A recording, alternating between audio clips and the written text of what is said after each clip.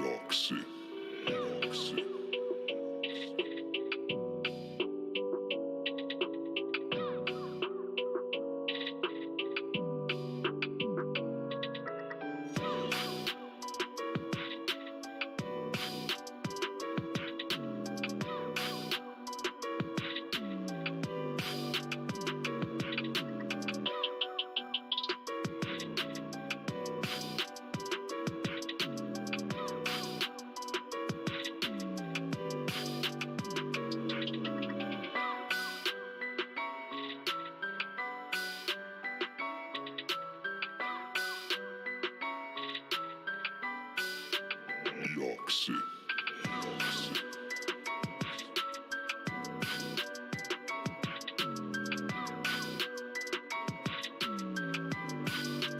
Yoxi.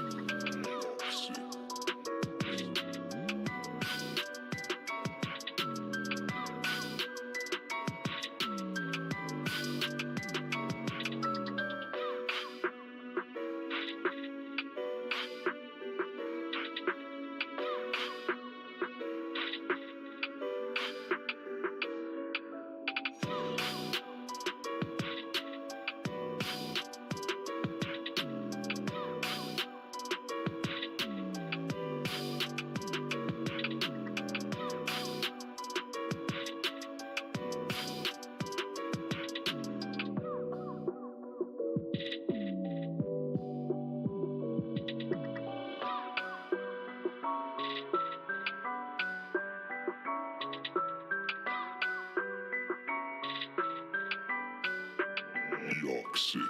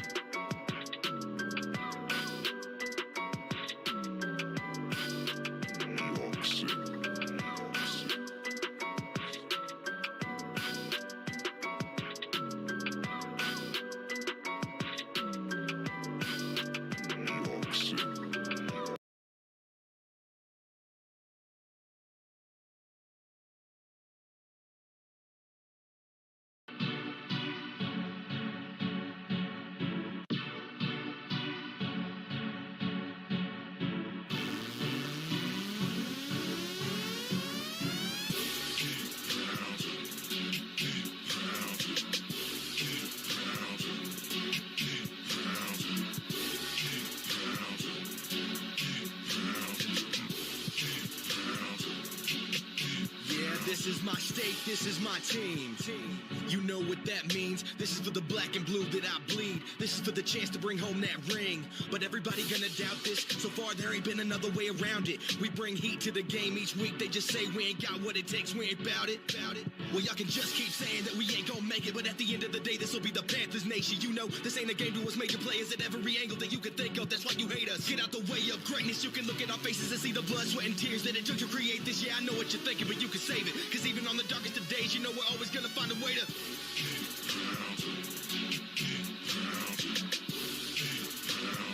tell them what we gonna do, we gotta.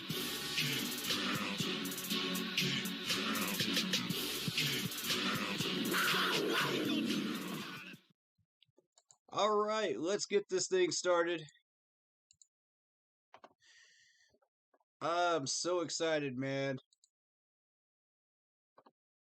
I think the best way to properly put this into perspective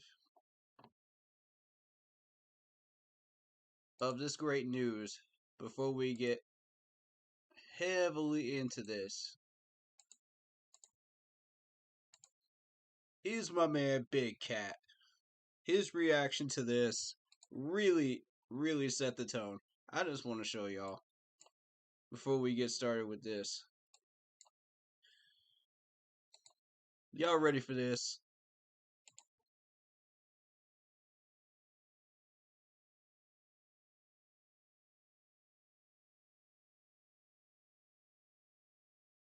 Our hero is returned! Oh my goodness. Oh my goodness, oh my goodness, oh my goodness. Hey. It's the legend Cam Newton. He's back. He's back. Yo. Man, show some love in that chat right now if you love Cam Newton. Show some love. Show some love for our hero and our Superman returning back to Carolina. Hey! Let's go! Yo, you know what time it is, man. You know what time it is. We're about to celebrate up in here. Before we do, though, if you are new here and you like that video, if you like the show, if you feel like doing so, and I know a lot of people are this time, and don't forget to check out the Facebook page, Keep Pounding in all caps, for in-game posts, polls, reactions, and NFL news reactions. Let's dive on into this. Yo, Cam Newton has returned.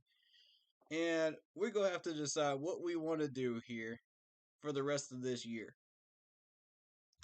Alright, so we should do. Because at this point, our ceiling is at 8 wins. With Cam Newton back, we are capable of getting 8. I don't know that we can go further because of this offensive line and Joe Brady. But here's how this is going to shake out. I think Cam Newton is going to create his own playbook. He's going to create his own playbook. He's going to make Joe Brady look foolish. And Joe's going to be gone at the end of the year. This pickup might have just saved Joe Brady's life as a Panthers offensive coordinator. I hope it didn't. I sincerely hope it did not. Because if we're going to sit here and expect to make the playoffs with 8 wins, we're being foolish. If we're going to sit here and act like everything is hunky-dory with this offense, even with Cam Newton, coming back, I think we're being foolish. Because, let's be real here. Again, we just put a gigantic Band-Aid on a gaping wound. But this time, Cam Newton could do a lot of good for us. He could resurrect the rest of the season. Now, even if we do make the playoffs somehow with Cam Newton, can we win a wild card game? That's the question. Can we win a wild card game with Cam Newton and a broken offensive line and Joe Brady calling a bunch of garbage shots? I don't know, man. I don't know. That move might have just resurrected our season, but I don't know for 100% fact. We're going to need a lot of help from these teams if we want to make the playoffs. I mean, that's real talk. We're going to need a lot of help. And I don't want to be that person that is the negative Nancy, during the Cam Newton party right now. But I got to, man. I got to say something, man, about the future of this team this year. Because I'm the only real one out here that's going to speak the truth.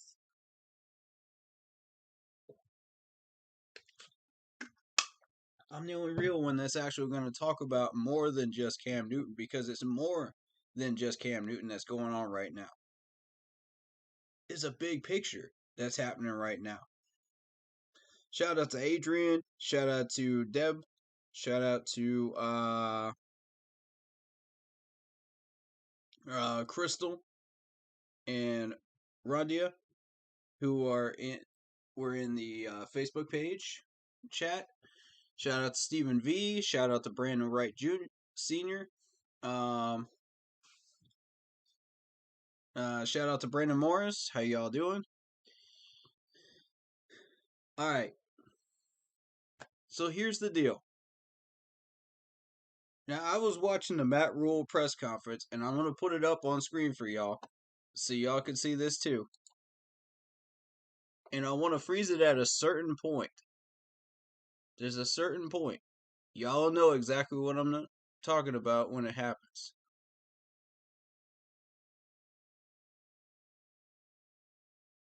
This is going to surprise some people. All right.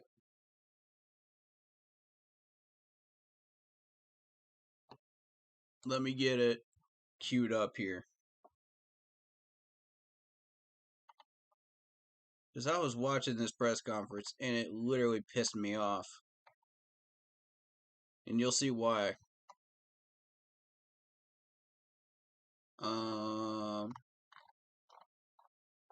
I want the latest Cam Newton. I want the last press conference that he did. That's what I want. Where is it? Where is it? Where is it? Where is it?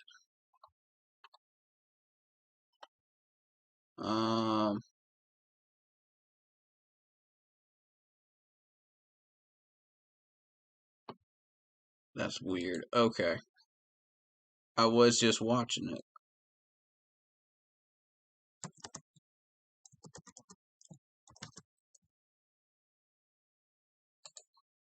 Let me search it up real quick.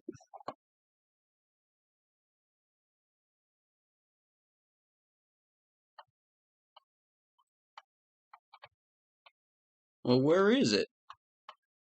Oh, there it is. There it is. Okay. Found it.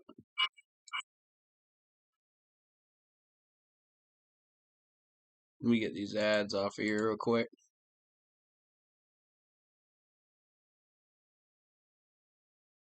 But yeah, I want y'all to listen to this, man, because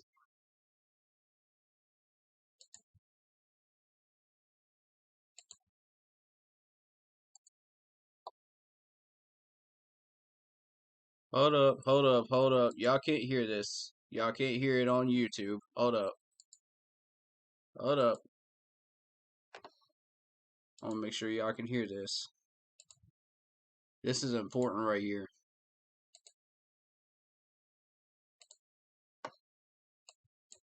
Alright. Pull up the webcam.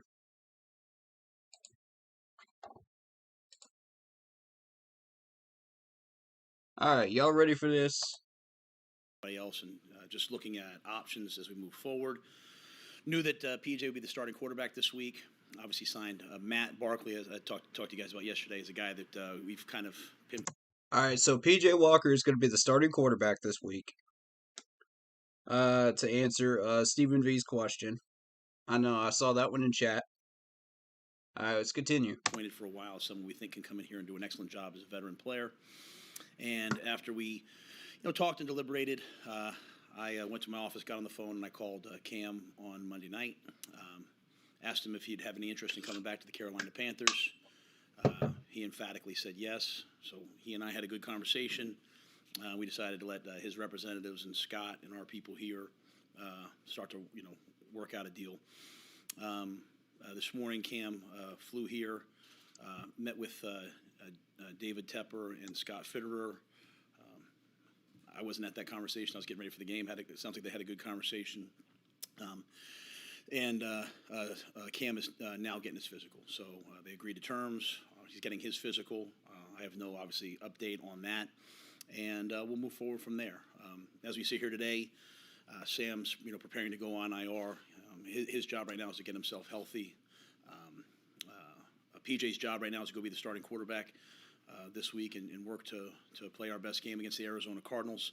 Matt Barkley's job is to be the backup and help us with that. And Cam needs to get here and he needs to learn the offense, get settled in, learn our verbiage, and we need to see where he's at physically. So I won't have many hypotheticals. I won't have many long range. This is what I think it'll be. I haven't even had a chance to see Cam yet. But our conversation the other night was good, and look forward to getting him here. So with that, I'm sure you guys do have questions. All right, here's the deal. They had no idea what Cam Newton's injuries were before they signed him. I don't know if y'all caught that or not. But yeah, that's the reaction I got. Now tell me if I'm right or wrong from that. Because there was a certain sentence in there where he said, we had no idea what the Cam Newton's situation is with his injuries. I don't know how exactly he phrased it. But I heard it in there. And I'm like, why would you sign a man without knowing his medical history? First of all. Secondly, why is this trainer not telling you what his situation is? And I told y'all the trainer is shady to begin with. I told y'all that. For a couple weeks now. Maybe even 3 weeks now. That trainer, I want a physical. Before we even draw up papers. That's what should have happened. Not, I don't know what his injury history is. Do some research, man. The fans that don't even go to the game know his injury history better than you do. Why would you sign a man and not know his injury history? That's what I want to know, man. I had to throw some shade in there, man, but you know what I mean? It was just necessary. At this point, it was necessary. If that trainer cannot tell you what these injuries are before you even draw up papers, man, bye. Get that trainer out of here, man.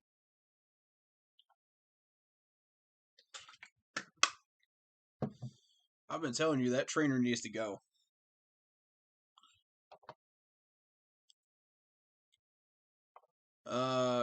You saying that Matt Rule is desperate.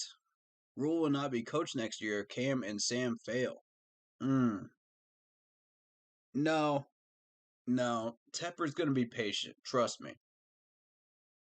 Because this crew is trying to do everything they can to resurrect this season. He sees the product on defense out there. He knows what we can do. He knows what we're capable of doing. If we have an offense capable of getting us there. And the problem is we haven't had the offense capable of getting us there. It's only year 2. He's going to be patient for another year. Let's see what happens with Matt Rule, Honestly, I think he's a good coach. He's not the source of the problem. Been saying it, and I'm going to keep saying it because the source of the problem is Joe Brady. You can go and find the root of all our offensive problems with Joe Brady this year. Now, the rest of it, the injuries are not his fault. The injuries are nobody's fault, but bad technique, you know, um, and football related injuries. There's not much we can do about that. But anything that's on Sam Darnold is on Sam Darnold. Anything that's on Robbie Anderson is on Robbie Anderson. Point blank, put the blame where it belongs. I don't think this is a desperation move. I think this is a move to set us up for the future. Because as we all know, Cam Newton can play behind a broken line and get us to the playoffs. Now, what can we do beyond that?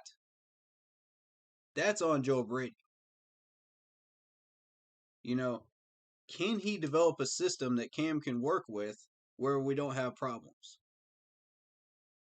And this offense doesn't slow down.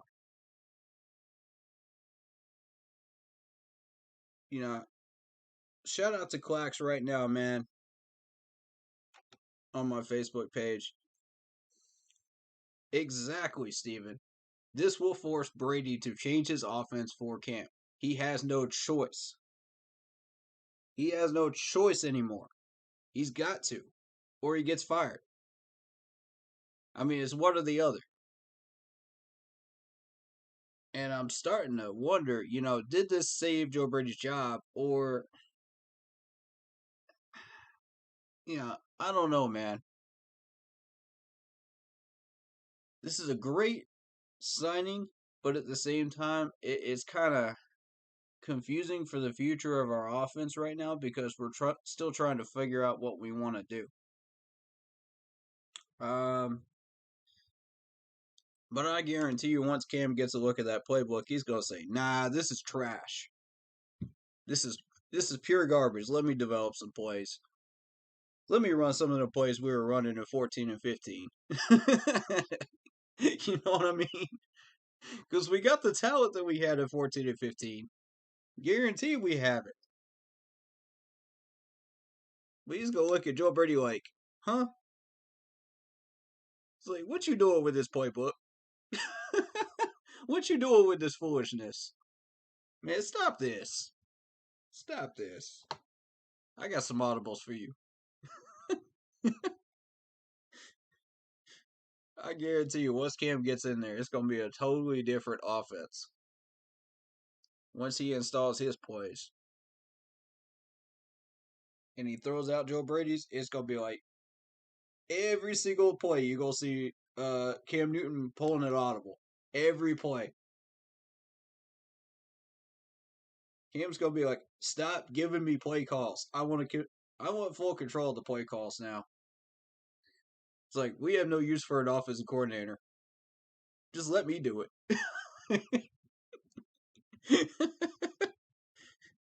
Hey, but Kim could hit Robbie and DJ on those deep post double moves, man. That is true. They're gonna RPO the heck out of him. Yes, sir. Yes, sir. That's what we want. That's what we want. I do want to caution you. We need to keep Cam Newton as healthy as we can keep him for the future and for this year. More importantly, the future, because I got a feeling Cam Newton's going to stick around longer than a year. I mean, yes, we are sitting at 35 mil in cap space next year, but we're going to find a way. We're going to find a way.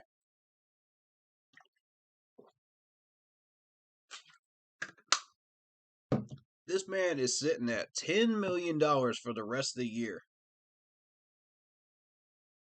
I don't know, man. I don't know. That's a lot of money.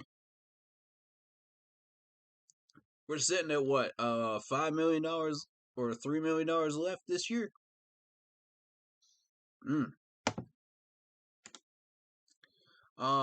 Stephen V, I would have told Cam no YouTube, no social media, come in and work. Thank you, sir. You here to work for that 10 mil. You ain't here to play around. You ain't here to give out fashion tips or none of that nonsense. Nah, you here to work. And that's what I said, man, on stream. I said, if we sign this man, we ain't screwing around. And we owe Sam $16 million because of his 5th year. Ooh. Ouch. Alright, so here's what our options are. I'm going to tell you point blank. We're going to try to find a way to keep Cam Newton here. So that's going to be expensive. Sam is getting a big contract. Robbie is getting a big contract right now. Now, here's how this plays out. Joe Brady gets fired. Alright, Cam takes over the play calling, no matter who the offensive coordinator is. I think that works in our favor no matter what happens.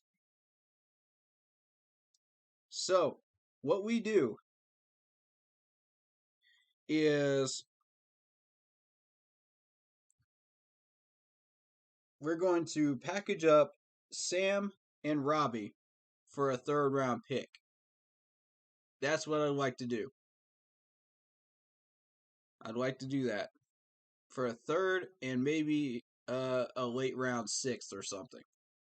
You know, depending on what we can get for them. The goal here is picks. We need picks. And we need that money back. To be able to sign the rest of these guys. Second goal. Let's play out the season. Let's see how many of these defensive players stick around. And let's see how many of them we can keep. So, that being said, then I want to move out of the 1st round and get a 2nd and a 3rd round pick. And let me tell you why. Because I know people are going to throw me under the bus for this one. But let me tell you why. The 2nd and the 3rd round are going to be hot as fire as far as getting the players that we need at the certain positions that we need them in. Particularly the offensive line. Now, you see me do 2 mock drafts on stream. You've seen where most of these offensive tackles and guards are sitting in the 4th round, somewhere around there. That's where they were last year, and I think last year was an off year as far as the draft is concerned. So don't expect that to happen again. Typically, these offensive linemen go in the 2nd and 3rd round. So here's what we're going to do. I want a 3rd round pick and whatever else we get for that 1st round pick. That gives us a number of picks that we can use, starting from the 2nd round on down. That allows us to get an offensive tackle, that allows us to get a guard, that allows us to get a safety, that allows us to double up on offensive tackle or guard if we wish to, and that allows us to also get a linebacker should we need one. Now, depending on how much money we get back from this trade with Sam and Robbie, we may be able to get a low-cost wide receiver, you know, and make DJ our main number 1 receiver. We've got Terrace Marshall Jr., we've got Shi Smith, who I like. We've got wide receiver options right now. You know, we're good there. All we need is a low grade one, you know, to fill out the wide receiver core. So you're seeing where this is going to be a very offensive heavy first part of the draft. We got to get these guys. Then the second part of the draft is going to be defensive heavy. Yes, we did give up 3 picks in 2022, but we're only worried about the picks this year. Because this year is where it's important to get the amount of picks that we need to pick up the players that we need.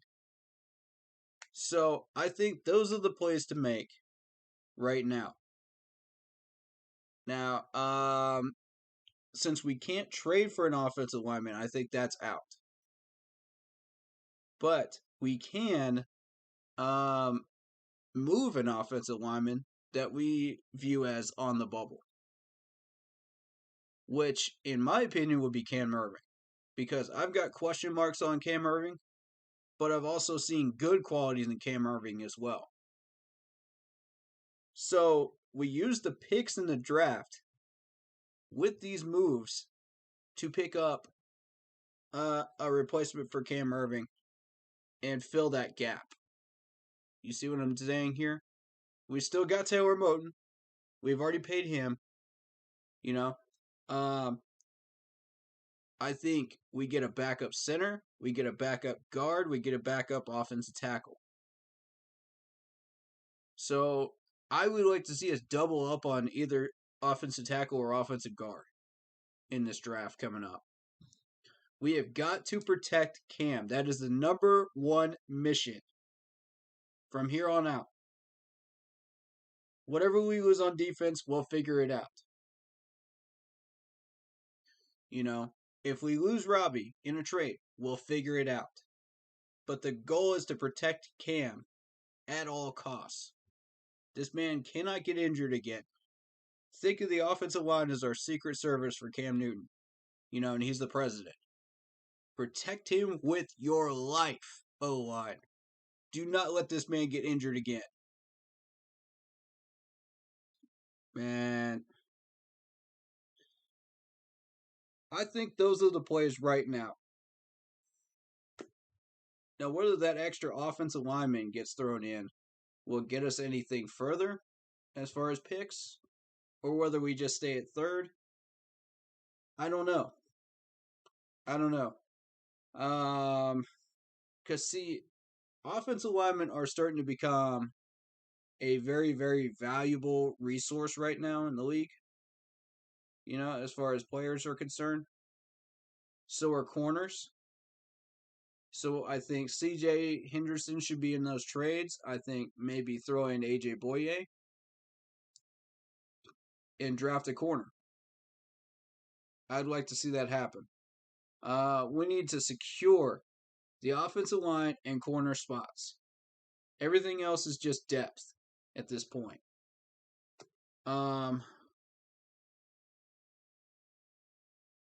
Maybe throw in a defensive tackle. Let's help out our defensive tackles that are struggling a little bit. I'd like to see that happen too. Maybe that could be a late round pick, you know, maybe 5th or 6th. But we have got to have a safety. Sean Chandler is definitely not it. Sean Chandler is definitely not it. And I want Brady Christensen gone as well. That was not it either. If we're going to see several games of that from Brady Christensen, Same thing with our backup center as well. I'm not thrilled with that either. Yeah, go ahead and do a mock for me, Corey McKinney. Appreciate it, man. You want a Litterbomb from Iowa? Okay. Sell me on him. I wasn't originally looking at him, but sell me on him. Hey, Zoom chat is open if you guys want to talk about draft picks as far as who we should pick up. Throw some names out there. I'd love to hear them. We could also throw some in chat. Whoever y'all want me to look at, I'll look at. I've been doing quite a few mock drafts in the past week or two here, so I'm starting to really look at these positions in particular. Center, offensive tackle, offensive guard, safety, linebacker, defensive tackle. corner, and of course wide receiver. Everything else I think we're okay in, and I think we can make them work. You know, I have faith in Ian Thomas right now, so I'm not concerned about tight end. I like Tommy Tremble as well, so I think we're good there too. What's up, Boyd? How you doing in Facebook chat here, man? Welcome on in. But that seems to be the plan right now. Since we're not going for Sam Howell anymore in the draft, I think we just move out of the first round. Because most of the hot offensive tackles and offensive guards and centers are going to be in the second, third, and fourth rounds. That's where we're going to start seeing them go. In particular, the second and third. That's why the second and third round picks are crucial. We got to have these in these trades. I think, if you're going to move out of the first round, we've got to have a second or third. Period. We got to have it. I think that's where you throw in Sam Darnold, you throw in Robbie, and let's see if we can get a second or the third out of that. Maybe a late round fifth or a sixth would be great too in that trade. But I'm not counting on that. But the second and third round picks are a must. That's a must. I don't think you go any further than that as far as trying to set up for next year. Because what we need is this year.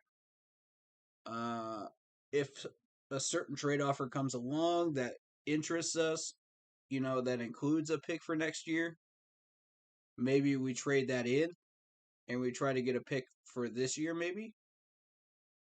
But I'm open to ideas, man. I'm open to trade offers and ideas, that help set us up for next year as well. But this year's picks are the important ones. We got to have these offensive linemen. We got to have the safety. We got to have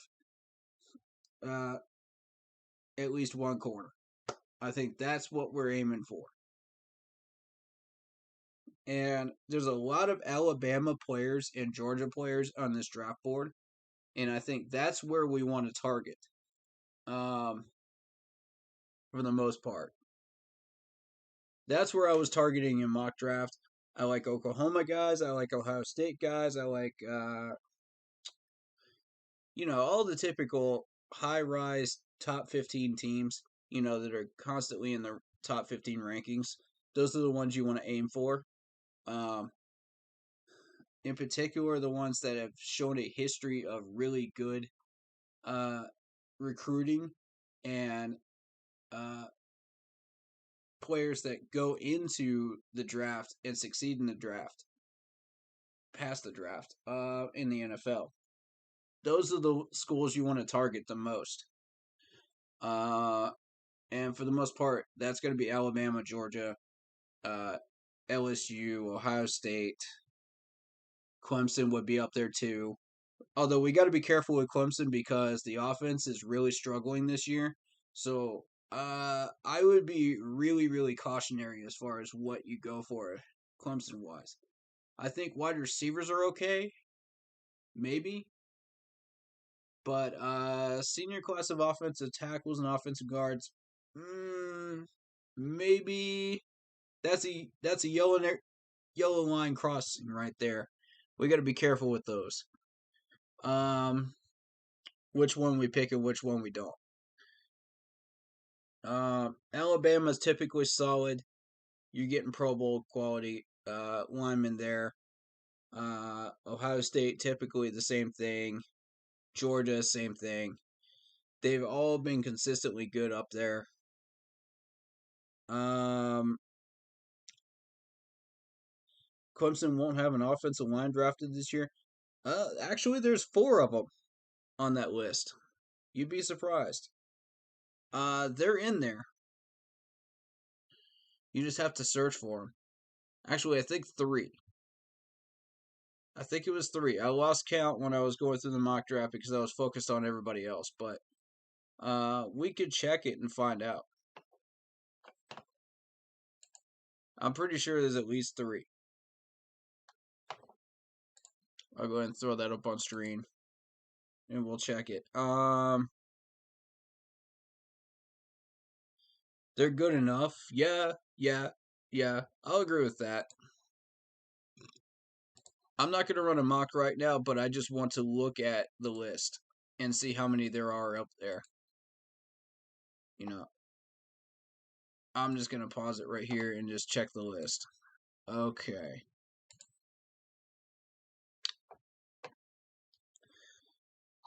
All right, see, this is why we want a top 10 pick choice, is because you got a lot of good players here. I see 2 Georgia offensive tackles here. I see an Oklahoma tackle, which I want is Wanya. I also see Dylan from South Carolina at 201. So I mean that's what you're looking at right now as of where we are in the draft choices. Guards. Well, we'll look at tackle real quick. Let me see how many of the Clemson tackles are on this list. Okay, I see 1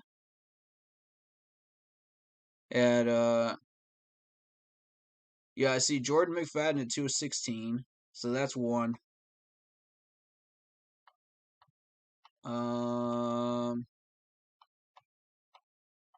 Still hunting. We're gonna find one, I think. Yeah, so there's 1 offensive tackle. I know there's at least 1 guard. Because I mock drafted him.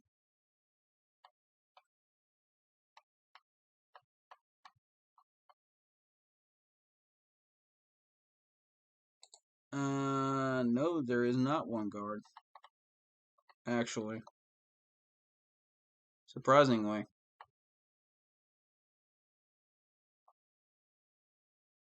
I'm looking for him. Nope.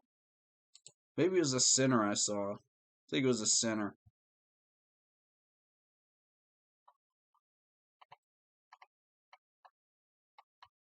Okay. Alright, so it's just the 1 tackle then. On defense, that's where all the Clemson people are, which is good. Because the defense is what kept Clemson in the top 15 for about 2 weeks longer than they should have been before they got kicked out of the rankings. So that helps us a lot. If you're hunting Clemson people.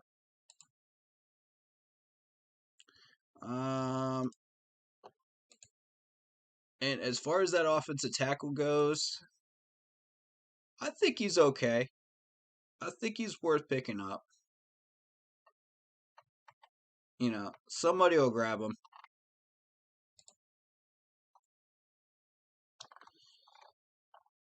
I just have that feeling somebody's going to grab Mr. McFadden.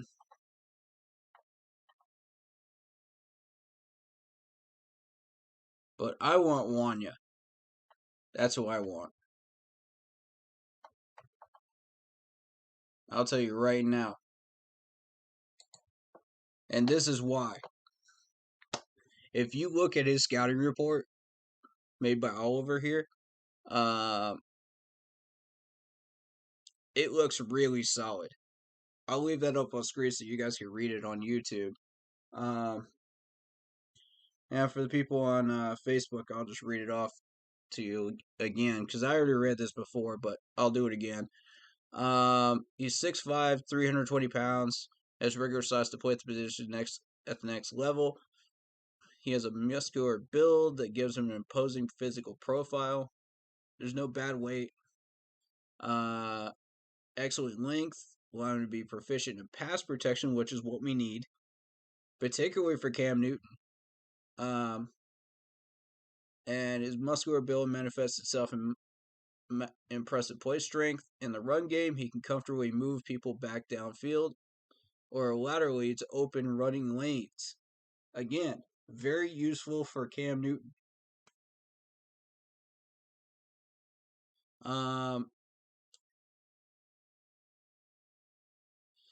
can put him in the dirt. So, in pass protection, his strength enables him to stun with his initial punch. So there you go. That's Wanya from Oklahoma, the offensive tackle. That's why I want him. I think this guy will be a solid, probably a third rounder. Early third rounder, maybe late second, is my guess. Depends on how Oklahoma finishes the season. But I kind of like this guy a lot. I think he's solid. Shout out to Lewis, who's in the Facebook chat. But yeah. Ooh, excuse me. At guard, I'm heavily looking at. Let me find him. Let me find him. Supposed to be here. There he is. Emil from Alabama at guard at 98. That's who I'm heavily looking at right there. Because if we can get ourselves a second round pick and a third round pick from a trade, from trading down from the first, we can pick up Emo and get a solid Alabama guard. And a solid tackle from Oklahoma in this draft. That's a great start to building this lineup. And what's even better is you got Marquise Hayes from Oklahoma at 133. You've also got a couple of other options down here too, if you miss on him. There's Tyrese Robinson. There's Kane Madden from Notre Dame. Notre Dame typically boasts pretty good linemen, but you try not to go down that far on the list. You got Ed Ingram from LSU at guard. I like him.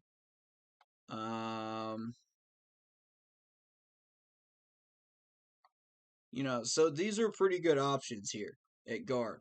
I think we have some solid choices. But if we want a center, this is going to be a problem because we've got to have a second round pick if we want a center. And the guy I'm targeting is Alec Lindstrom from Boston College. Why? I'll show you why. If you look at a scouting report, he demonstrates impressive footwork. It allows him to react and counter against stunts and twists. In addition to smooth footwork, he constantly drives with his feet during run blocking snaps. Another element of his technical refinement is his handwork. Lindstrom consistently plays with good hand placement and timing. Keyword here is consistently. Remember how I highlighted that word several times in the offseason this year, and I'm highlighting it now because when you're trying to build an offensive line, you want consistent linemen. Not just strong guys, not just good people with good footwork and handwork, but consistent guys. And I think this is a winner right here. But you got to have a second round pick to get him. Because he is projected at 77. Now, I think that might go up a little bit. That's my concern. But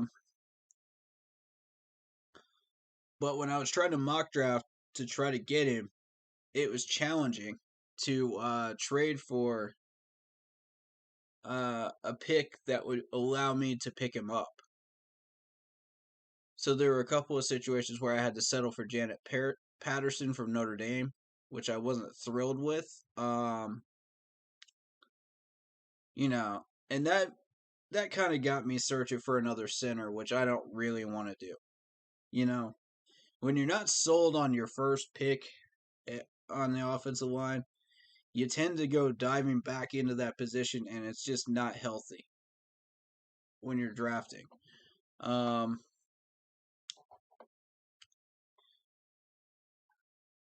But yeah, the number one goal here is to find an offensive line set of good guys that will protect Cam Newton. That's what we need to do. And I think that's a good start. I think that's a really good start. When you go back into tackles, you have to go down to about 150, 168, 175 to find the two Georgia linebacker offensive tackles and Wanya Morris. And I think Wanya is going to go up. I really, really do believe that. As far as the Georgia linebackers, I don't know. But I highly doubt Wanya is going to stick 175 projection. I doubt it. Which is why our draft pick matters, folks. It matters a lot. If we know for a fact we have no shot at winning a wild card game, we need to play for picks. We need to do it. There's just no getting around it. We need to do it. We just got to bite the bullet on that. Despite having Cam Newton in an 8-win season is not going to get us the draft picks we need. That's going to hurt us. And I know y'all want to win some games, man. I know y'all want to win. Man, but the system is set up to where if you cannot make the playoffs, you've got to play for picks. There's just no exception to it. Otherwise, you're just hurting yourself as a franchise.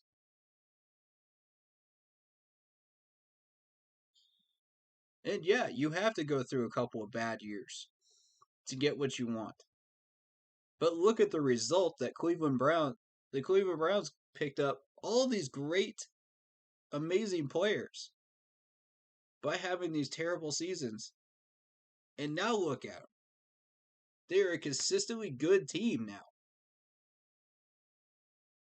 Look at the Dolphins. They were struggling. They found Tua. They got some good players in those drafts. And now look.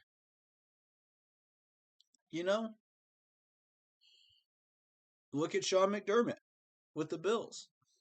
He had to suffer through a few years before Tom Brady and Gronk moved.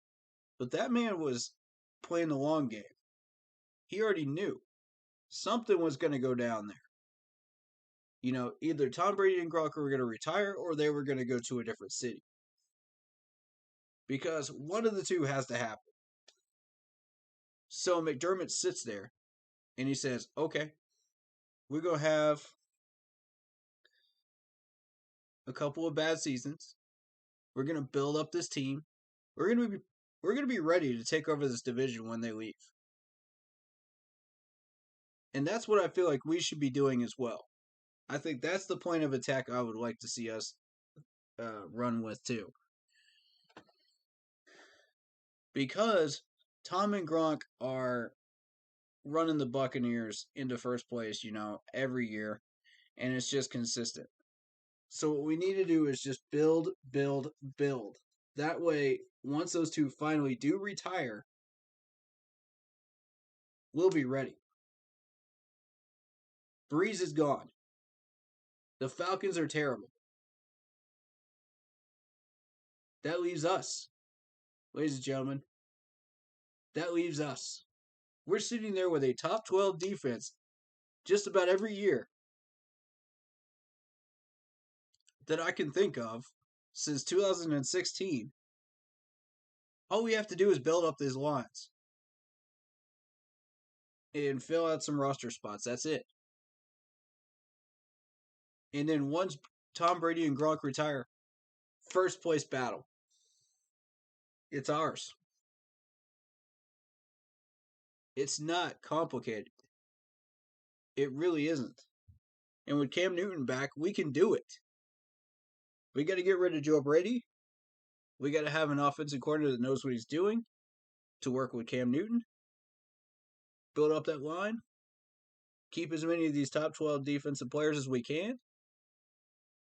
Keep adding to it if we can. And keep drafting linemen. Every year. Until we solve the offensive line problem. It's going to take years.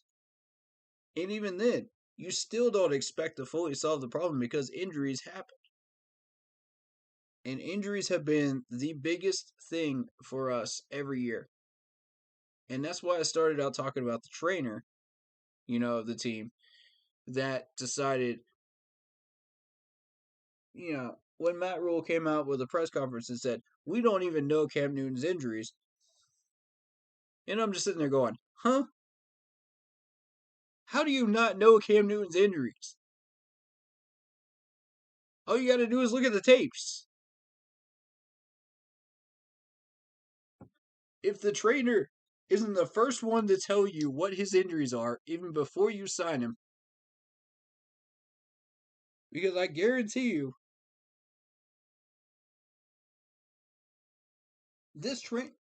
whoever we have a trainer should know what they're doing. Enough to be able to tell you that. If they can't tell you that, cut them. I want a new trainer. I'm done with this nonsense, man. I'm done. I'm done watching our players get injured and not have any answers as to why it's happening. Now, some of it's football-related injuries. There's nothing you can do about that. What I'm talking about is the preventable injuries that keep happening every year. Preventable in practices. Not even on the field, but practices. Y'all remember 3 weeks ago when I said we had 4 people on the concussion protocol from practices. This is unacceptable. We have got to find a way to beat this injury bug. We got to find a way. Otherwise, we're going to be stuck here in limbo forever. Cam Newton or no Cam Newton. We're going to be stuck here in limbo until we get this figured out. And one of the ways to beat that is through numbers. You got to draft or sign as many good offensive linemen as you can to combat the injury bug.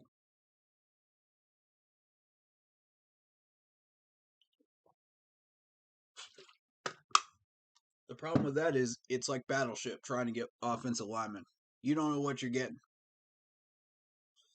You don't know what you're getting until you put them on the field at the NFL level. Whether it be drafting or whether you get free agents. You still don't know what you're getting. Unless they have an injury history, then you know. To a certain degree, okay, how did they get these injuries? Was it footwork? Was it technique? Was it bad? What was it that caused these injuries? Then you could start to dissect it a little bit. But if they don't have an injury history, you can't dissect it at all. So my question is, how do we battle that? How do we battle the guessing game that is Battleship with offensive linemen? And win that rather than lose it. And that's what teams have been trying to do for decades. So, I don't know that you're ever going to win that battle, but you can at least go 50-50. And it's like playing the slot machines in Vegas. And Vegas, as we all know, has full control over those things. And you don't know what you're going to get. Most of the time, you lose. All right, so Corey McKinney is doing a mock draft. Hey man, which site are you using, by the way? Because I'm using PFN mock draft, Pro Football Network. Which one are you using? Kind of curious.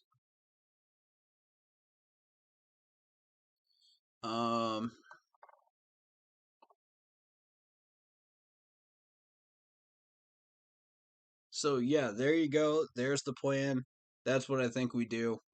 We keep PJ Walker as a third string quarterback. We go after JT Daniels from Georgia to back up Cam Newton, and we go from there. We toss these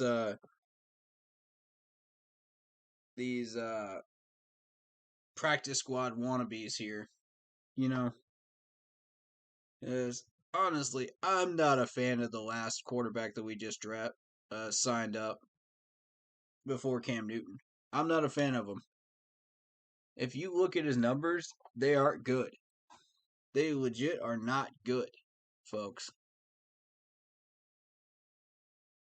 All right, so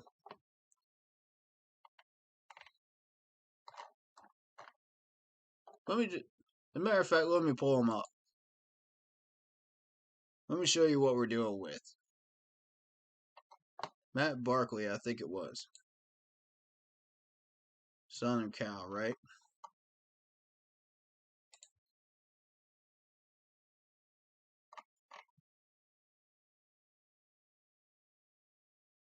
Was it Matt Barkley? Okay. All right, yeah. So you're dealing with a man that has completed 212 passes out of 363.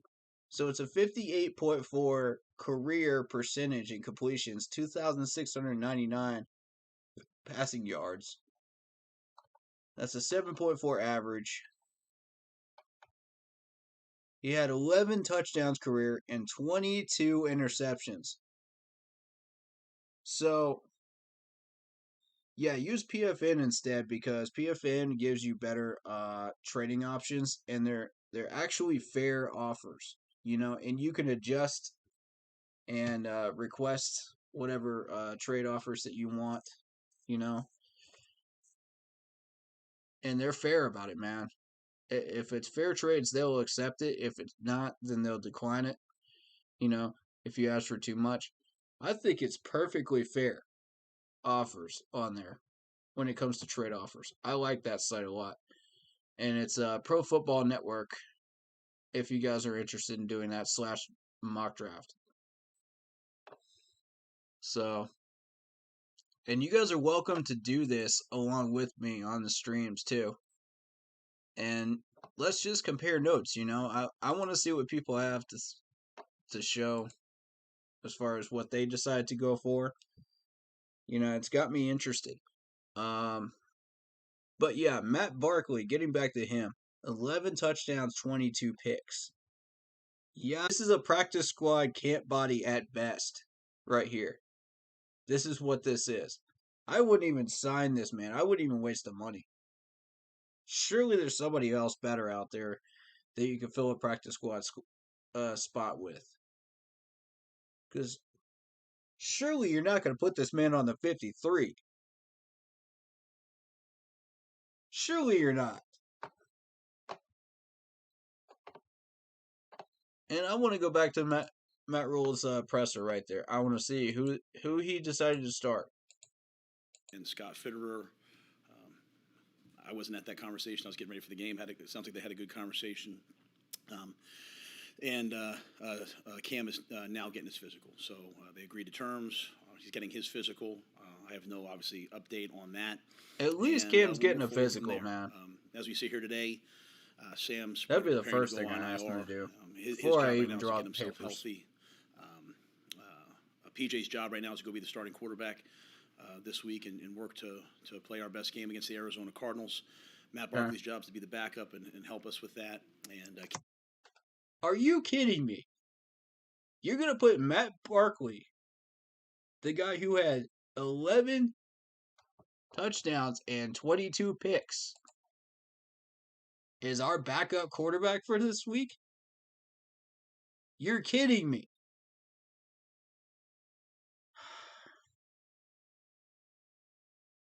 Yeah, Cam already passed the physical and signed an hour or so ago. Yeah, so we're good. It's just my concern of not knowing his medical history before you get him signed. I don't like that. I don't like that. Matt, I realize you're new here, man, but as a head coach at a year and a half mark, surely this man has done some research on our history. That's what bothers me, man. If you haven't figured that out,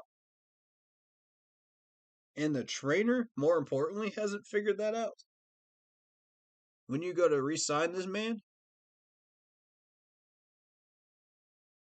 dog, that ain't good. That ain't good.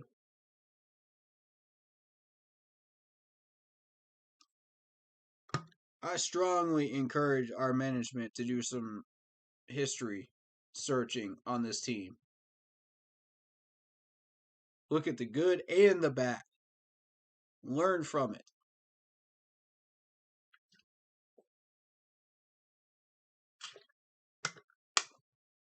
I'm not just talking about 14 and 50. I'm talking about check out all of it. I want y'all to be fully invested if you're going to be head coach of this team. I want you to be fully knowledgeable if you're going to be trainer of this team. You know what I'm saying? Like, that way, if we have to go back and re-sign old players, you'll already have records of their injury history. You'll already know. And you could just walk to the coach's office and tell him, okay, here's the book on this player that you're wanting to re-sign. Here's the history. Boom. Give him a physical. That's what I want to see. I don't want to see this in a press conference after we've already signed the man. Oh, I don't know his history. That's not what I want to hear as a Panthers fan. That's not what I want to hear at all. That pissed me off. I'm sorry, y'all, but I had to let off some steam on that one during a Cam Newton celebration day, man. But, it is what it is. He passed. He's okay. We know he's all right. So, it's all good. But I still got questions about that trainer. I still got questions, dude. That situation right there had me seriously questioning it. And made me go, oh no. Oh no. Because we already got one trainer from Ron Rivera's staff being investigated by the DEA. Now we got this. We got 4 people in the concussion protocol in practice. We had several injuries that were major enough to keep players out of games during practices, including the punter with a bad back, which we still don't even know what drills he was doing to cause him the back injury. And y'all want to tell me that we got a decent trainer? You're happy with him? Man, please. Please tell me some more fairy tales. Ain't nobody want to hear that in the fan base. Ain't not a single person want to hear that in the fan base today. And I bet you 90% of the people that were watching the news feeds or watching this or that missed that. I guarantee it. I didn't miss it because I don't miss that type of stuff, man. I'm on top of this. I see everything. I told y'all, man. I watch and I see everything. I listen to everything.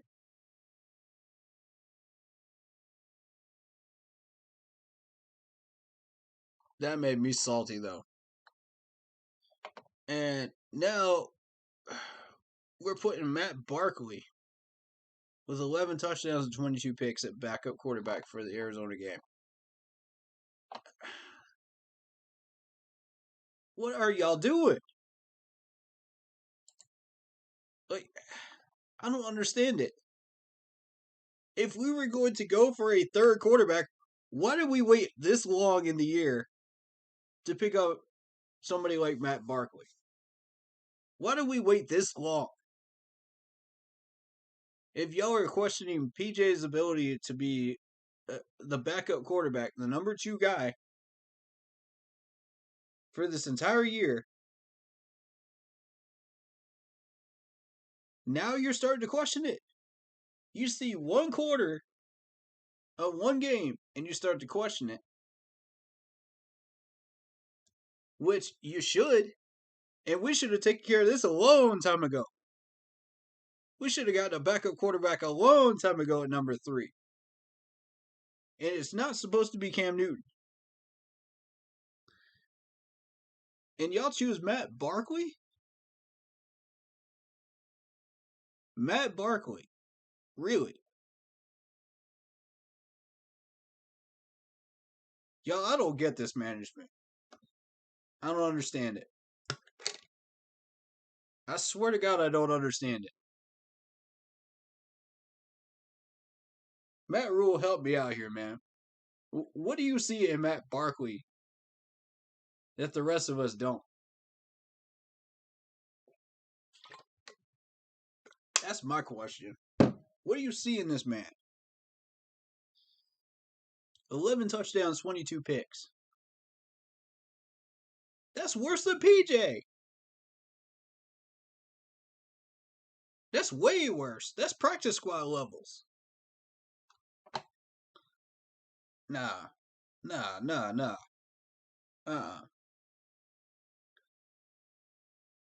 I don't get this. Surely it cannot be that hard to find a quarterback that has decent numbers for the same amount of money that you just paid Matt Barkley. Surely it cannot be that challenging. I can name at least 3 quarterbacks on that free agent list right now that have a better overall numbers than Matt Barkley does right now, career-wise. I can name 3. I don't even know who else is on that list right now, but I could name 3 at least.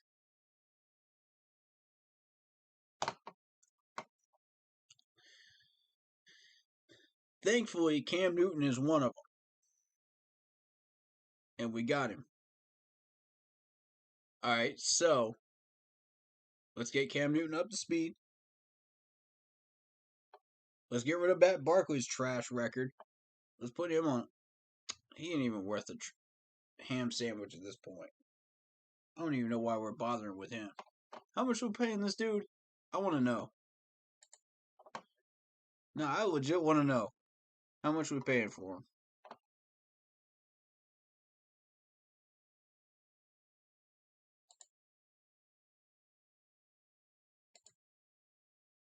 That one made me very upset. I ain't gonna lie to you. Where is he?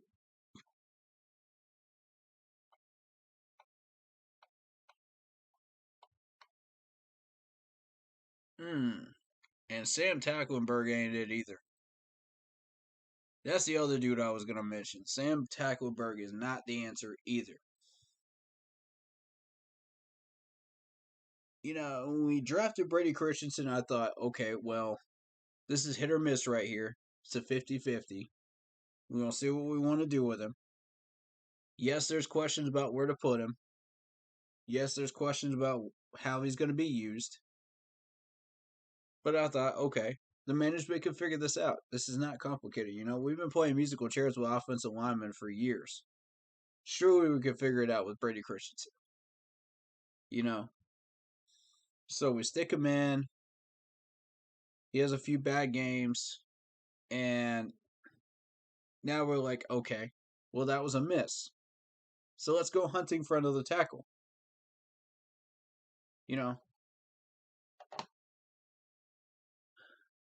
I still believe in Deontay Brown. I think he's going to be a hit rather than a miss. Still believe that. Dennis Daly's a miss. It's $850K. Sean Chandler, $920K. We get that back. Brady Christensen. $660K. Yeah. Come on, man. Y'all killing me right now. Y'all killing me with these moves. I'm just trying to tell you.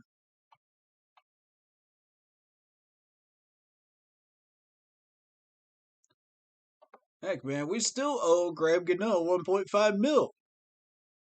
And that's Graham Gano for way back in the day. We still owe this dude money.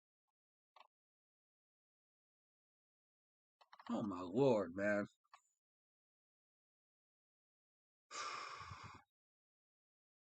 Guys, we gotta work on contracts, man. We gotta figure this out.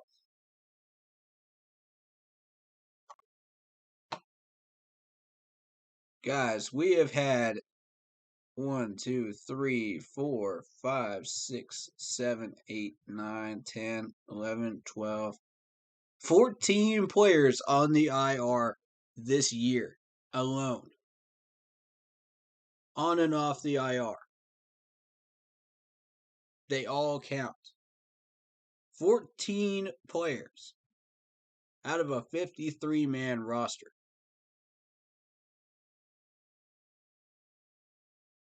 Good God. We gotta win this injury bug battle, man. We gotta win it. Otherwise, we're not going anywhere. We can sign or draft whoever we want, but if we can't win that battle, we're sunk.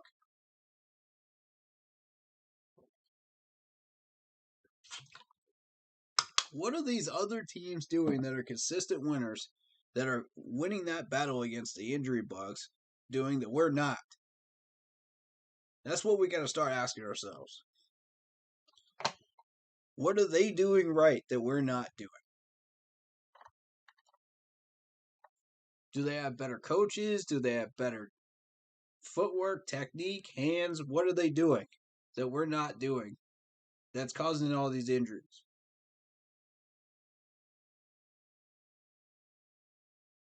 Because it's starting to frustrate me, man. I ain't gonna lie to you. It's starting to really, really frustrate me.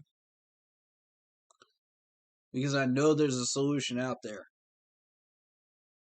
And we just cannot seem to find it.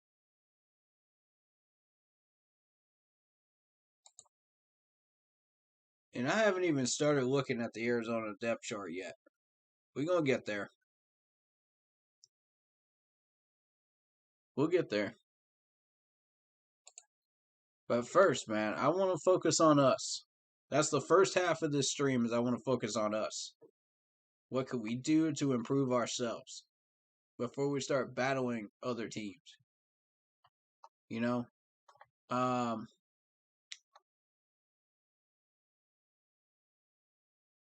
Alright, so we got Pat Eflin back.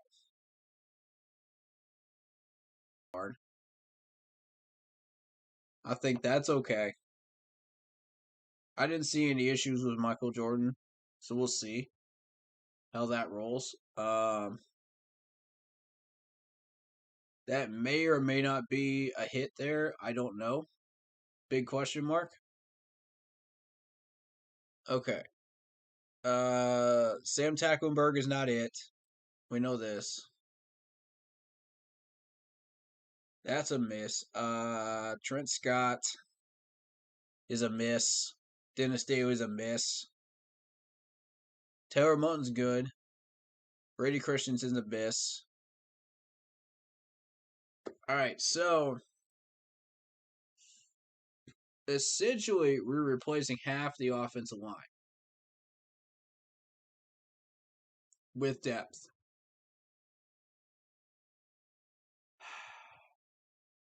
I want Deontay Brown back on that 53. That'll start to even it out a little bit because he's a hit. All right. Then we start looking at tight end's good. I'm not even looking at tight end. Wide receiver. Like I said, we need to trade Robbie. We need to package him up with Sam Darnold. Let's see what we get. Cam can be our starting quarterback. I'm okay with that.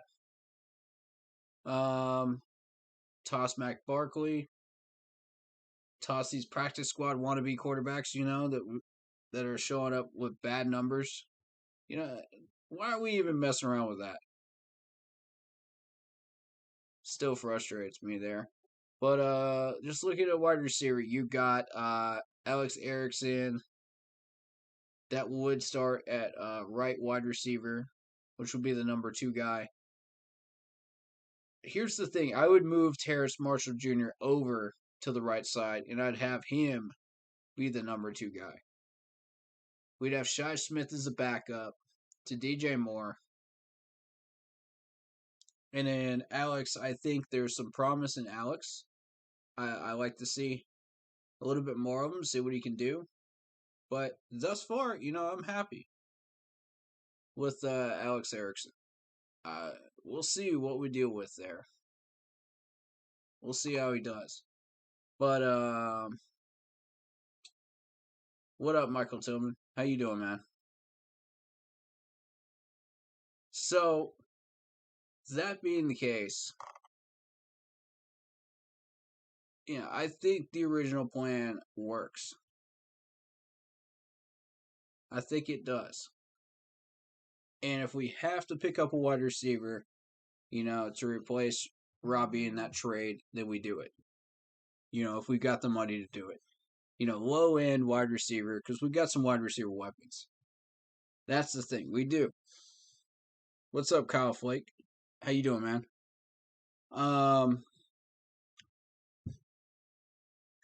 But yeah, original plan stands here.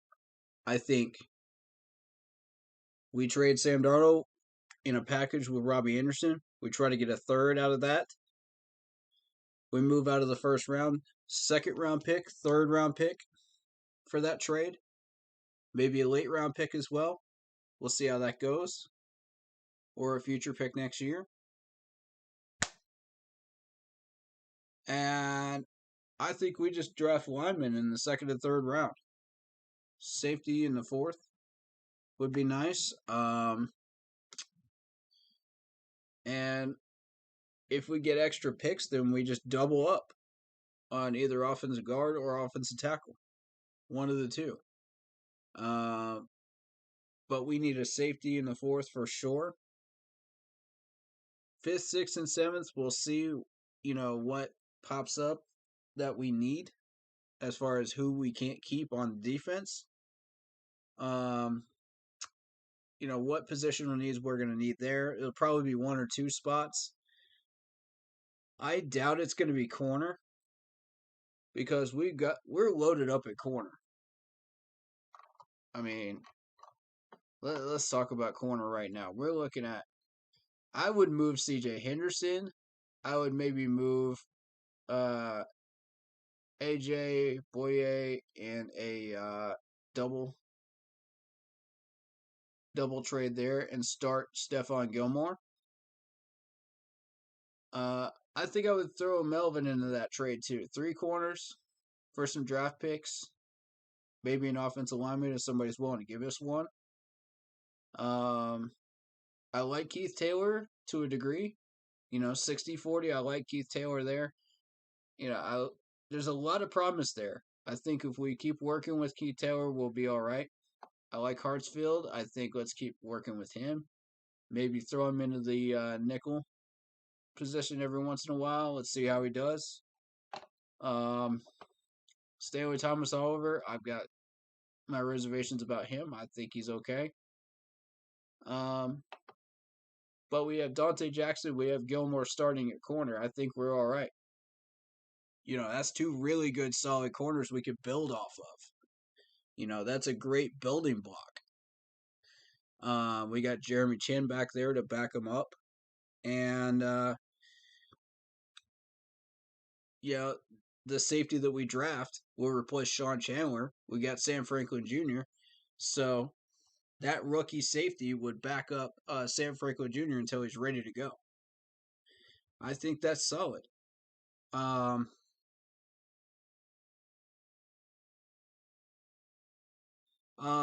Tillman says we could give these 3 corners to the 49ers to get their hurt Pro Bowl offensive lineman. Nah, man. We don't want to hurt linemen. We want this. I mean, we could, I guess, but let's get Corey McKinney in here, man.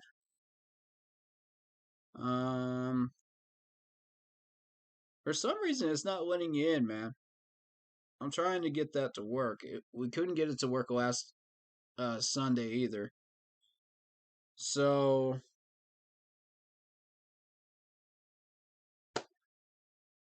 I say try to get Zoom. Try to download Zoom, and if you want to jump in through Zoom, we can do that. Because I know Zoom works for an absolute fact. And I pinned the Zoom ID and the password in the chat, so I don't think it's going to work on Facebook, though. Oh, okay. It's a minor injury? Okay, what was it? Do you know specifically what it was?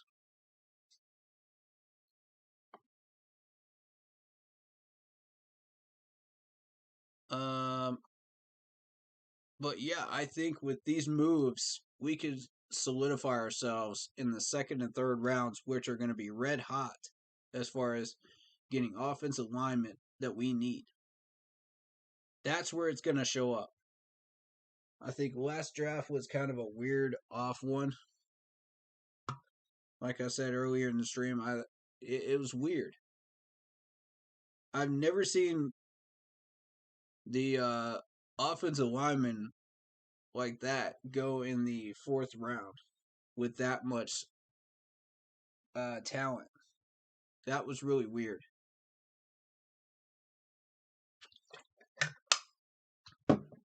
I'm thinking 2nd or 3rd this year. Alright, back spasms, you say. Okay. Back spasms. Yeah. We could do that. If they're willing to move him. That's the thing. When Scott Fitterer tried to go after offensive lineman in a trade, nobody would move one. So, I mean, 3 corners would be extremely tempting. Wouldn't you think? Like, I'd be interested in that. That's a lot of player value to move in one trade.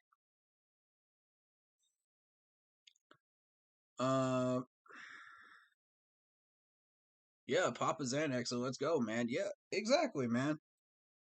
That's what I'm feeling, man. I'm with you.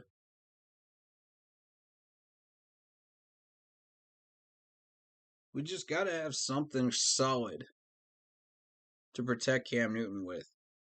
That's the key, man. End goal is the offensive line to protect Cam Newton. That's what we got to have. Whatever trades or moves that we make have to go towards that goal.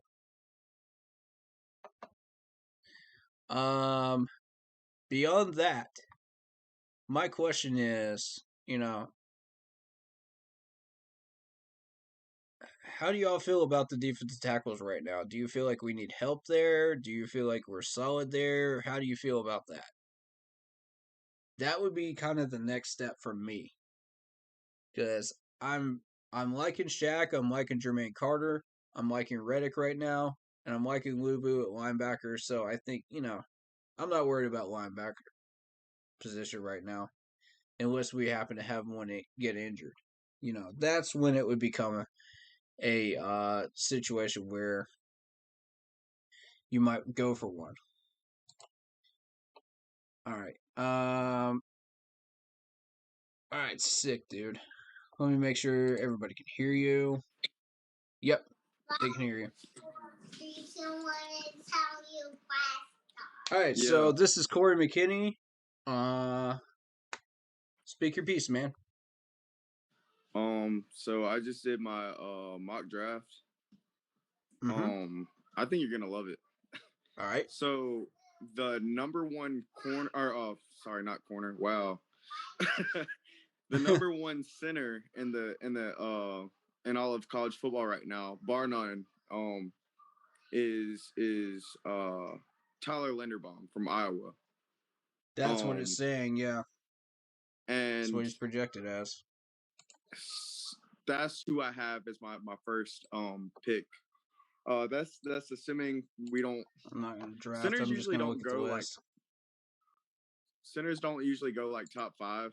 So I mean, obviously, Right. most of the time you'll get your tackle or something like that. Right. Unless somebody desperately needs a center won't go top 5. But his overall projection is number 6, which would be a big deal. I don't see it happening just because of team needs. Mm-hmm. So I think he does slip down to like the middle, somewhere in the middle, and Mhm. and we could very well be the team to get somebody like him. Because I mean, even if we have a great rest of the season with Cam, I mean, what do we finish like 8 and 9? Right. Somewhere along those lines. We may be a playoff team, but we're still gonna draft somewhere around 16, roughly. Right. And that's if we have a great rest of the season.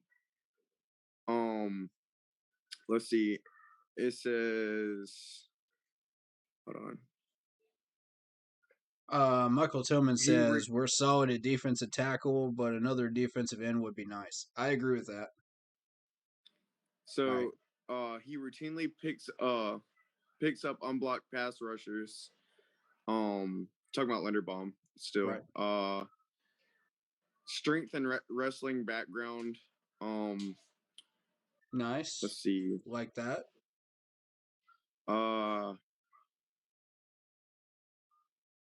Okay. This is the. So he demonstrates excellent play strength. He could use a little extra weight. I think he's like 289, so it's not a huge deal. He's pretty close to 300. Mm-hmm. They just want him to bulk up, but I know I can't see it right now. I'm trying to find the part. Oh, okay. This is the good part. So the first thing you notice when you turn on film is his athleticism. He explodes out of his stance with exceptional fluidity. That's a big deal, obviously. Once he's out of his stance, he's always moving on his feet, which is something Cam Irving does not do. It makes me sick because he will not. A lot of times he'll just let somebody blow right past him, won't even put his hands on him. I've got so much film of him doing that crap. It annoys me. Right. Let's see. Linderbaum gets out to the second level exceptionally well, which is amazing because we have McCaffrey we like to run up the middle a lot. I think a little bit more than we probably should, to be honest. I think that's what's getting him hurt. I agree. If you got a center that can get you up to the second level, I mean, you can afford to run up the middle a little bit more.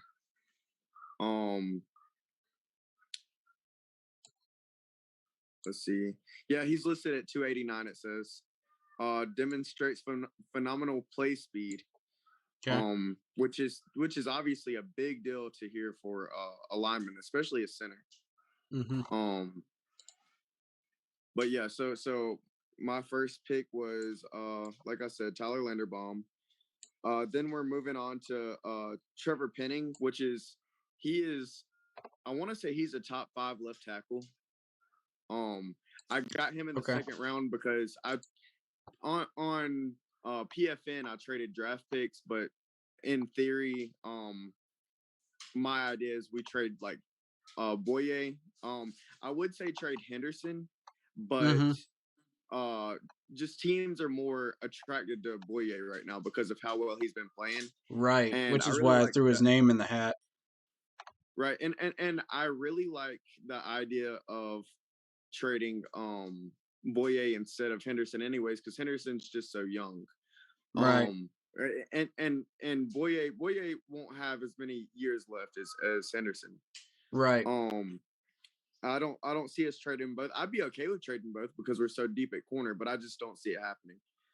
Um, but if that's what it takes to get a left tackle like Trevor Penning, I'm down for it. We got to have picks, Um, man. Picks yeah, are more yeah, important. right. Like I said, we're just so deep at corner. Like, Right. I mean, honestly, we're set. If we have Jackson, Horn, and Gilmore, that's all we need. You know. Mm-hmm. Um.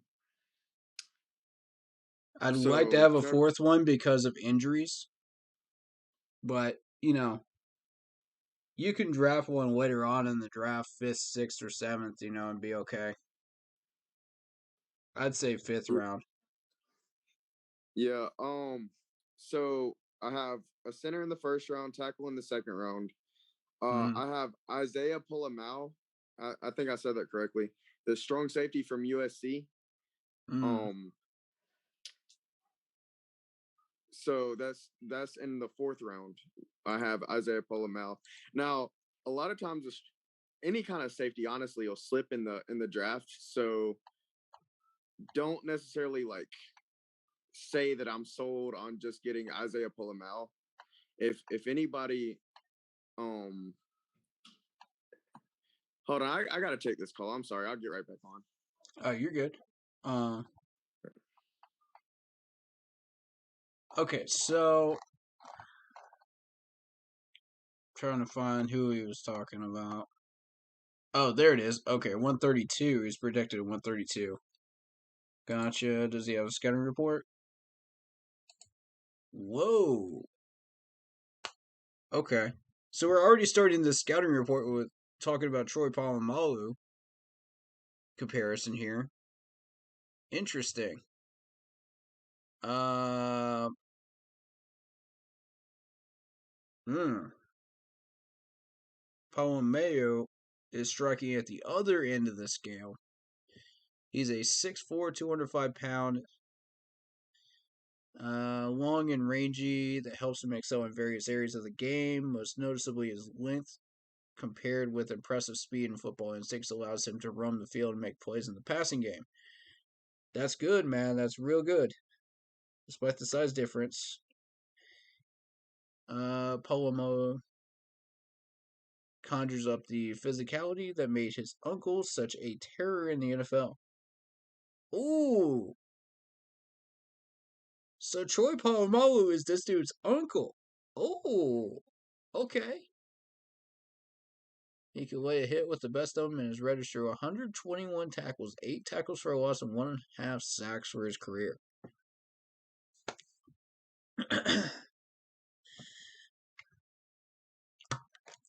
Boy, that sold me. He's on my list.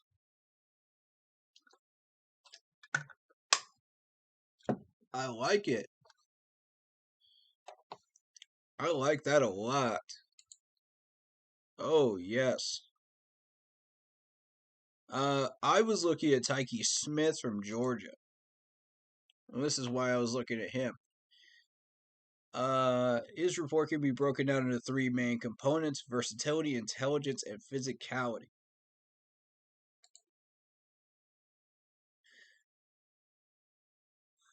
Alright, I just read the scouting report for the folks on here for Polamalu, and I did not realize that Troy Polamalu was his uncle.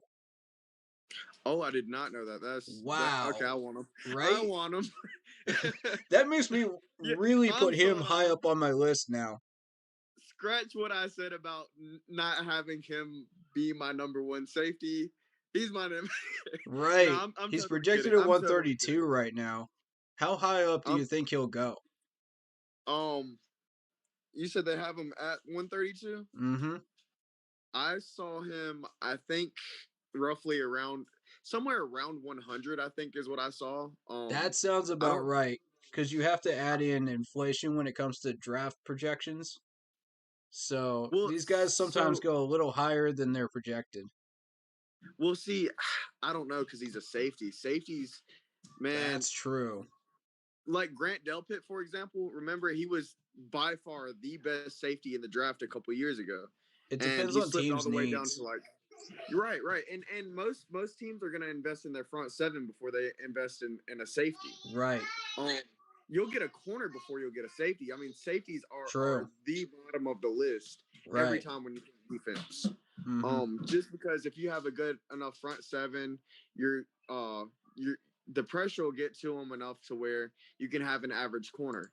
And if you have a really good corner and really good if you have really good corners, then you don't have to worry about safety so much because they don't have to play deep near as much, Mm-hmm. especially if they can play Mhm. man. So coverage isn't as big of an issue.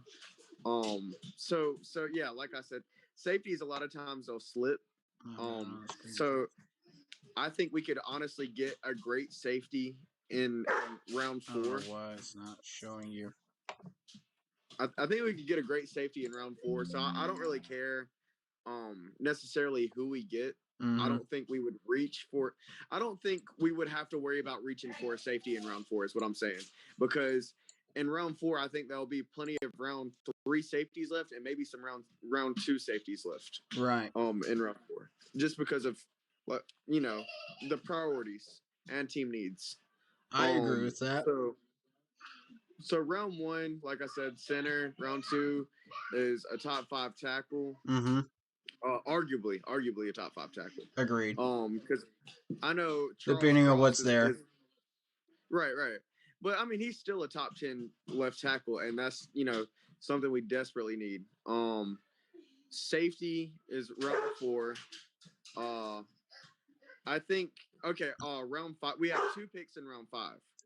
So I took Chasen Hines, guard from LSU, and I took Okay. Not bad. Matt Bedford, a guard from Indiana. Double down on guard in round 5. Smart. I like the positional doubling down. At pick 200, I took Mike Jones Jr. Now, a lot of people don't know a whole lot about Mike Jones Jr. He's been hurt all year. So, but I'm taking him at 200, so it's not a gamble.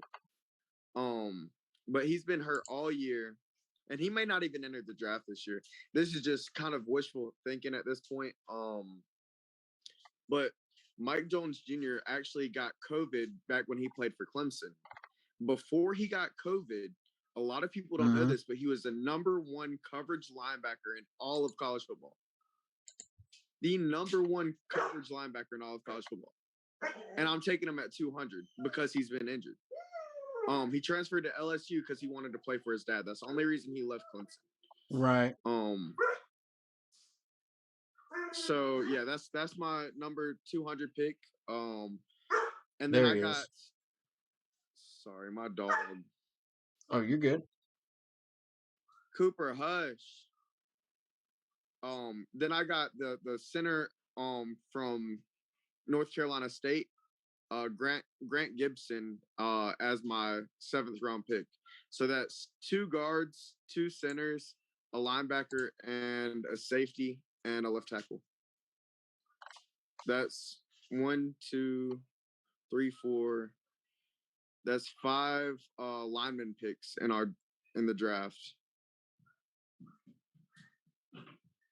I actually was looking at Grant as my 7th round as well, because at the time I did not feel comfortable with my first pick at center. So I thought, okay, let's double down with the center position. At that point, after I've already made all my trades and gotten a bunch of picks, I had the ability to do that.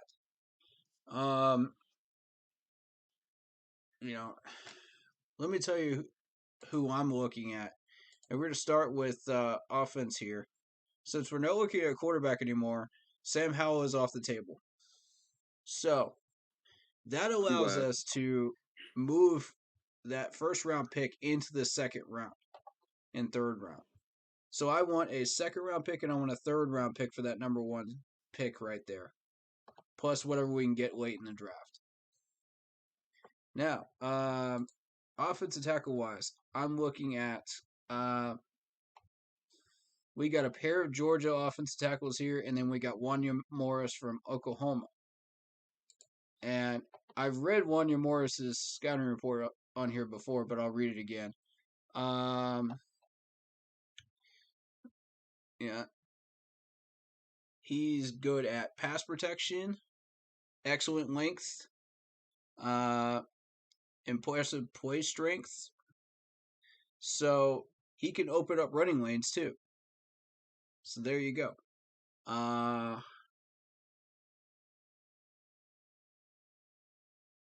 Yeah, this is one of those guys that I think is going to be very versatile on our offensive line and could be a massive hit, rather than a miss on our offensive line scouting reports here. If you want a hometown guy, Dylan from South Carolina, that's projected at 201, might be a hit for you. If you like Southern Cal guys, Jalen McKenzie's there.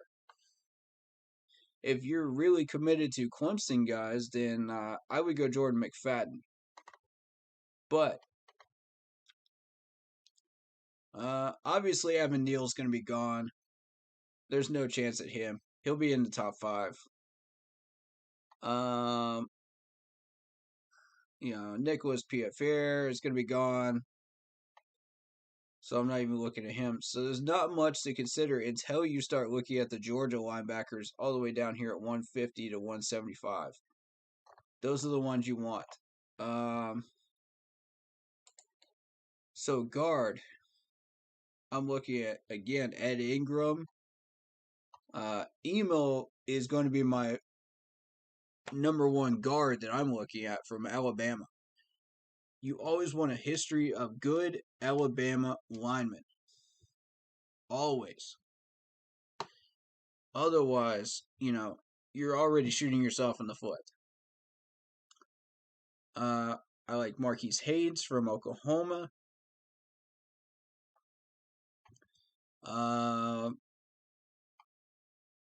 Again, there's another Oklahoma lineman here. Tyrese Robinson, if you like Oklahoma guys. Okafor is an interesting option late, but you're hoping that you don't have to go that far for a guard. You know what I mean? So Patterson is my pick at center. If Lindstrom is not there, because I think Patterson's going to drop a little. Then you got I think there's not a lot of center options that I'm particularly fond of on this list, other than the Grant Gibson, which he mentioned for 7th round pick. So that's kind of what I'm thinking there. If you really need to dig deep for an offensive tackle, there's a few others. You got a Michigan guy down here at 312.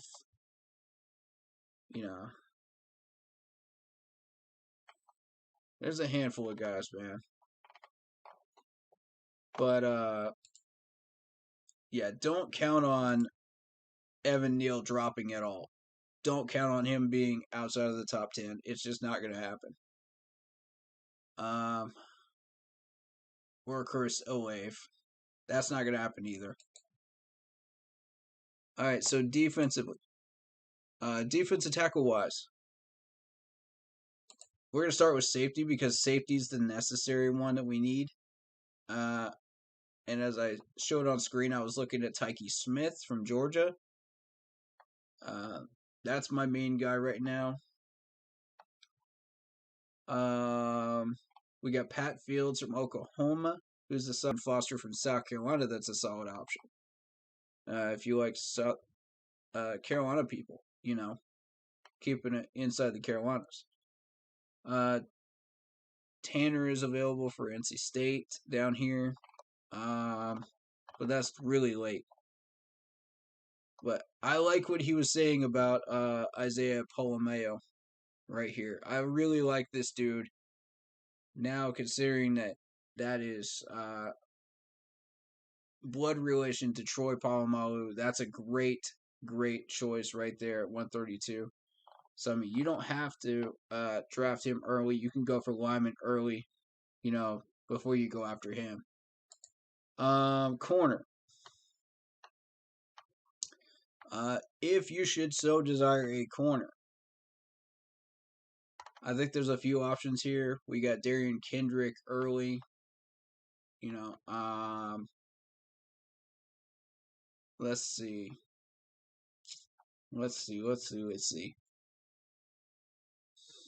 I was looking at there was a certain corner that I did actually pick up in one of these drafts yesterday, and I don't remember which one it was.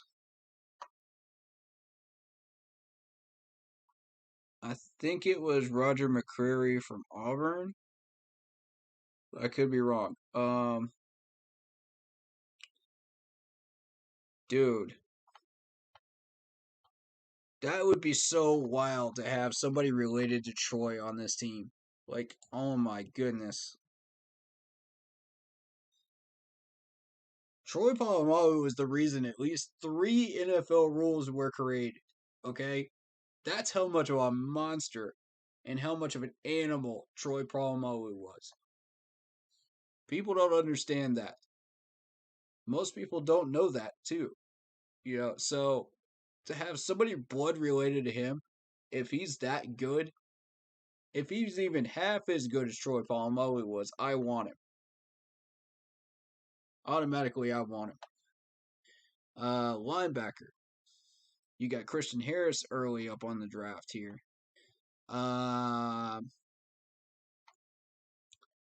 You can go Dallas Grant if you prefer an Ohio State guy. You got an LSU guy here, Damon Clark.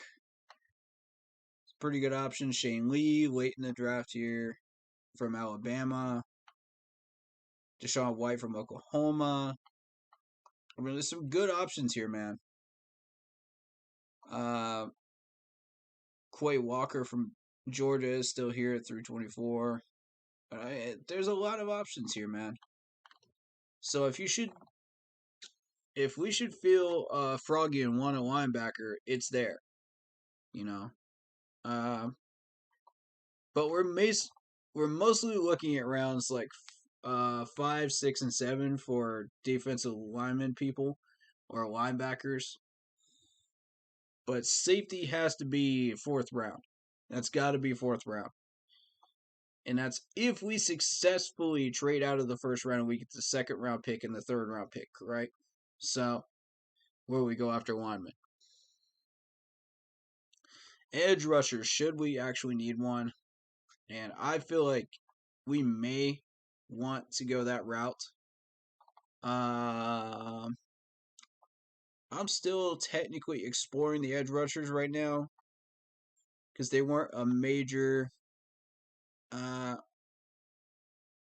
position on my list, but you got a pair of Alabama edge rushers here. Alabama's got more speed. They've got quicker guys, stronger guys. These guys are built. Alabama does not recruit small guys. Okay? You have to understand what Alabama does when they recruit people. They only go for the highest star people. 4 or 5 star people, man. It's, you're talking about the higher end guys. So when these guys get ready to go into the draft, they are NFL ready. No matter what position you're looking at with Bama, they are NFL ready. Especially their offensive linemen. So I like Xavier Thomas if you're talking about a Clemson guy. I feel like Xavier Thomas is pretty good. He's a pretty good pick late in the draft if you want one. But knowing our history, I know we won't go for a Clemson guy, so there's no point in pursuing that one. Look at that. There's an edge rusher named Big Cat. How about that? That's crazy. Okay.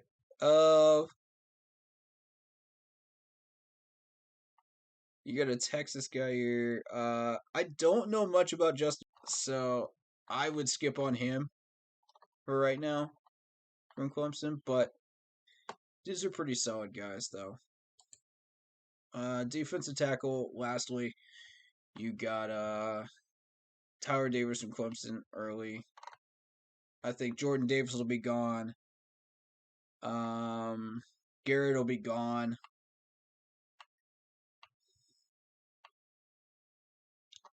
We got Mathis from Alabama here. Jordan Williams is ranked pretty highly as well. Now, the player I want to know a little bit more about is DJ Dale.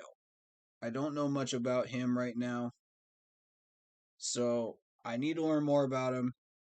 I'm going to scout him a little bit this year, see what he does. We got a couple of college games left, so I can take a look at him if there's a Bama game on. Foster is about to equal Thomas as of right now. Yeah, that sounds about right. Devontae Wyatt from Georgia is a good option as well. Moving on down, you got Jabari Ellis from South Carolina. Zach Pickens, the other of the South Carolina pair, at 318. Travon Walker from Georgia. Brian Ray from Alabama, sitting there at 347, 357. And I think that's really as far as this list goes. So those are really the ones I have my eye on that I want to research a little bit and find out more about them. Shout out to Jack Painter that's watching right now as well on Facebook chat. And Sam Darnold Bruns on YouTube as well as Lock Poppy. Welcome on in. But that's who I've got my eyes on. We'll see how this goes. Again, we'll run a mock draft later on in the stream after we talk about the Cardinals game coming up, and we'll see what we get. So stick around for that if you're interested in that. We'll be doing that later on, probably about 9, somewhere around 9.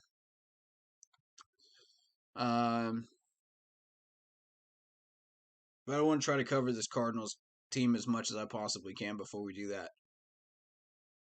That being said,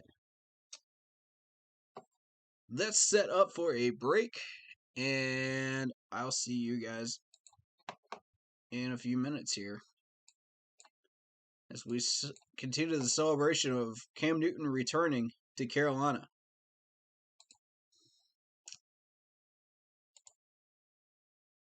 And he's back, finally.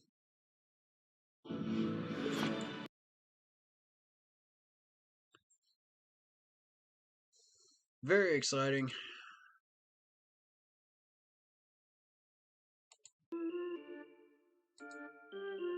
I'll see you guys in a few minutes.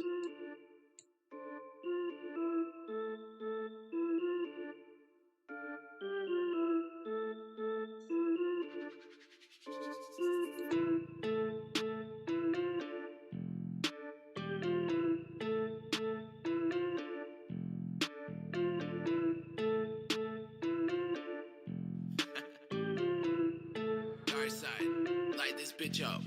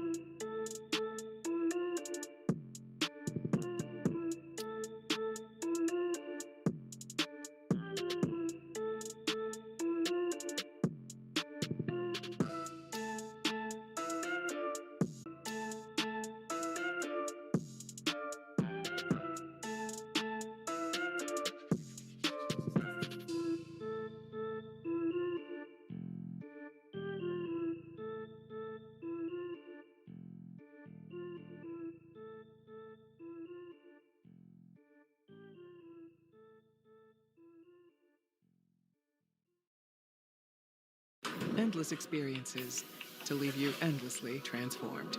From dining that delights to rejuvenating spa-scapes, a world of experiences are waiting. Where can we take you? Marriott Bonvoy. Tap to find your experience.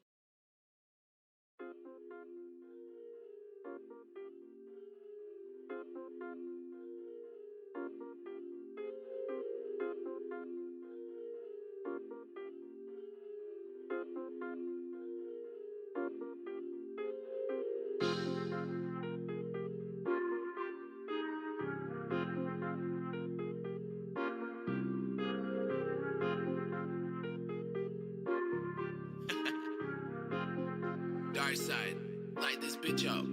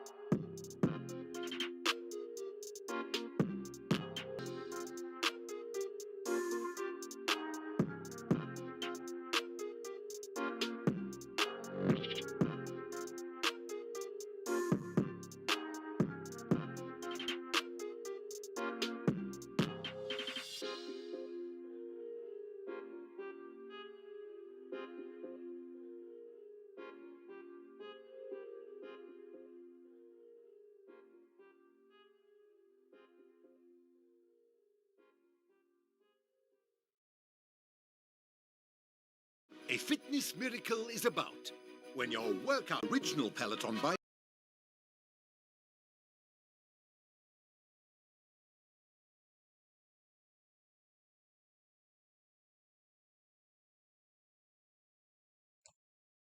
All right, guys, we are back. And our man Cam Newton is back. So, I'm very excited. And I know everyone here is too. We have been talking about plans to protect Cam Newton on the offensive line. So, that being said, just show my message real quick.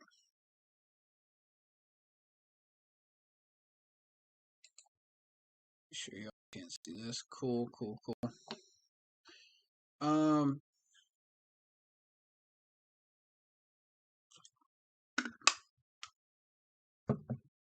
So the main goal is to make sure Cam Newton is protected. And that can be from free agent pickups, that could be from draft pickups, that could be anything.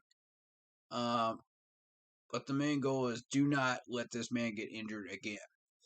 Do not mismanage him. You know, like Ron Rivera did. Otherwise, that's a fast track to us getting a new head coach. You know what I'm saying? Like, we don't want to repeat the same mistakes. That being said, we don't have to worry about all of that with this game because Cam will not be starting. It will be PJ Walker. And I think that's a great start to leading into this Cardinals depth chart, which I'm going to show on screen in just one moment. Boom.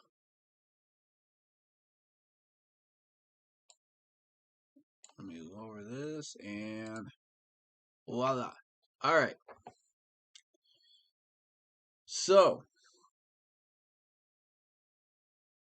just on the offense, the people that I noticed already, and the Cardinals have been loading up in the last few years. We got Justin Pugh at left guard, DJ Humphries at left tackle, AJ Green at wide receiver. I think he'll be doubled up for sure. I think the person you really want to double up is DeAndre Hopkins, though. That's who Dante Jackson's probably going to be on for the majority of the game. You got to shut him down. He's physical, and he can hurt you in many different ways if you let him out.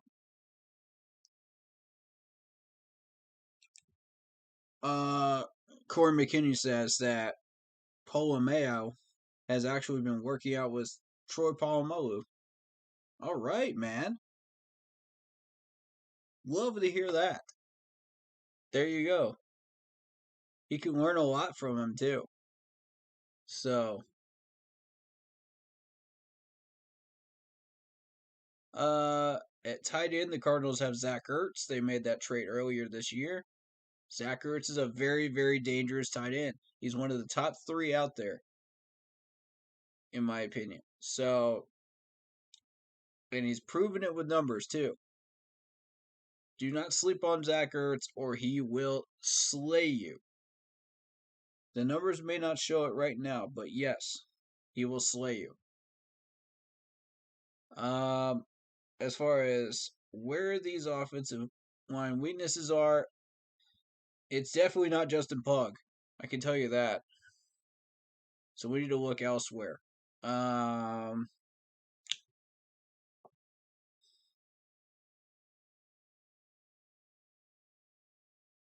would say probably center position, Rodney Hudson would be your weakness. But I haven't watched many Cardinals games, so I can't tell you for sure where it would be. But we just have to rely on that pass rush and just hope that they've been doing a lot of film study and they could find the weakness that can help us to get to Kyler Murray and get him out of sync. I don't think you're going to get a sack on Kyler Murray. I think you're going to get him out of rhythm, though. That's the key because Kyler does like to run a lot. And he will extend plays. He's very good at that.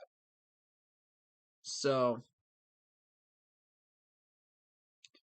that's why I'm saying you need to double up Nuke.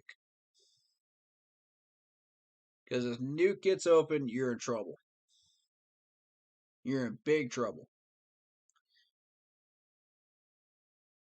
And I know how good DeAndre Hopkins is.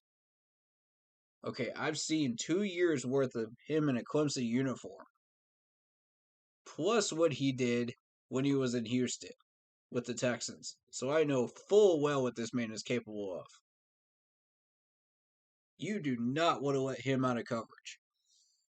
Whatever you do. Because he can be every bit as dangerous as Zach Ertz is. On any given day if you let him out of coverage. So I need Dante Jackson on this man on Sunday. If I see him matched up against anybody else, we are screwed. Okay, that's 6-7 yards a pop with this dude. And that's just warming up. DeAndre Hopkins is your deep ball guy. He's your medium guy. He's your short guy, too, in some situations. I mean, he's incredibly dangerous. Be okay. Maybe. I want to say we'll be okay.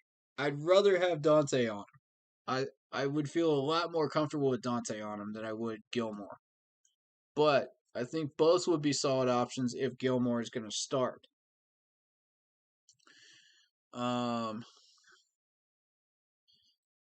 But the majority of our linebackers and our nickel corner and our safeties need to focus. Imperative you don't let that man out of coverage either.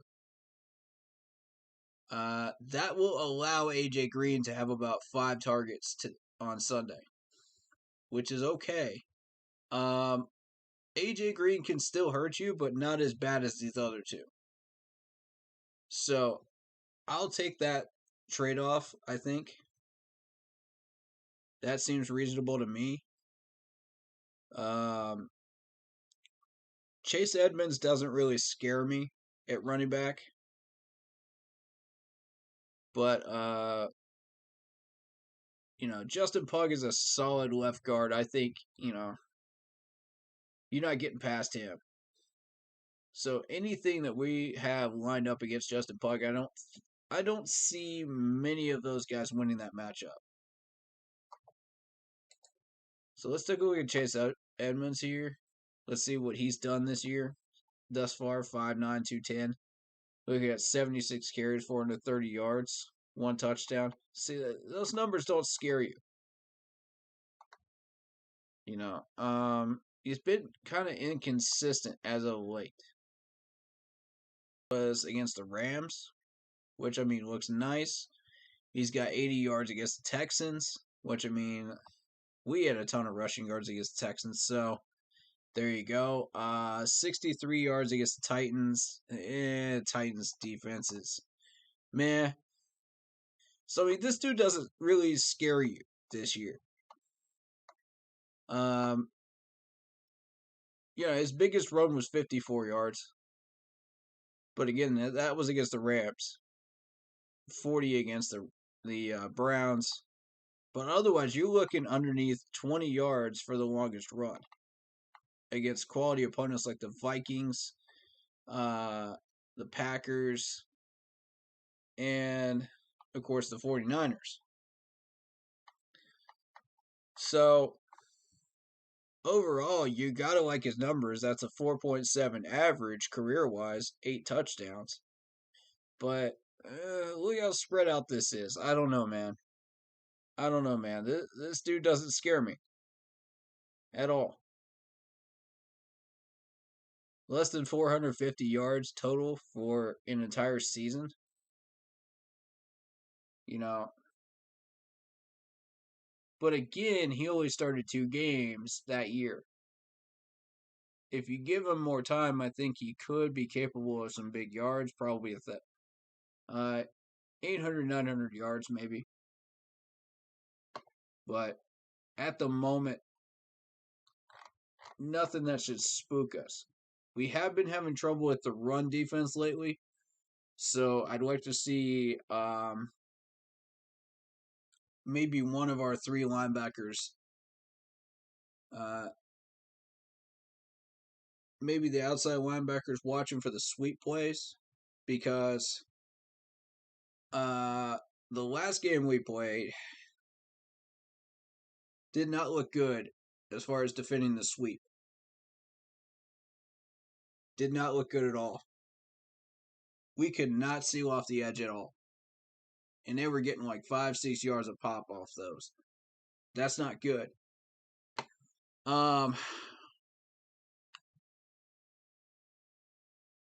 You are dealing with the New England running back though, Stevenson, which is a better than average running back in the league, probably middle tier, if you want to grade him as far as starters are concerned.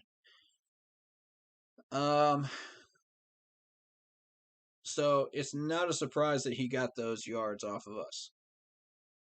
But we got to start working on stopping those edge rushes, otherwise we're going to be in trouble. What's up, man? Quickly introduce yourself and tell us what you want to talk about. My name is Quaz Nabi, and I would love to talk about Cam Newton and the Carolina Panthers. All right, speak your piece, man. I think Cam Newton is going to come into Carolina and do an excellent job. He's going to succeed with our offense. Our offensive line is not going to do great, though. That's what I kind of want to talk about, too. Our offensive line with Cam Newton. I agree with that. Cam Newton has shown that he can win with a bad O-line. But, I mean, my question is, if you want to keep continuing on with this season and trying to push for a playoff spot, can we win a wild card with Cam Newton and a bad line with Joe Brady's terrible play calling? That's my question, you know. That's what I'm saying. If the answer is no, then we need to play for picks, you know. True. And we don't even have Cam Stewart starting against the Cardinals. So, you know, I feel like this is the critical week. If we were going to have a veteran quarterback in there, then it needs to be this week if you want to try to salvage the season with Cam Newton. If not, you know, again, your ceiling is 8 wins. And if you can't get 8 wins with Cam Newton, we need to play for picks. Point blank. I don't like throwing in PJ at this point. I don't think he's ready with the way he's been playing this year. I don't like Matt Barkley's numbers at all as a backup. I think that was a terrible pick. I think we did need a quarterback, but Matt Barkley is not the answer at backup. I think if we're going to spend that money, we need to spend it on Cam right away. We shouldn't have gone and wasted our time with 2 quarterbacks that are not even going to see the 53-man roster. That shouldn't even see the field anyway. And Matt is not even worth a practice squad spot, in my opinion. So, that being said, you're facing a very, very dangerous Cardinals team that could absolutely run us off the field. As badly as New England did last week. And that was on our home field. And this is a well put together Cardinals team. You know, I'm going to show you this depth chart again. I want y'all to see this. This is a very well put together Cardinals offense right here. And if you go back and you look at what they've done so far, let's see what they've done so far. They put up 38 against the Titans, 34 against the Vikings, 31 against the Jags, 37 against a very tough Rams team. They kind of struggled against the 49ers, but the Niners have a good defense this year. They put up 37 against a very tough Browns team, 31 against the Texans. They even put up 21 against the Packers that have been surging as of lately. And then when they played the 49ers again, it was a totally different result, 31 points that they put up against the Niners. Now, I'm expecting no less than 30 points on us. Point blank. We could limit them to within the 20s range, but it's still going to be bad. Somewhere in between 24 and 28 is what I'm aiming for, as far as how many points they're going to score on us. Now, how many we're going to put up, that will depend on P.J. Walker. I got a feeling we're not even going to see a touchdown on the board. As bad as PJ's been playing in training camp, preseason, and that one quarter that we saw him in this year, I'm not seeing maybe one touchdown, but I don't know. It's going to have to come from either the defense or special teams. Which, I mean, let's be fair here. We've only seen maybe 2 touchdowns from the special teams. We haven't seen any from the defense. No pick sixes for sure. Although we do have interceptions. I will say that. We do have interceptions, but we don't have pick sixes. Which is what we're going to need if we're going to battle a team like this.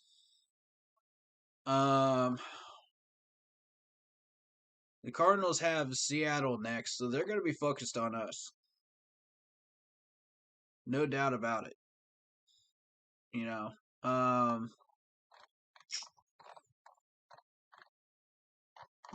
looking at about 30 points average. Somewhere around 31 to 34 average for the offense for the Cardinals. Man. We are in trouble. I'll tell you that. And we're going to take a look at this Cardinals defense. See if we can find some holes in it. Chandler Jones, an offensive linebacker. Isaiah Simmons, who I'm very familiar with from Clemson. I think this is his third year? Second or third year? Very dangerous linebacker here. 6'4", 238. We had a shot at him. We didn't get him.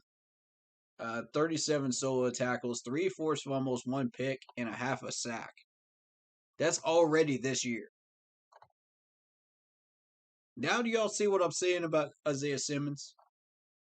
I kept telling people about this dude back when we had a shot at drafting him 2 years ago. Now do y'all see it? Like, honestly, the dude's an animal. You get him acclimated to a defense after about a year, watch what happens. So as a whole, he has started 16 games out of 25. He has 106 total tackles, 76 of them solo, so he's an open field tackler. We already knew that. Anybody that studied the draft already knew that. Anybody who was a Clemson Tigers fan already knew that. 30 assists, so 2.5 sacks. He doesn't really go after sacks necessarily, but he can, if you allow him to. But what he does best is pass deflections. He has 6. He's already got 4 this year. But watch that number go up. I'm telling you. That number is going to go up. He is a pass deflection machine. And with our offensive line being as bad as they are about hand placement and keeping these defensive players engaged, like last week, this is going to be bad. I could already see him getting 2 just on Sunday alone. I don't like that. He's got 2 picks already in his career. 4 forced fumbles. He already has 3 forced fumbles this year. This dude is a turnover creation machine as well as a pass deflection machine. So watch out for that. And a lot of people are like, well, it's Isaiah Simmons. We ain't going to worry about him. Look at the numbers, bro. Look at the numbers. That's all I got to say. The numbers do not lie with this man. I'm warning y'all about him ahead of time. So I don't want to hear anybody in my comment section saying, oh, well, Isaiah Simmons is a beast. We should have drafted him. And I'm like, what do you think I was saying 2 years ago? We needed a linebacker, and we passed this dude up. And I'm just sitting there like, really? Really? We're going to ignore the best linebacker on the board. Like, that was just stupid. That was incredibly stupid. But y'all got some kind of bias against Clemson players for some reason. I don't get it. I just want the best 53-man roster, man. The dude's a national champion, for goodness sakes. What more can you want in his resume? But no, the Cardinals built him up, and now he's a beast starting inside linebacker for the Arizona Cardinals. So, it is what it is now. Watch out for Budda Baker for the safety position. This dude's a beast too. I've been watching him. 5'10", 195. 5th year. He is 34 solo tackles, 2 picks just so far this year. And I think he's capable of more than that. I honestly do. He's got a pass deflection in the last game against the 49ers. Actually, he's got one in both the games against the 49ers. Both his picks came against San Francisco. We'll see. We'll see. I just don't want him catching a pick against us. But, yeah, career-wise, he's got 4 picks thus far. 2 of them last year.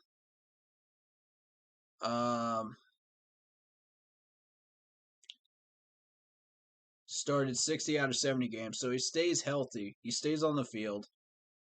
336 tackles out of 465, so he's an open field tackler as well. 5.5 sacks career-wise. So they haven't really brought him on blitzes, per se, but they could. 5 forced fumbles, but that's spread out through the years. He didn't have one. He doesn't have one this year so far. Fingers crossed he doesn't get one against us. But he's due for one, so we'll see.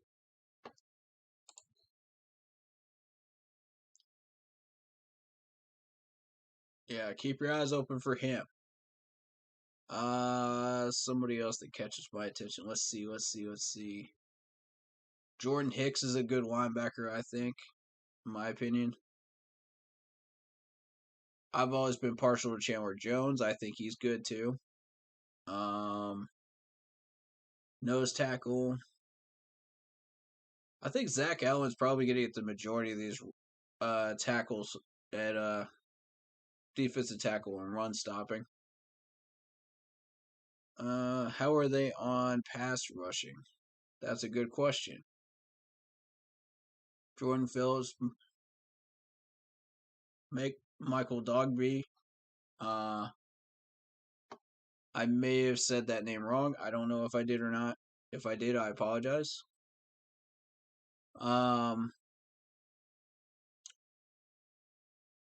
Right now, I think Zach Kerr could be tackle for him as well once he gets developed. Pass rush wise, I don't know that much about Jordan Phillips, to be honest. He's kind of a newcomer for me. 6'6", 341, 7 years in the league. Okay, from Oklahoma. Gotcha. All right. So I probably should know about this dude then. He's one of the top guys. 2 solo tackles, 1 sack. Hasn't played much this year. Okay.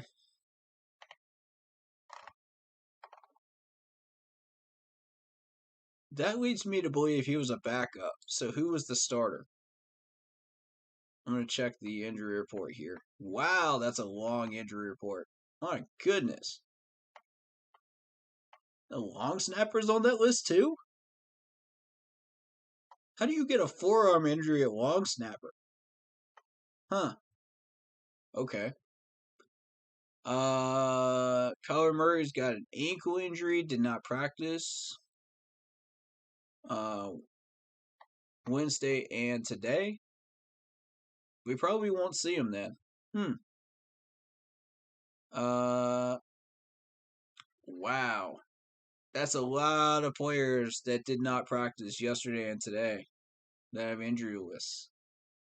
I see 3 on the concussion list here. Jonathan Ward, Randall Moore, and Buda Baker. Wow. We may have gotten lucky. This is interesting. I didn't expect this many of the good players that they have to be on the injury list. We'll see how many of these guys we actually see on Sunday. But that's kind of what I was going to check out next is this list. So that was kind of a good lead in here. So Buda Baker, like I said, I mentioned him. That's a big one. Nuke with a hamstring injury. Ooh. We may not see him. Interesting. Kyler Murray with an ankle injury. We won't see him. Justin Pugh. Okay. So that's a good chunk of their offense and defensive good players. Now, the ones we may see are the ones down here. Kevin Beacom, shin injury, limited practice. We'll probably see him. Donnell Daniels, the tight end. Demetrius Harris. So that's 2 tight ends with injuries. Jordan Hicks, the inside linebacker with a toe. Christian Kirk, wide receiver injury. Full practice. We'll definitely see Christian Kirk. Keep your eyes peeled for Christian Kirk on Sunday. AJ Green has an illness. Wow. Wow, guys. Look at this. We may have just gotten the luck of the draw today with this injury list. Let's see how they handle practice on Friday. But as of right now, this is looking real good. I think it's time to start looking at some of these backups, don't you? All right. So who we got here? We're going to start with quarterback. We got Colt McCoy, who I thought was really good for Texas. I think he'll be solid. All right, so that's 3 wide receivers on that injury list. So you'll see a lot of Antoine Wesley.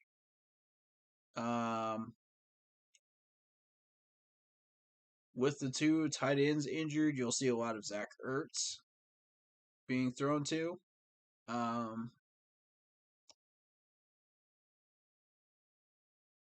That's some offensive line injuries too. AJ's out, so we'll probably see Andy Isabella. Okay. This is quite interesting here.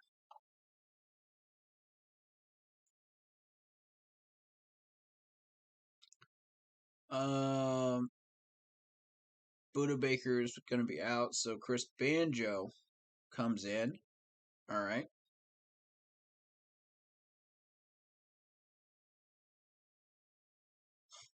Ooh, excuse me. Just tired.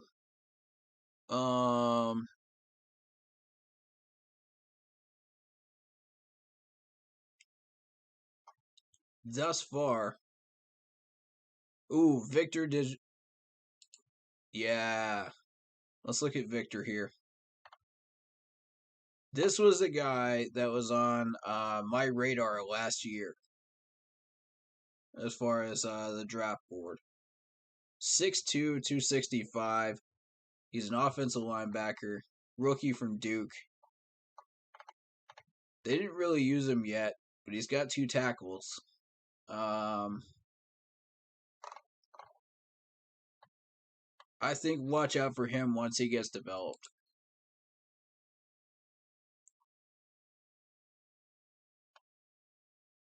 I completely forgot about him. I mean, beyond that,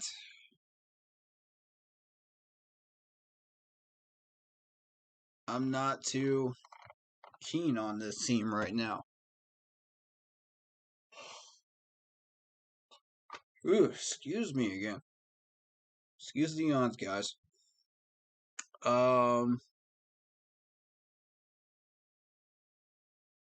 But yeah, this could be a very, very interesting game coming up here.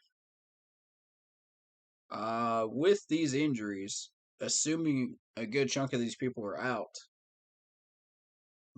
that could limit the Cardinals to probably 24 points. 21 to 24 range. I would bet on 24 just to be safe. Like I said, if you're a betting man and you're trying to bet on this game, I would go definitely over whatever Vegas throws you, because Vegas is probably going to give you like 10-point advantage towards Arizona. I would go over that. I would definitely go over on that.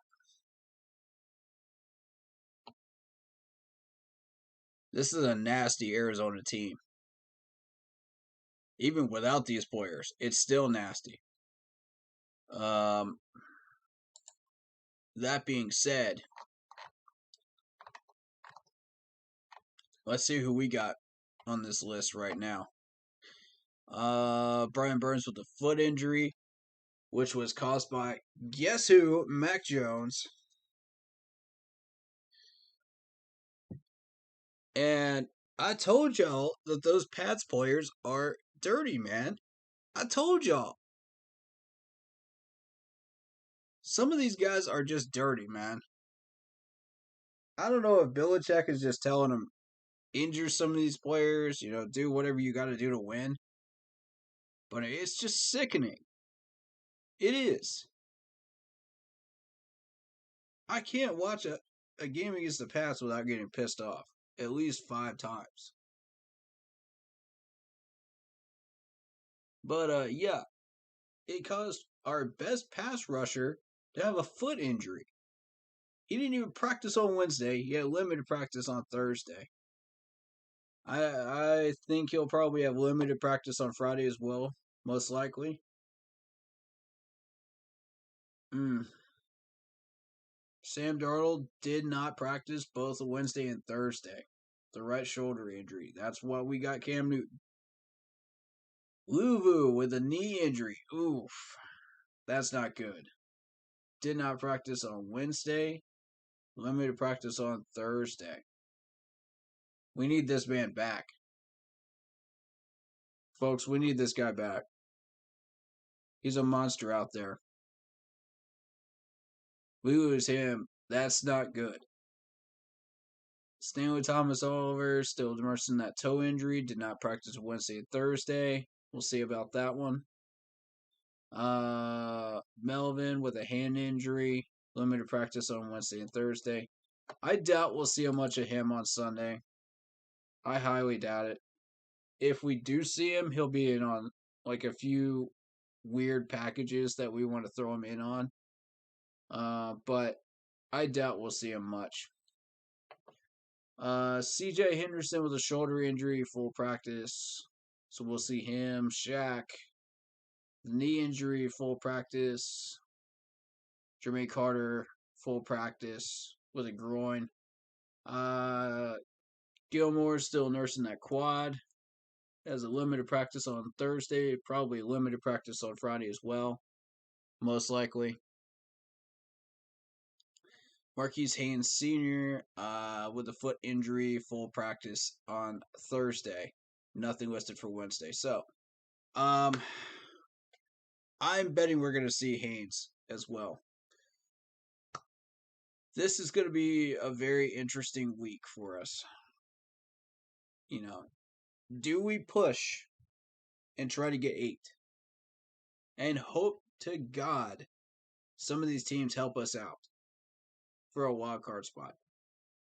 Most likely we won't get it. Or do we play for picks? I know this defense is going to be pushing and playing hard. I have no question about that.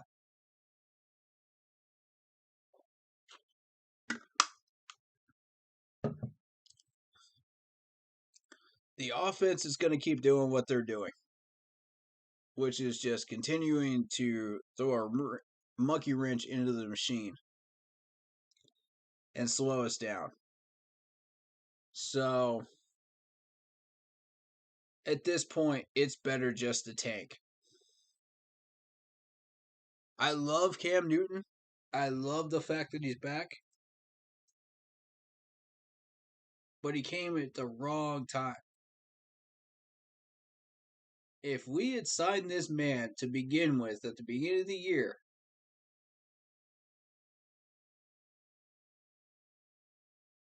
and had 3 quarterbacks, since Cam Newton is okay with being a backup for 1 week, you know, I may have to eat some crow on that one. I think he's starting to understand that he may have to take some of these backup roles just to stay in the league. And if he's going to take one of these backup roles, I'm glad it was us. Because we love having him back. We absolutely love having him back. And I think if we had done so before the Giants game, I think we could have been in the playoffs. Point blank. Because knowing our quarterback history and how many issues we have, Matt Barkley would not be on this roster. All these practice squad quarterbacks would not be on this roster. Cam would be on this roster. We'd be putting that money towards him, staying after 2021. And let's just take a look at the schedule if we had Cam Newton as our backup, throughout the year. All right, let's back up a little bit, and I'm going to back up towards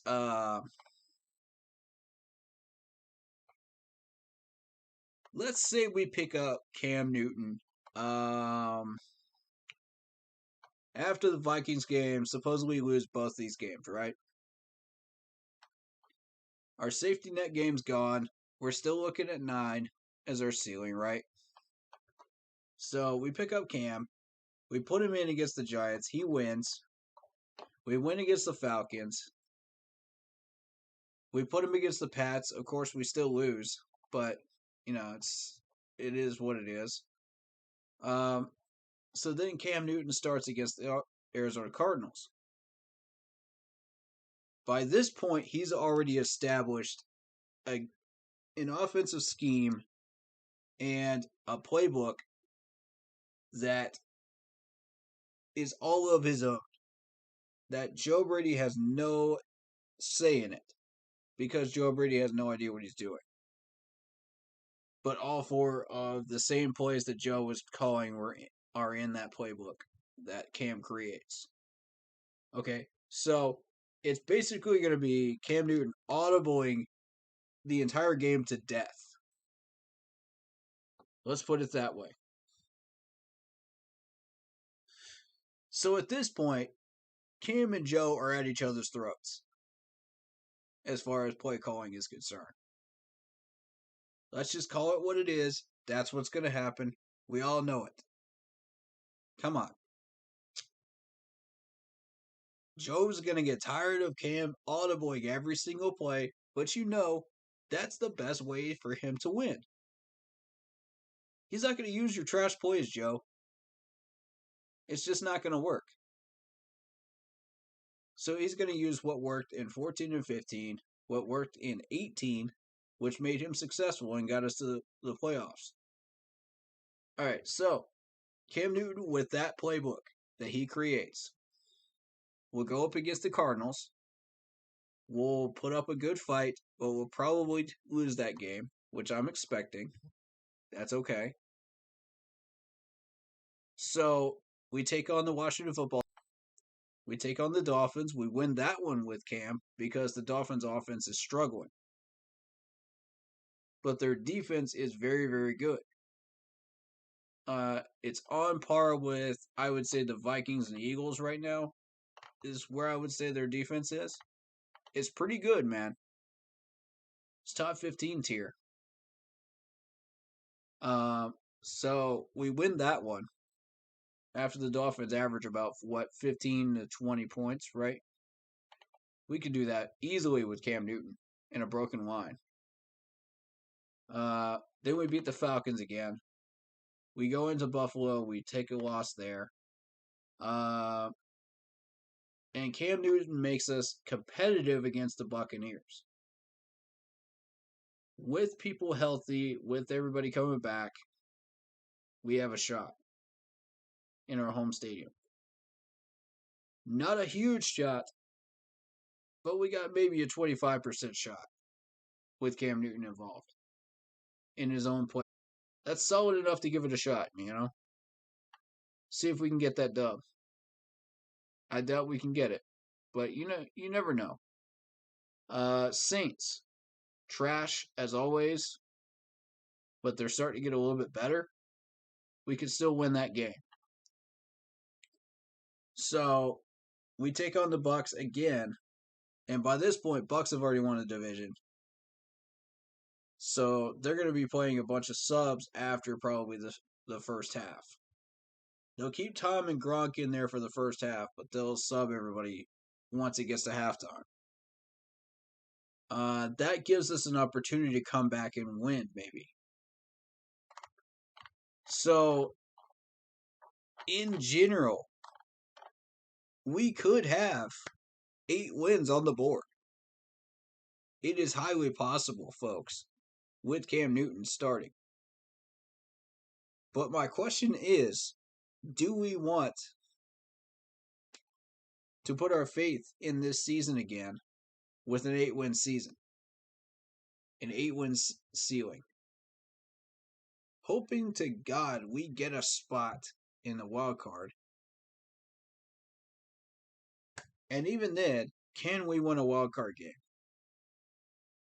I think it's possible to win a wild card game, but we can't go any further. These division teams are very, very strong. They're as strong as Arizona. They're as strong as Green Bay. We're dealing with Dallas, who's going to be in there too.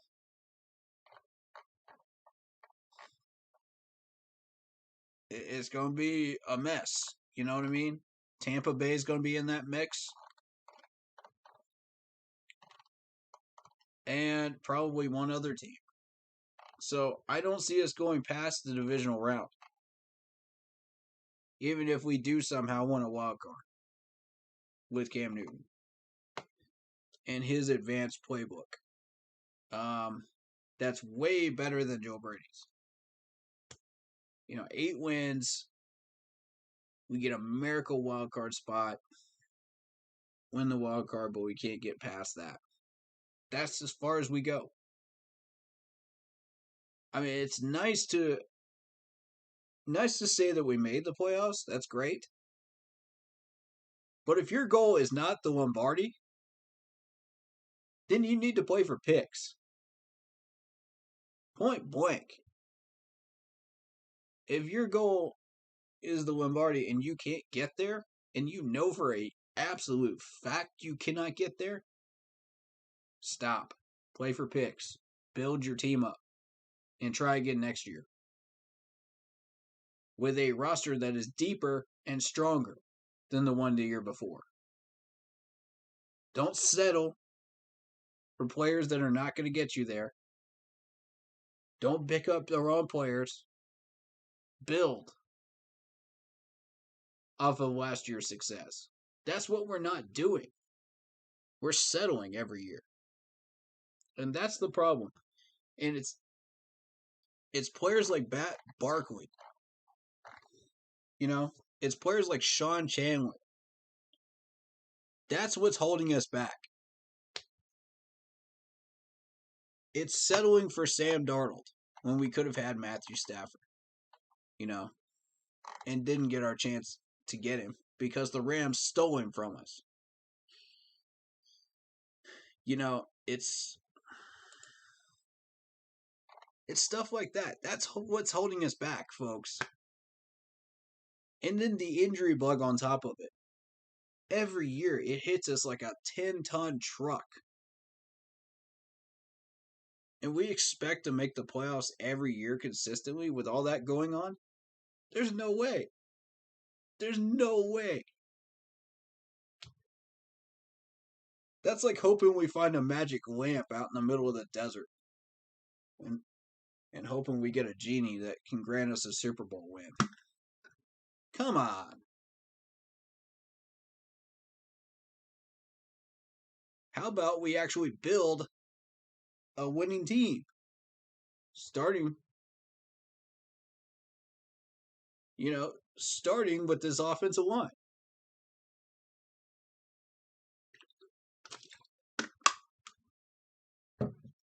And we've been hitting and missing with that, with Brady Christensen and Sam Tacklenberg and Deontay Brown was a hit, a potential hit. But we know we're not going anywhere with Dennis Daly. We know we're not going anywhere with Trent Scott. It's a mess. And the offensive line takes a little bit of time to fix. With the injury bug going on, it takes way longer. God.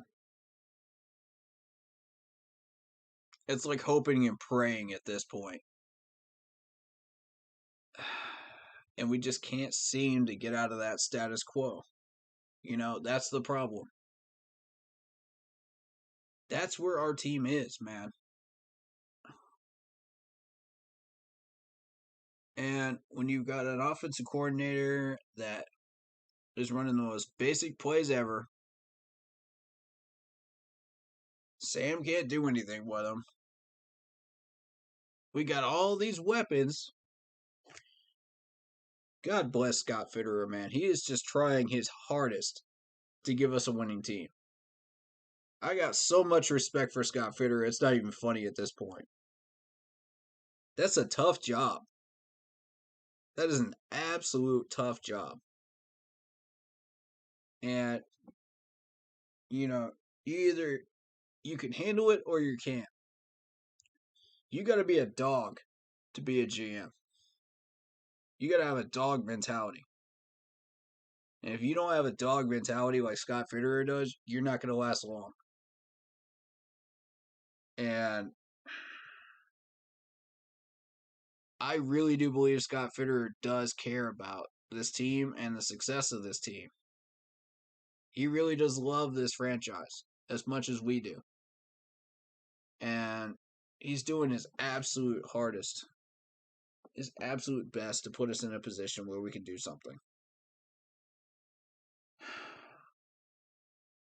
I think it's just a little too late with Cam Newton, though. Too little, too late.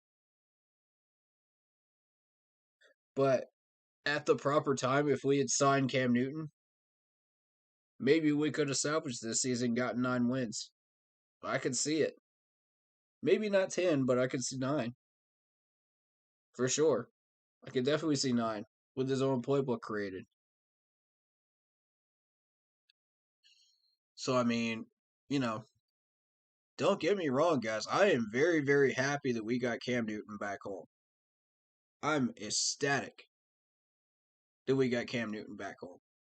But it's just a couple of weeks too late,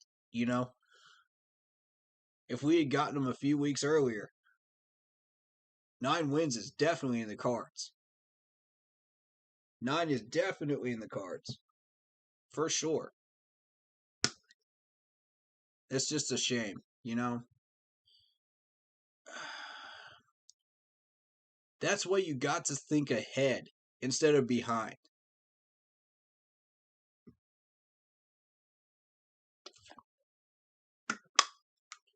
This is a lesson for the management right here. If you don't think at least a little bit ahead, you're going to fall behind. That's just how the NFL works. If you're not prepared to make moves like Cam Newton in the offseason, when you can't even foresee this stuff happening, but we've had a history of it happening, you're going to have a bad time. You got to prepare for this stuff. You can't just settle and say, well, we'll be fine. This roster looks all right. Scott Fitterer did a great job. We put together 53, and we're proud of it. Well, here we are 9 weeks later.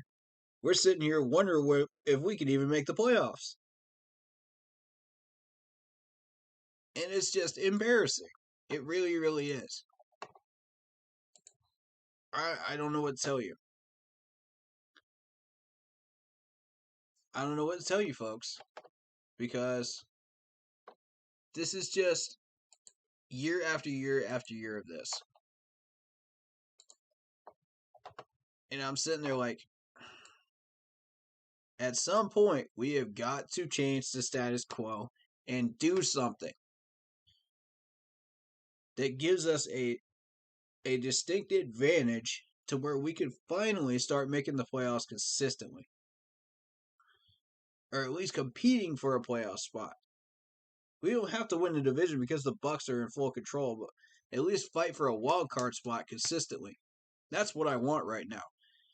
We don't have to win the division to get in. Winning the division is a bonus with the Buccaneers running it the South like they are. But Tom and Gronk will not stay there forever. So we need to be ready, once they finally do retire, to jump on that train and do what we need to do to get this division under our control. And the last 6 years have proven we are not ready for that challenge. We cannot handle that. Prove me wrong, management. Please do prove me wrong. I would love for you guys to prove me wrong on any given day about anything negative I've said about you guys. Please do. Prove me wrong.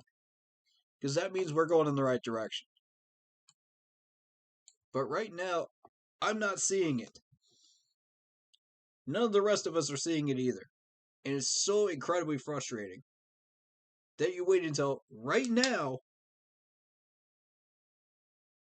at week 9, we've already screwed ourselves into the ground, season-wise, to go after Cam Newton. Now people see this as a desperation move. I see it as to set us up for the future, and have Cam Newton be our starting quarterback again. I'm okay with that. I'm good with that. I know y'all are good with that too. We have just put $10 million into this man just to have us for 1 year. We're going to keep him for a few years. We're going to milk this man for as many years of football as he's got left in him. This is not just a 1-year move here for 10 mil. That's plainly obvious to anybody that's paying attention. But the fact that we did not do this earlier, and we settled for PJ Walker, who was overthrowing everybody and the peanut guy in preseason, pisses me off. And it should piss all of you off too. Because if we have to rely on PJ instead of having Cam Newton on our roster, and Cam is just now settling for that backup role, that's fine. Now he wants the backup role. And he should have said something way earlier that would indicate he's okay with that. We would have grabbed him. For 10 mil, grabbed. Consider him grabbed. I'd love to have him. If you're going to settle for PJ as your backup instead of Will Grier, Cam Newton, automatically. Boom. He's in. As soon as he passes his physical, he's in. And PJ goes to third string. No.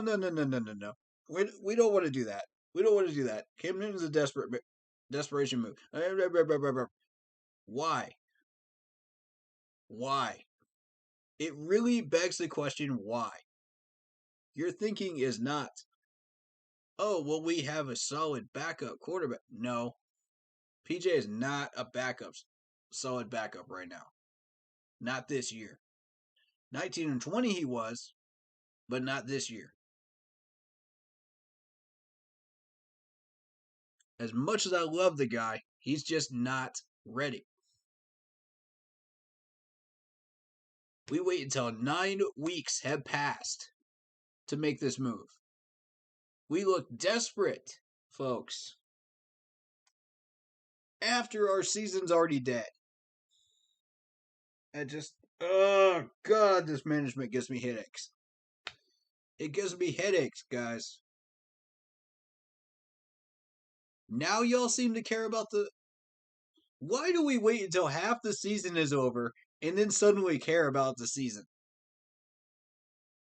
After we've already ruined it, now we care. As a management.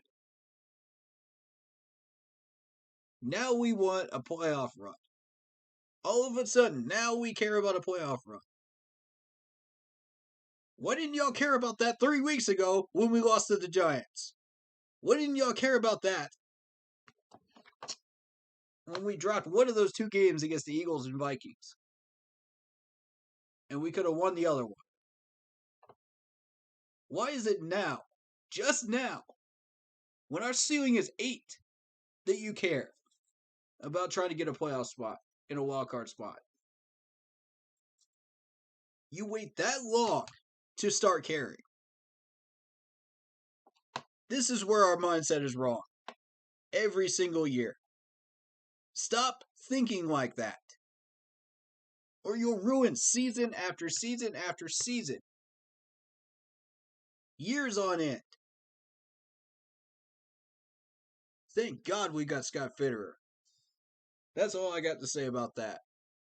He's the only one that is resurrecting this team right now. in keeping us in the hunt where we are. If it were not for him, we'd have another 3-win season. We'd have another 5-win trash season. You better be. God. Y'all better be on your hands and knees thanking Scott Fitterer right now. That's all I got to say.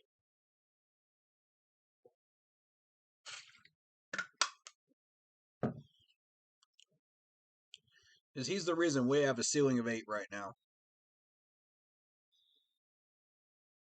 If we didn't make that trade for Gilmore, if we didn't make that trade for CJ Henderson, we'd be screwed. We'd still be looking for corner help. If we didn't make the trade downs that we did in that draft, we'd still be looking for help. Show some love, please. Please. Because he's earned it. Every bit of it.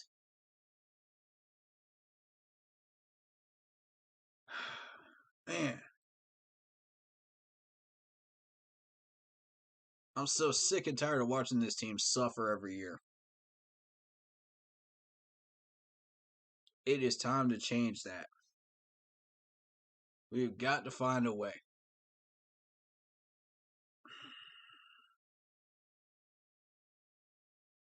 We've got to find a way. We don't want to be sitting here in this same situation every single year, wonder why and how we got here. I'm tired of it. I'm sick and freaking tired of it. And Panthers fans are too. We're getting fed up with it. That's why Ron's gone. That's why Ron and his entire staff are gone. Because we got fed up with it. We demanded change. This is why we have Scott Fitterer as a GM right now.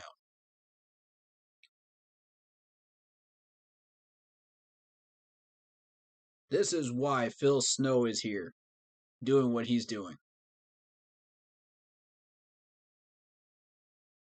And we ought to be thankful for all of these people that are putting this team back and trying to put this team back in the right direction. Despite how many people are in this organization trying to derail us without even realizing that they're trying to. Year after year after year of watching this team fail because our mindset is not, well, we want to try to make the playoffs. That should be your goal from the very beginning of the season, game 1. Not when it's 9 weeks later and we're hoping to God we get a wild card spot. If that's your mindset, I don't want you as my coach. Point blank. I don't want that. I want someone that's hungry, man. You know, and I like Matt Rule. Don't get me wrong. Don't get me wrong at all. Matt Rule is an excellent head coach. He checks a lot of the boxes that you want in a head coach for an NFL team. Mindset is not one of those boxes that he checks. And that's the same thing that happened with Ron Rivera. And the same reason we're in this same spot at 9 weeks where any move we make looks desperate rather than a future move to try to resurrect this team in 2022. It's too late. It's too late. It's a great signing, but it's too late. We've already shot ourselves in the foot so many times. It's just pointless this year. I'd love to see us get in the playoff hunt and maybe get a wild card win, yada, yada, yada. But if your goal is not to win a Lombardi because you can't get there, start working on that next year. Start prepping. It's just that simple. And if you have complaints about how this system is run with the draft, find me a better one. Where people that tank out are not rewarded. You know? And people that win are rewarded. The whole point of the draft system is for the teams that are stuck down there, like Cleveland, to somehow find the players that they need in that draft and come back after about two years. Maybe even 1 year if they're missing a certain amount of players. So that they won't be in those bottom 5 anymore. Or that bottom 10. You see what I'm saying? Like, there's a reason why we have this draft system the way it is. And people just don't get it. There's some that don't get it. And all I'm saying is, like, please, educate yourselves. You know, I'm not mad at you for not knowing, but just educate yourselves. And try to understand why we have it. You know, it's not just for fun and games. It's for building up your team.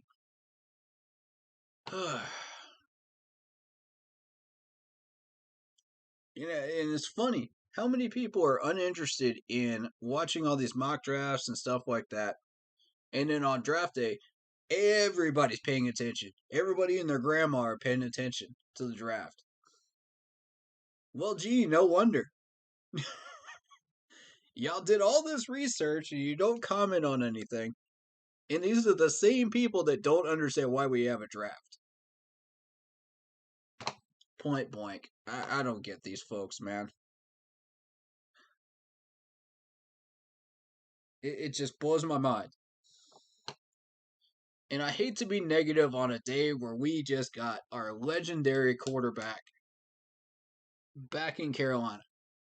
But somebody's got to throw the other end of the shoe out there. Somebody's got to do it. Because that's what's realistic out there. That's what's really there. You can't just live in this fantasy land and say, oh, well, just because we got Cam Newton back, everything's going to be okay. We're going to make the playoffs. We're going to go to the Super Bowl. It doesn't work like that. When you have a broken line, a broken system with Joe Brady, with a garbage offensive playbook, you can't just say, oh, things are going to be magically okay. It does not work like that. Ladies and gentlemen, in week 9, when our ceiling is at 8,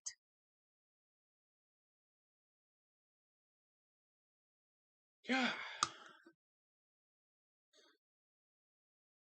Stop dreaming about magical rainbows and all this garbage. You know, Cam Newton's back. Oh, everything's fine.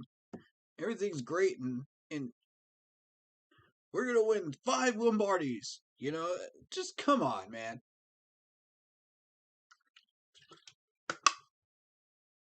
I love having him back, don't get me wrong, but y'all just have the craziest mindsets. I swear to God. Back to reality, where the O-line is still... Once all the glitz and glamour is gone from Cam Newton coming back here, we focus back on real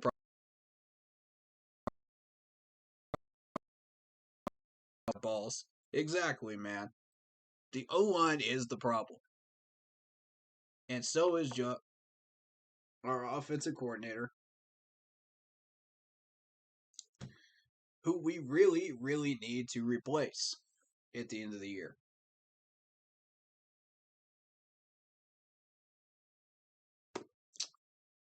You know,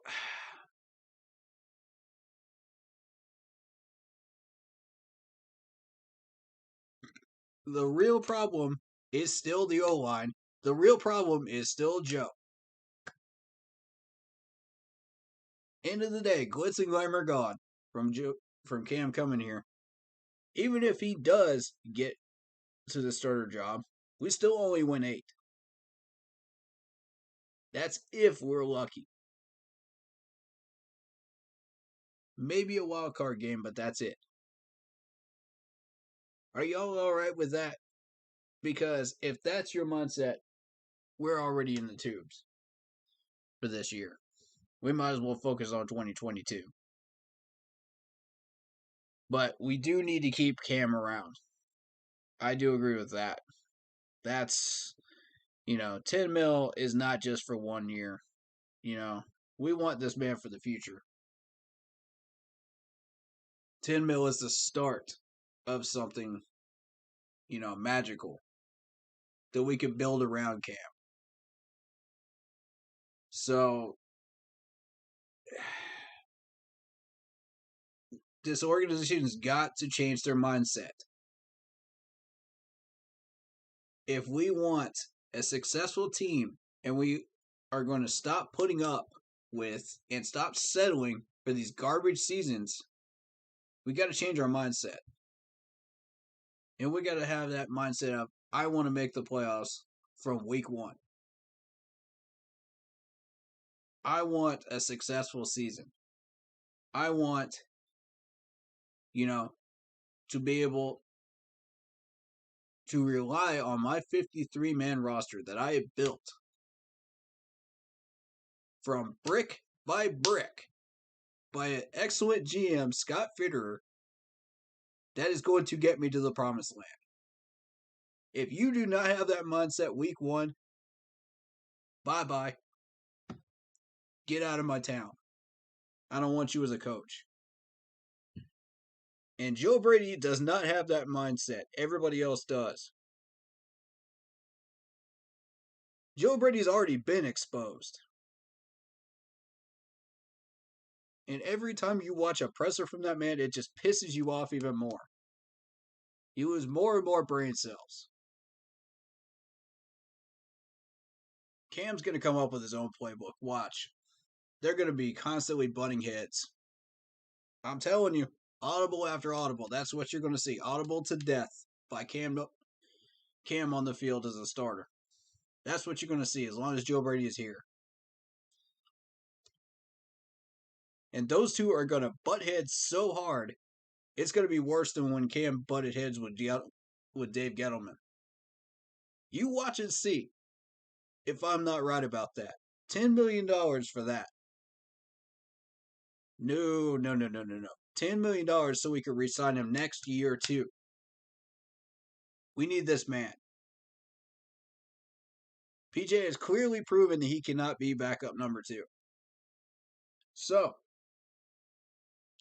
we need to stop messing around with people like Matt Barkley. We need to stop messing around with whoever that is on the practice squad and start getting serious. I'm tired of this. Stop wasting money. $10 million for Cam Newton is worth it. We could have put an extra little bonus money in there if we had signed Cam Newton before the season even started, anticipating this problem by watching PJ Walker throw. We could have anticipated that. We could have gave this man a little bonus for coming back to Carolina. Would have been nice, right? Maybe a little incentive for him to get re-signed next year. Would have been awesome. But no, we're toying around with quarterbacks like Matt Barkley and this garbage practice squad quarterback. What are we doing? Why? If we were getting legit serious, we should have done this weeks ago.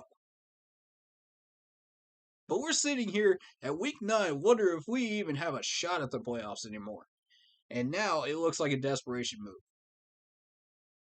When it should have been a multi-year situation where we are signing this man for the future. I'm getting sick of this crap.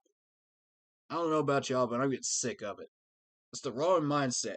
Y'all just can't anticipate anything happening during the regular season, can you? Management. You can't picture it. You can't even fathom it. But yet it happens every single year, and you don't do anything until week 9.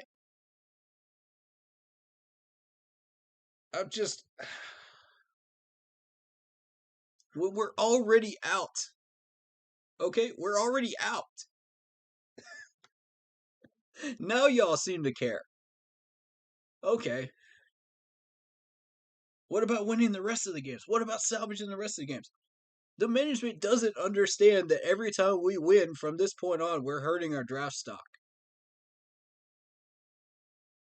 Oh, God. Why is it nobody understands that concept in our management? And it's been going on for years. Years, folks. Years. Ron Rivera didn't get it. None of the Panthers management at the time got it. Ah, God.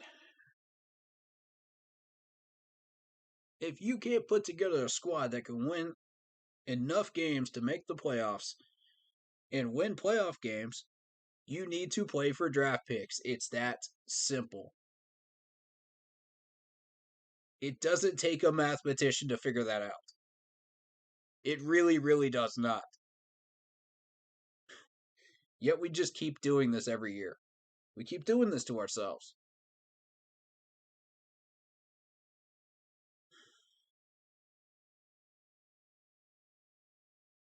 This is just not acceptable anymore. If we want winning seasons, if we want winning teams every year, we need to build this 53-man roster to last. Not just for 1 year, but for several years. And that's the problem that all these win now people mentality people have. They don't understand this. They can't fathom it. And that's what we've been having in our management is just win now mentality. Just to save their jobs. It pisses me off to no end. If we had the right mindset to start from, we could have a team that was consistently winning like Green Bay. Maybe we don't make the Super Bowl. Maybe we don't make the championship game some years, but at least we're competitive enough to keep playing and have a strong enough team to actually compete and get to that point every year. And maybe we get lucky and we get a Lombardi at that point. That's where I see this team eventually getting to. That's the goal. Strong 53-man roster. Filled up. It was strong enough to battle the injury bug. Whatever we did, it worked. I don't know what we did, but it worked. And you could see it every year. It was a step ladder process. Every year. We had goals. We had accomplishments. We were checking boxes every year. After that Super Bowl game, we had no boxes. It was like a 3-ring circus as far as trying to get organized as a franchise. We had no idea what we wanted to do, how we wanted to do it, or why we wanted to do it. It was like, okay, then the players that are looking at us at the time were just like, then why should we go to Carolina? They have no plan. They have no goals. Why should we come to Carolina? So as you could see, like nobody came here during that time. Nobody wanted to get drafted by us. It was kind of one of those backward situations, because our mindset was so screwed up. Do you see why it's important to have a straight up mindset and to have goals now, guys? And I'm not just talking about on the football field. I'm talking about life in general. Have goals. Because this goes beyond football. Okay, if you don't have goals, you have no idea what you're going to do with your life. You have no idea what you're going to try to accomplish. You're going to be sitting there working at McDonald's at age 50. Wonder, what did I do with my life?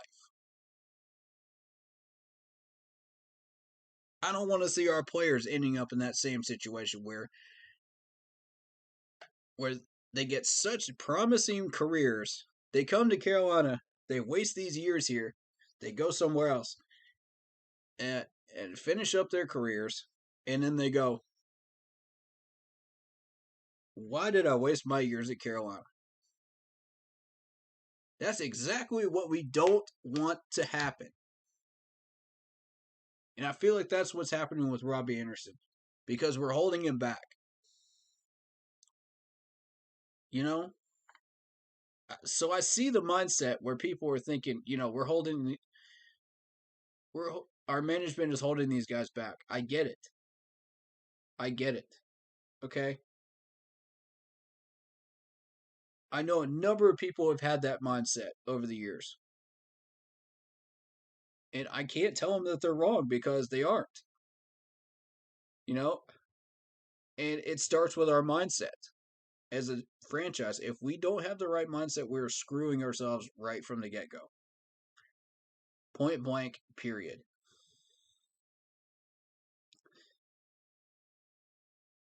And I'm going to go to the chat here because I know y'all are tired of hearing me rant. So, oddballs, I want to see what Cam picked up with the Patriots. Yeah, me too.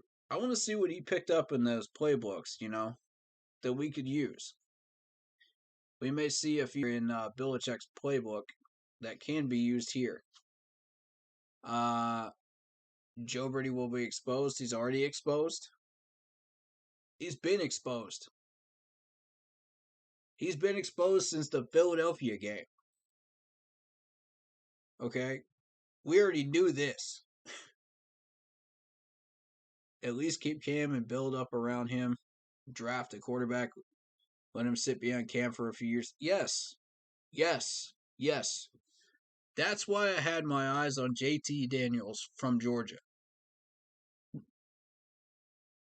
Late in the draft, he'll still be sitting there. He's a solid quarterback, and he'll get you wins as a backup. He'll get you touchdowns. I truly believe that. The management is backwards. They should have done this 2 weeks ago. Yes, sir. Thank you, oddballs. It's what I was just preaching on, brother. It's just what I was preaching on. If we'd have done this 2 weeks earlier, just 2 weeks, I'd say 3 or 4, that we could have salvaged this season.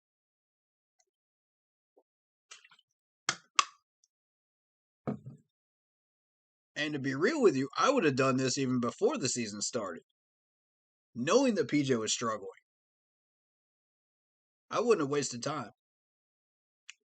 Nah, don't waste time.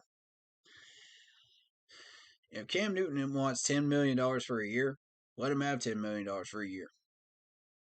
Because PJ's struggling, and I don't see a better option out there. Can you find one? Because I can't. If Cam was willing to be a backup at that period of time, by all means, 10 mil, shell it out that day before the season starts. I'm 100% down. Hurt shoulder or no. You know what I mean? Poor decision making or no. I'm down. And I mean, I love Cam Newton as a person. I do. The only reason I supported letting him go the first time is because of the concussion messing with his decision making. And at the time, we had a better backup than Cam. The agents that could start, for us. Teddy was one. I thought Teddy was going to be better than he was. He was not. Now the management is experimenting with Sam because we could not get Stafford. I wanted Stafford. Stafford would have been good. I feel like it would have been better than Teddy Bridgewater. Would have been nice. But we're in a position now where Sam Darnold is our experiment. And clearly it's not working out as planned. So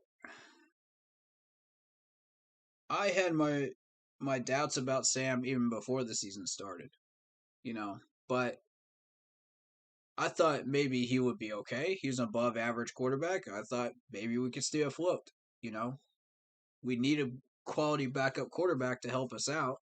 And if PJ was actually playing well enough, this was the mindset before training camp started. I thought PJ was going to be okay. We would have a solid 1-2 quarterback situation here. And if we need to sign somebody, not Matt Barkley, of all people, then we'd be okay.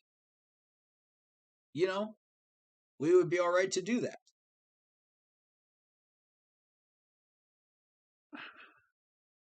But once I saw PJ in training camp and preseason, I said, okay, well, we need to re-sign somebody that is going to be a solid number 2, and it ain't PJ. PJ ain't going to be the number 2.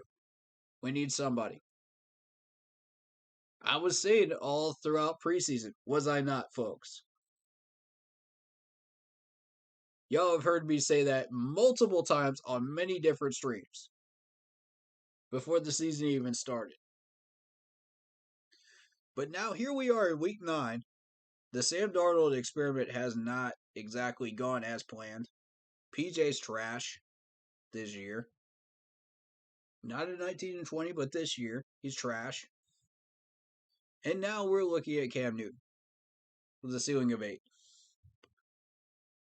So, and we're fooling around with people like Matt Barkley.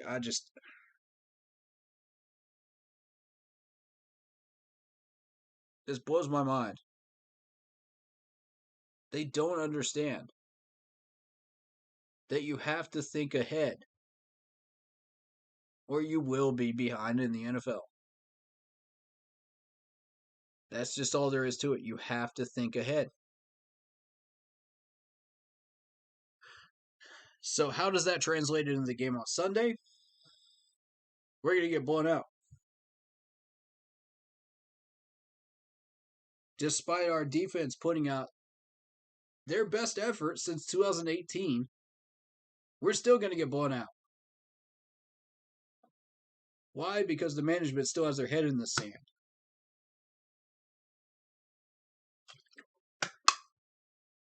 Now all of a sudden we care.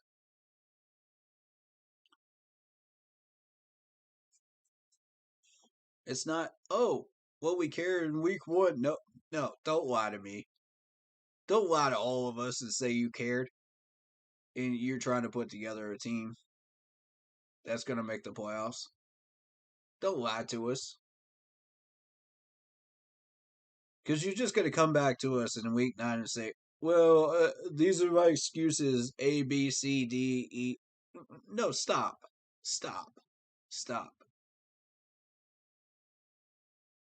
I want you to tell us from day 1 what your goals are before that season starts. And if it's not, I want a 53-man roster that can make the playoffs consistently every year. Then you're not the right coach. Point blank. Because Panthers fans are done with this. We're done with it. We have put up with 7 years of this. Okay? Since the Super Bowl, we have put up with 7 years of this. We're done. We're getting fed up.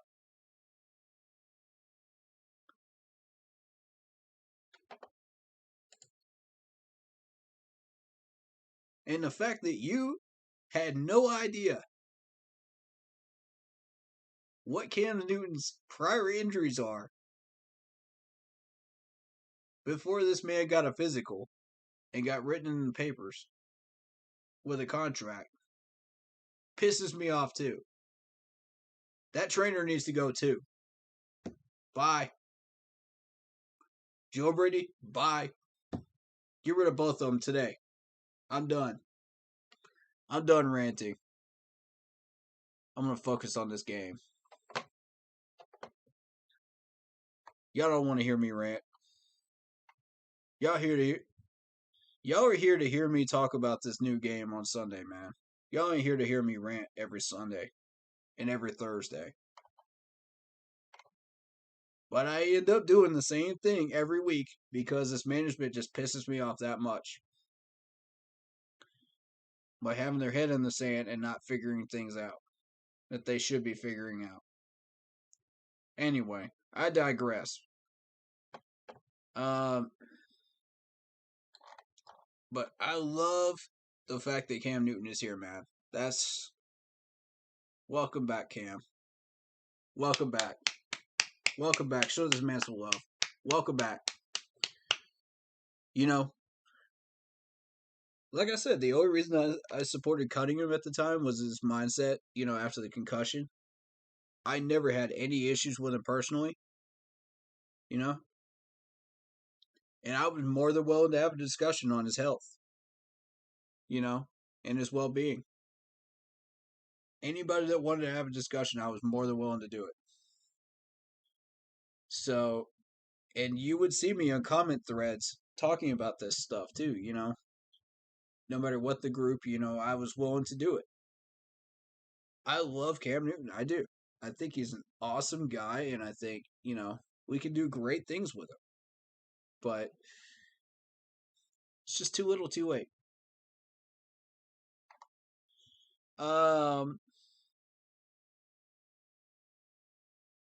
So again, these are interesting situations here. We got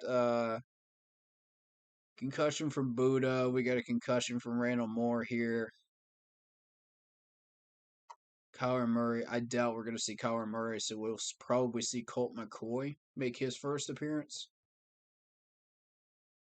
I'd be curious to see how his skills translate to the NFL. I was curious about that when I saw him on the draft board, too.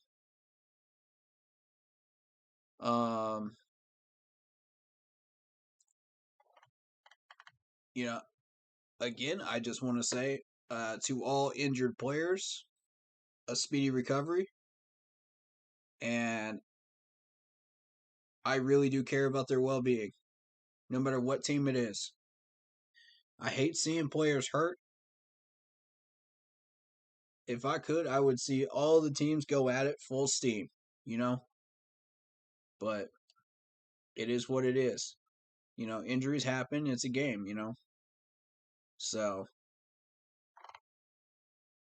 that's an extensive list right there. My goodness. Wow. I think DeAndre Hopkins can play through a hamstring for sure. He'll probably be in for a few plays, but, he'll be in for a few weird packages and stuff. He'll be more of a distraction than he will an actual target. If he does play.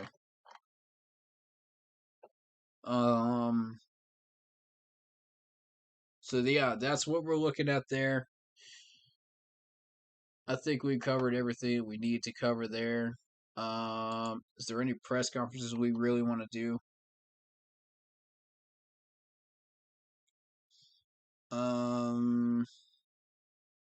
Yeah, let's check out Shaq. Shaq and his opinions about the strengths of Arizona's offense would be a great thing to listen to. What was your reaction to hearing Panthers' great returns again? What was your reaction? I was surprised. Well, I was surprised too. I got a game to get ready for. We got a game to get ready for. We got something to focus on.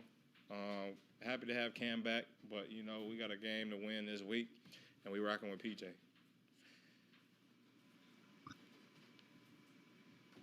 Shaq, how would you describe your personal relationship with Cam Newton, having played with him for so long? You gotta ask Cam. I feel like me and Cam cool. You know what I mean? I text him every blue moon, checking him on his family, his kids. You know what I mean? That's the most important thing, is making sure he's right, his mental's right, and his kids are right. Good. And he'll Good. text back asking the same thing. So we got a good relationship.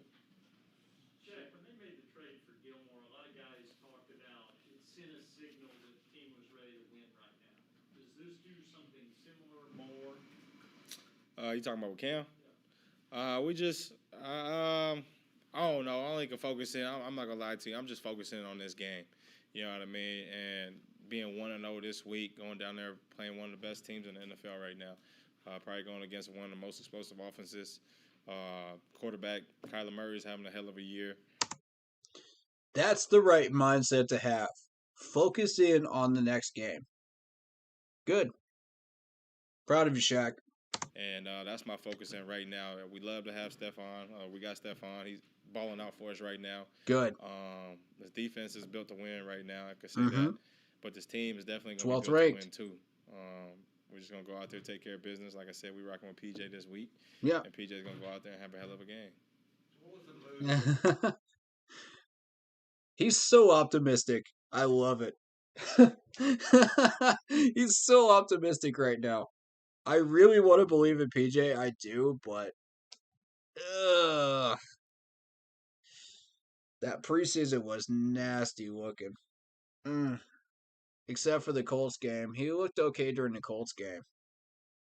But the first game and the third game, ugh. Oh, man. I hope he does what you think he's going to do, Shaq. I really, really do. I hope he proves us all wrong. I really do hope so. I want him to. But don't. We can't let the outside noise stop us from what our main focus is. And our main focus right now is going 1-0 versus Arizona. Okay. What about Kyler Murray? Let's talk about that for a second with Arizona. Thank you. In terms of Kyler Murray, I think they activated A.J. Green again today, and so he's going to be able to play. What is the hardest thing about him? Is it his passing or is it his running? It's just Kyler Murray. I mean, you playing against him, you watch him. I mean, what can he do? You know what I mean? He could run. He could throw the ball. You just got to keep him in the pocket. I mean, I think he's better when he's outside the pocket. You know what I mean? His wide receivers learn how to get open. They run their routes and they, you know what I mean, just find a way to get open. He could throw the ball on his back feet, going 20 yards back and launch it 50. So, yeah, I mean, it's a whole thing you just got to watch out for Kyler. You know what I mean? You just got to go out there and just attack him how Green Bay did. Let's take a look at how Green Bay attacked him. I'd like to do that. Because that's going to tell us what we need to be doing.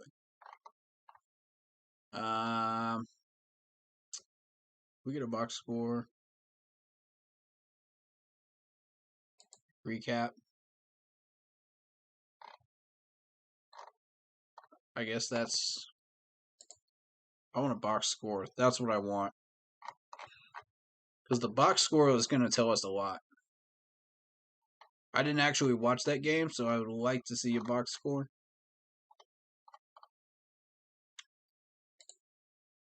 $60-6. Okay. That's a video series. Got it.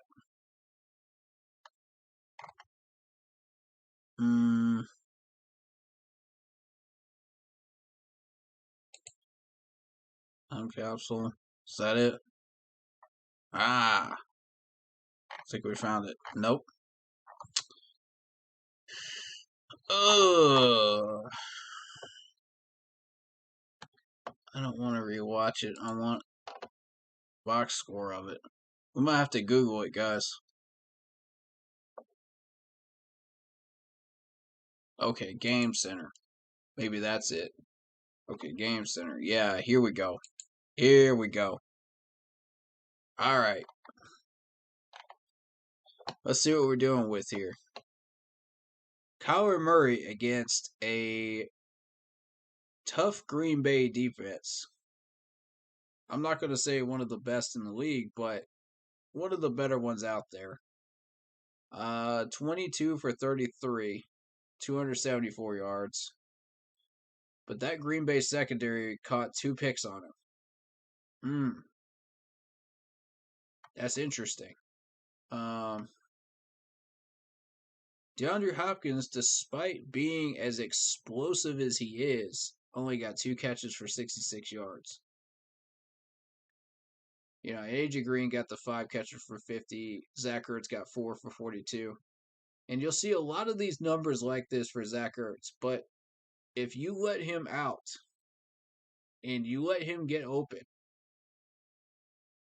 he can be every bit as explosive as AJ Green and DeAndre Hopkins right now. Every bit. He's nasty, man. Top 3 tight end right here. I'm telling you. Murray has that ability to get out of the pocket and keep these plays alive and launch it downfield. And for somebody like Nuke Hopkins, that's a great fit, you know? Because Nuke Hopkins is more of a deep pass threat than he is a short or medium. So you want DeAndre Hopkins open deep. You know, you want him open in those medium range situations. And he'll find a way to do it. He's that skilled. But when you're facing like skilled defensive corners, you know, like the Packers have, it can be tough. It can be real tough. So, yeah, in college, he made it look easy. Because in college, DeAndre Hopkins was already showing in Clemson in his 2 years before he got drafted that he was ready for that leap for the NFL. He was already ready. And credit to Dabo's staff, man. They really know how to churn out great wide receivers, you know, and NFL-ready wide receivers. You know, whether they succeed long-term or not in the NFL. But short-term, oh yeah, they're going to succeed short-term. You can guarantee the first 3 or 4 years they're going to succeed. I mean, look at Hunter Renfrow in Las Vegas right now. He is just churning out fantasy points for me right now. And I love it. This dude is saving my fantasy season right now. So, when you got older Clemson wide receivers like Nuke Hopkins, and for those that aren't aware, we spell it like N-U-K, you know. It's Nuke Hopkins. So if you hear me refer to him as Nuke, that's why. You know, the dude's a beast. Dude's an absolute beast. He's one of the top third of wide receivers out there that you're going to find. I'd rank him in the top 20 or 30. But with a quarterback like Murray, he is extra dangerous. That can throw it downfield on his back foot and stuff like that, you know.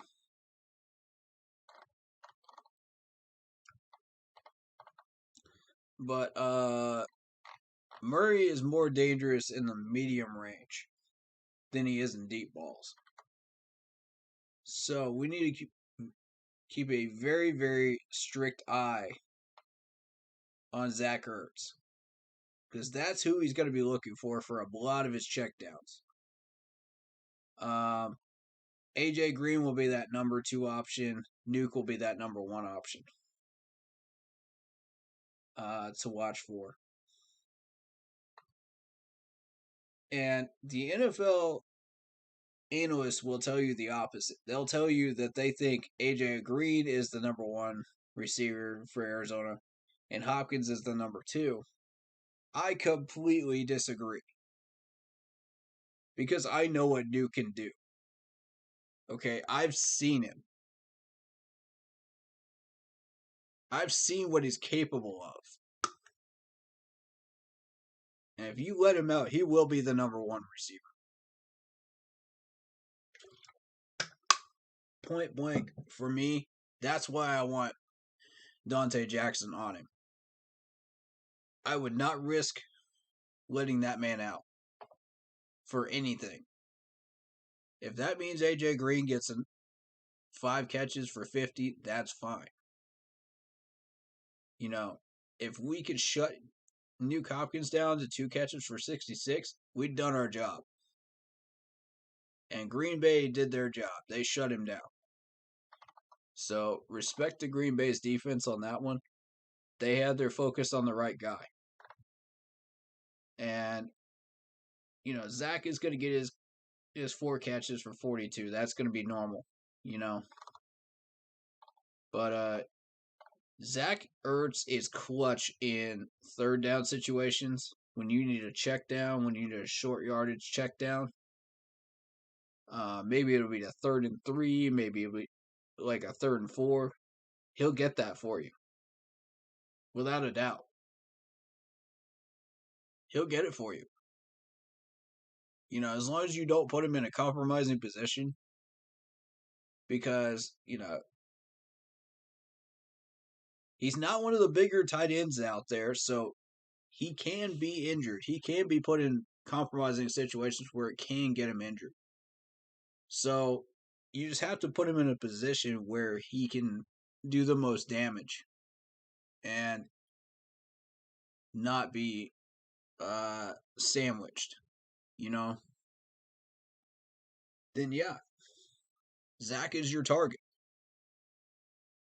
But I feel like Shaq will have his hands full right there with Zach Ertz. I really, really do. Shaq's going to be everywhere on Sunday. We're going to have him everywhere. We're going to have him on run stopping. We're going to have him on Zach Ertz. We're going to have him on whoever needs help, really. Because I got a feeling if we just put Dante Jackson on Nuke, it's not going to be enough. I just have that feeling.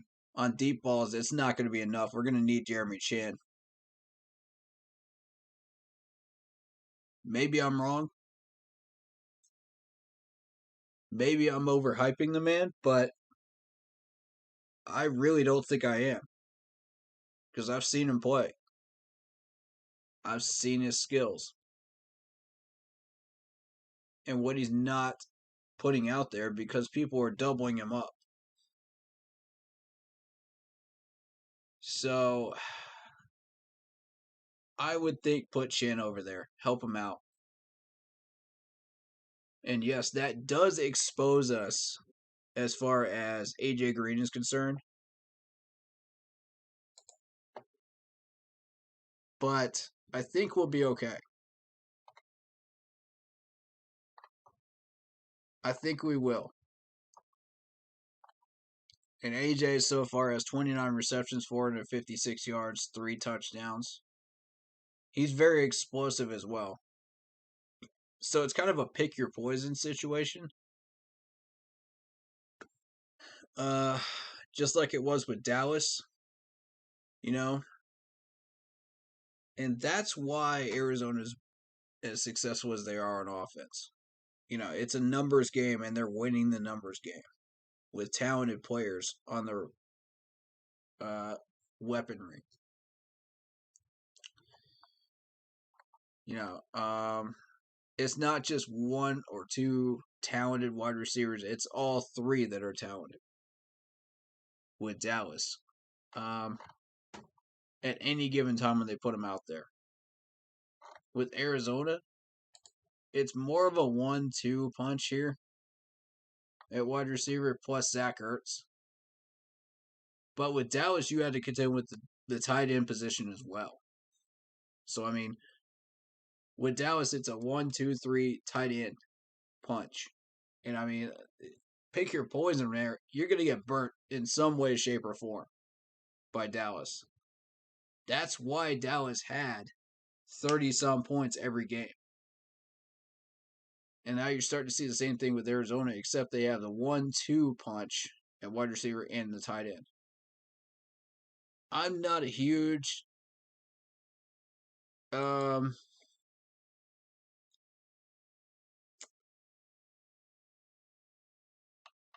you know, I don't know if Christian Kirk is really that as dangerous as the rest of them. We'll see. We'll see. 40 receptions, 545 yards, and 4 touchdowns. I think that answers that question. Yeah. Yeah, he is as dangerous as the rest of them. He put up 104 against the Jags, 75 against the Browns. Okay. 91 against the 49ers. Ooh. That's not good.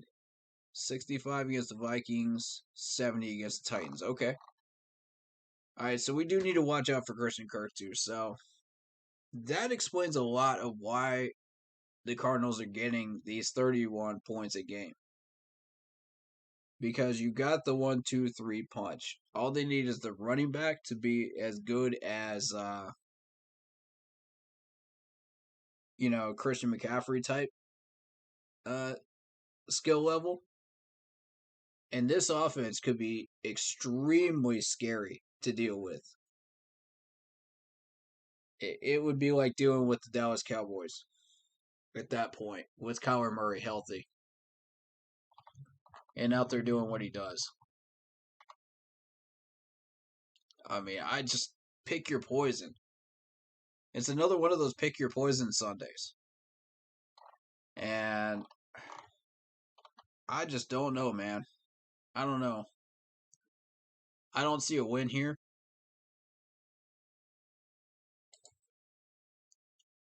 And this management from Arizona has just put together such an excellent team.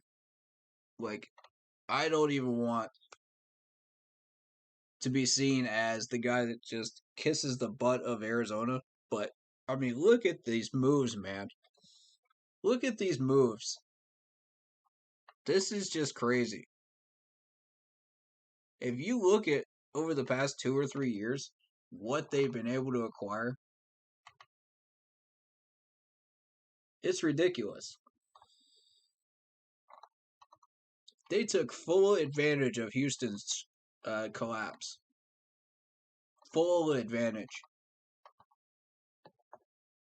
That is how a team that is struggling puts together a roster very quickly within 2 to 3 years. That can go 7-1. If you know what you're doing, you can come up with a 53-man roster that is going to be scary after 3 years. And Arizona is good at it. Their management changed.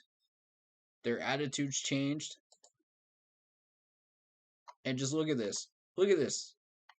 This is what you get when you take your time to develop a team. Management, I hope you're watching this because this is how it's done. This is what an offense that is truly capable of butchering some teams looks like right here. Need I say more?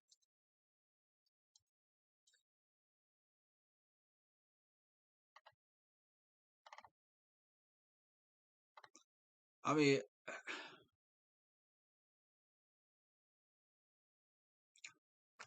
and then the defense.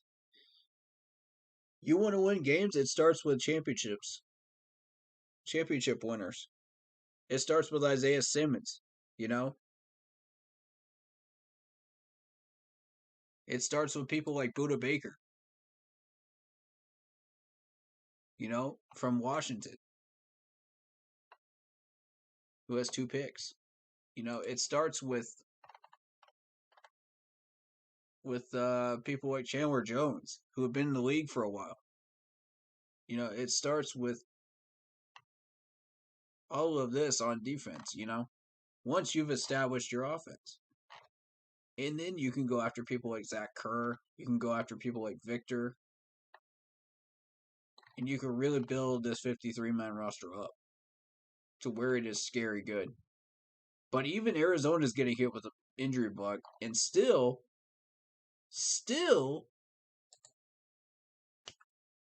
look at the record.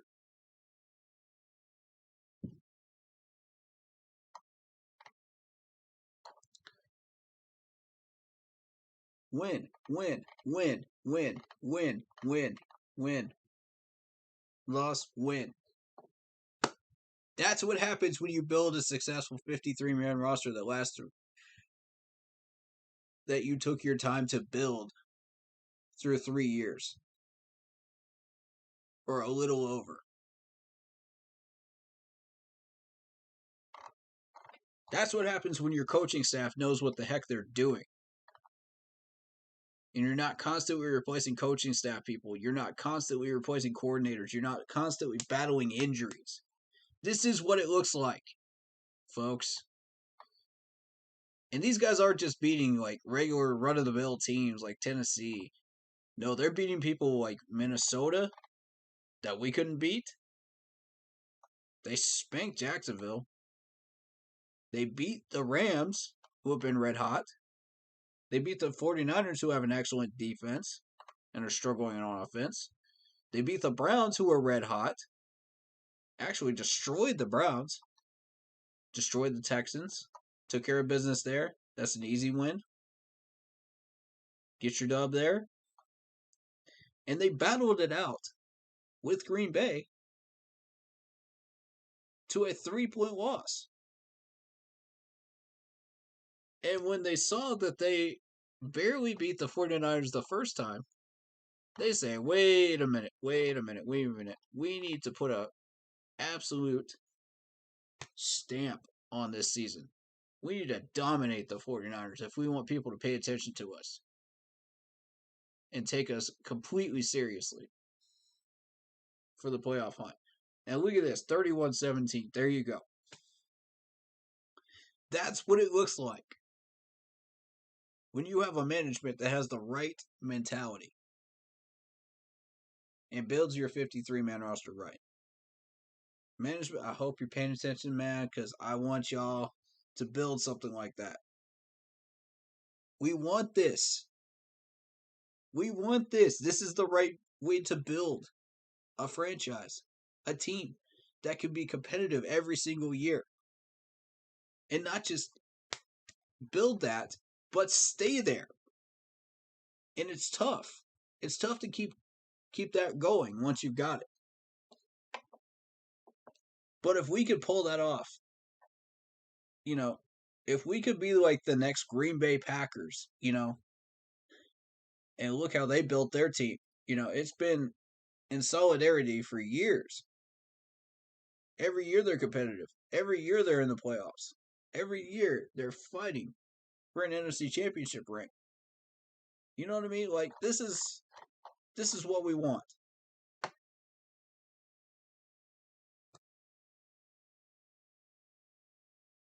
And if we can't get there, what are we doing? We need to change our mindset, right? Point blank. This team represents exactly what we want that we're about to face this Sunday. Point blank, it represents what we want. What we are trying to build.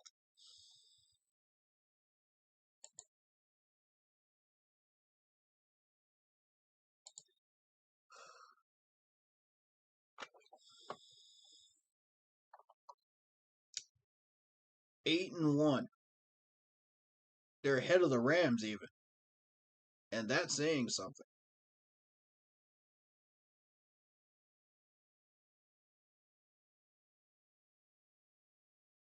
I just want to point something out, though. The 49ers points against is 202. When you go and look around at the rest of the league, what's the points difference?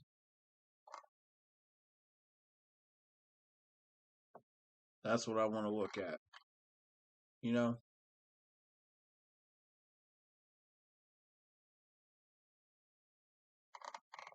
That 49ers defense looks real tough.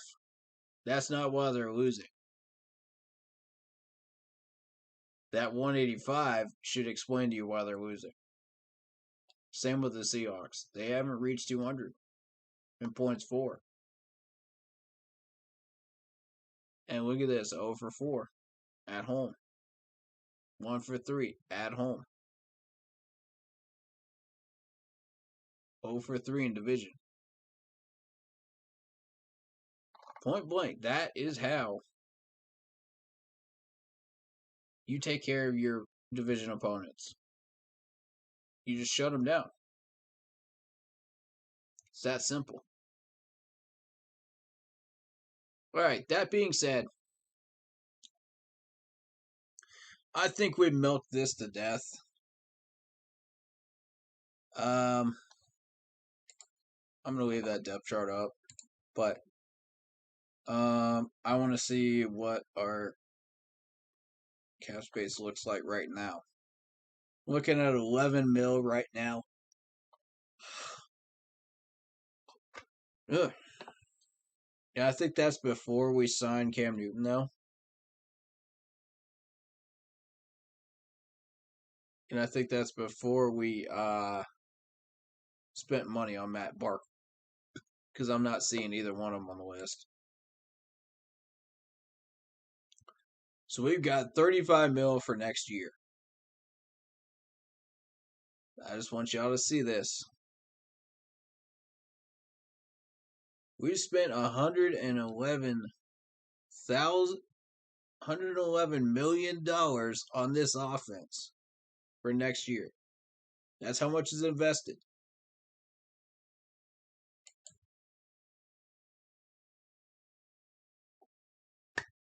That's a lot.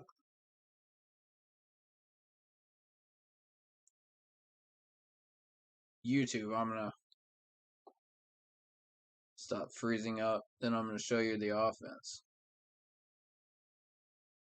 for this year. Give it a second. All right. So, we have invested this year $57 million. Might as well call it 57.5 this year into the offense. We've invested $64.1 million into the defense and $3.1 million into the special teams. This is before the Cam Newton signing. Correct? All right, so make that $67 million. 67.5. That's how much we've invested this year. Big difference between 21 and 22. 22, we got $111 million. 111.2, might as well call it that. In offense. Defensively, 64.5. Rounded up. Special teams, $1.7 million in special teams. That's what we're rolling with right now for the next 2 years. We're not even talking about 23, 24, and 25. We're just talking about 21 and 22. That's what we're doing with.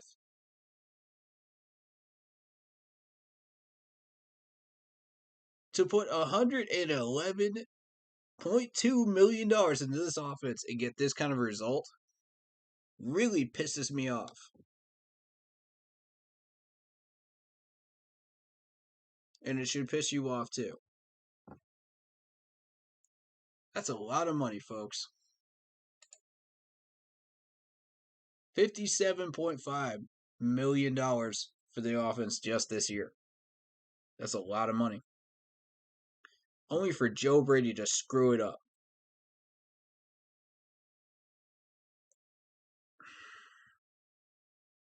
I don't understand it.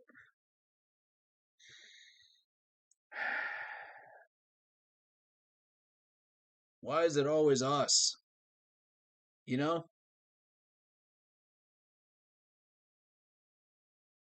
I just don't get it. I don't.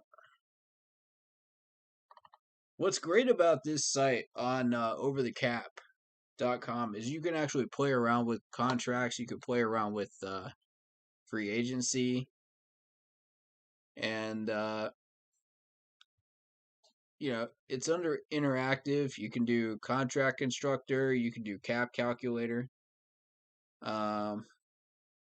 But this site shows you a lot of great stuff. It's like contracts table, cash flows, transactions table, contract triggers. fifth-year projections, free agencies, grades, tenders, stuff like that. And then there's the draft section. As you can see, the compensatory formula, the trade value chart, rookie class, evaluation. There's a lot of great stuff here, man. I like this. There's a lot of history here, too. Snap counts, I like that. Ooh, yes. Please, can I see some snap counts? Remember how I was saying I wanted to see that? Carolina.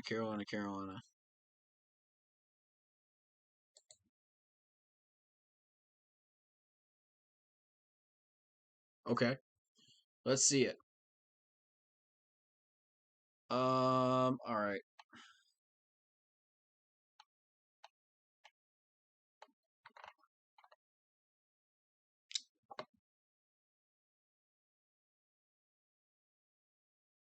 Derek Brown has not. Deontay Brown has not been played. Shi Smith has 8.3% of snap counts. Assuming these are correct. Chuba Hubbard has been used 44.5% of snap counts. I just thought you guys would find that interesting. 44.5. All right, moving on. Brady Christensen, 22.2.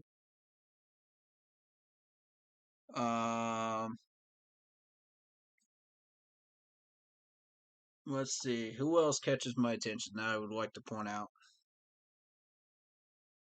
Sam Tacklenberg, 9.1%. And he put up that result last week. Let's see.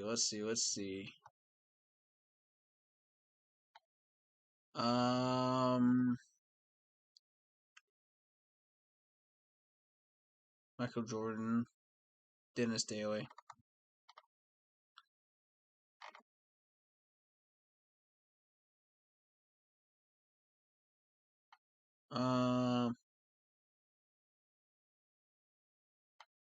That's what I wanted to look at was these guys.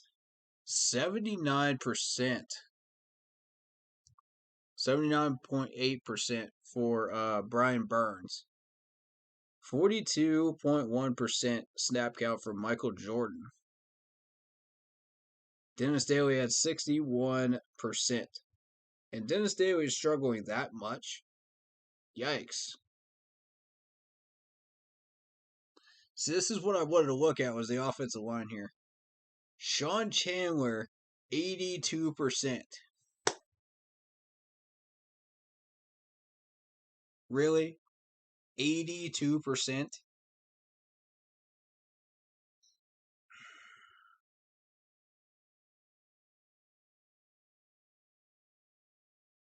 Why?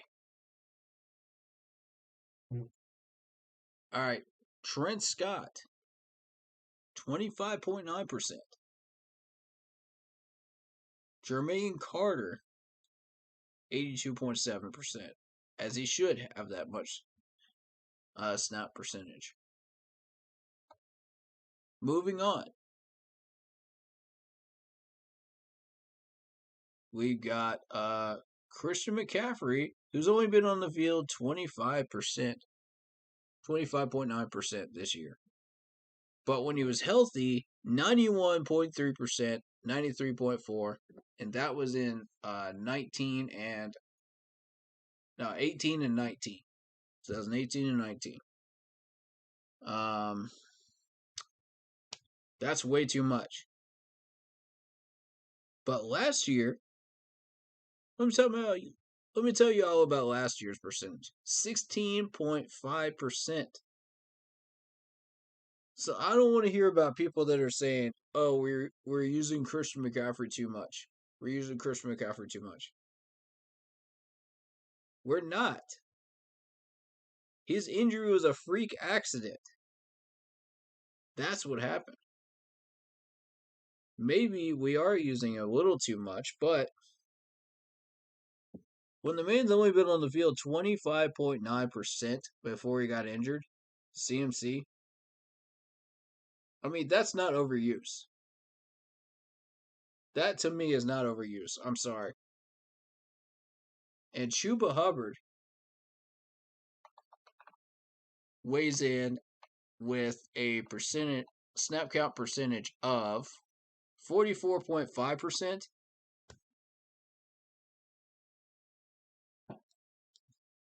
But tell me how we're overusing CMC. Okay. Moving on. These are real numbers, folks. This isn't fantasy numbers. This is real. This is real stuff. Okay, Robbie Anderson, 81.6% on the field this year. And he's still putting up that result. Ugh. I don't know, man. I don't know.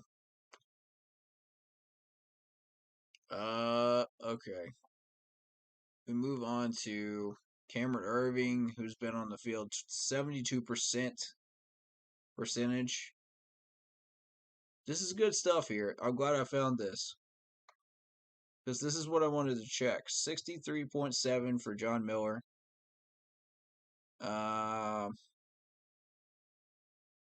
We actually had Morgan Fox out there for 52.5%. So they're actually splitting Morgan Fox 52 to 48 as far as snap counts with Gross Matos. I like this. I like this. That's good.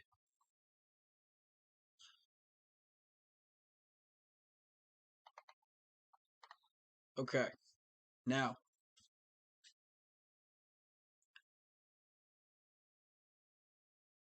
Dennis Daly with the 61%. That's the one that bothers me right there.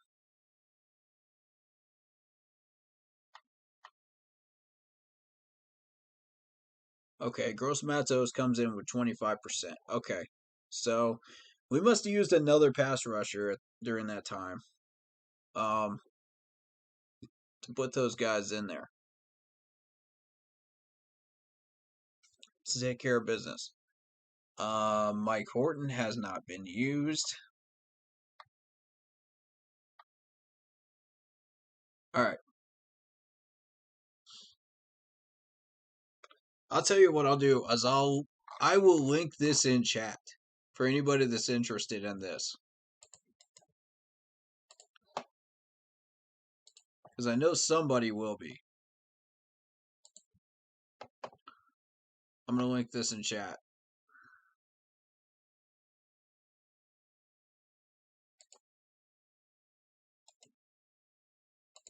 There you go. For anybody that wants snap counts, there you go.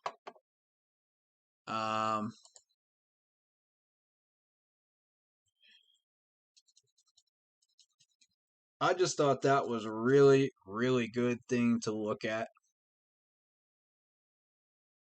Because I was curious too. You know, I was curious like a lot of you. I wanted to know what we were doing with on that.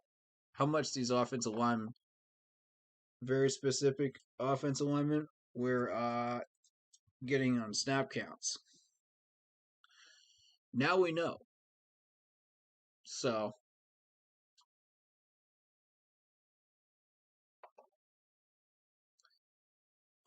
and once again, I'm going to double down on Cam Turner, the quarterback's coach. I want him as an offensive coordinator. Great history. If you want to read about him, I'm going to put that in chat as well. For you guys to check out.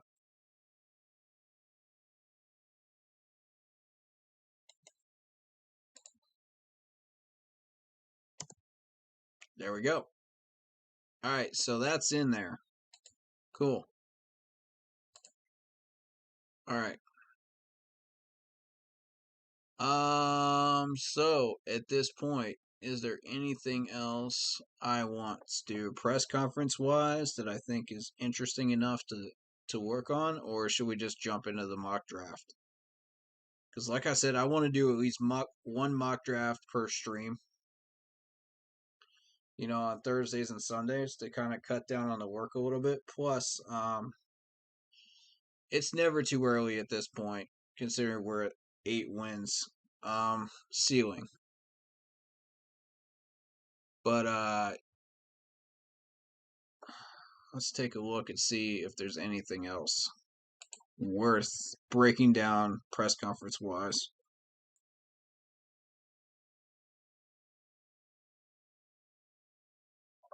What's up, Twarma? How you doing? Welcome to the stream.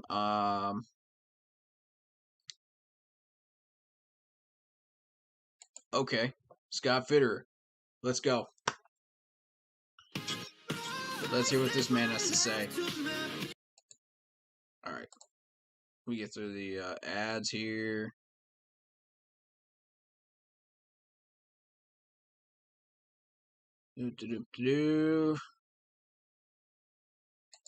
And then we'll hear what he has to say. Just for your information, Cam has signed. He passed the physical, and he signed, and he is meeting with Coach Rule right now. So everything's a go, and we're excited to have him here. You guys have any questions? From your perspective, why did you think this was the right move to make it this time? This is really just a football decision that helped maximize this team. We look at it. Here we are with the number 2 defense in the NFL in certain categories. Good special. Number 2 defense in certain categories? Number 2 defense in certain categories. And this offense is wasting it. God almighty.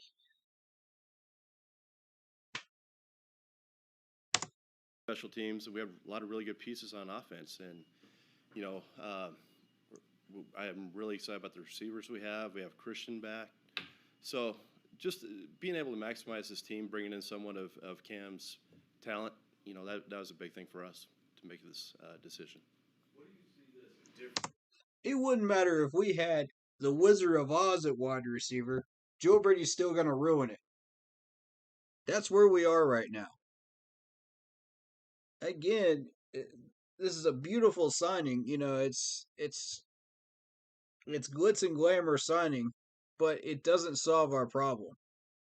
It doesn't solve the root of the problem, which is Joe Brady. And this management just refuses to get rid of him. I don't understand it.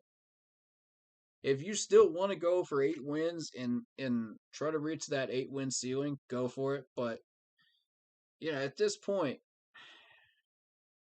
I think it's in trying to keep as many of these defensive players as we can. They got us to this point. But I don't see us going any further than a wild card round with Cam in. And that's saying something, Cam bumps it up a little bit, as far as where we can get to. But we're not getting past the divisional round. You're dealing with teams like Arizona, Dallas, Green Bay, Tampa Bay. There's no way you're getting past that. Even with Cam Newton, you're still not getting past that. With this garbage playbook that we're using. And that's, even if Cam Newton comes up with his own playbook and just completely disregards Joe, which is what should happen anyway, I still see 8 wins because of the quality opponents that we're playing against. And I don't see anything further than a wild card win. That's it.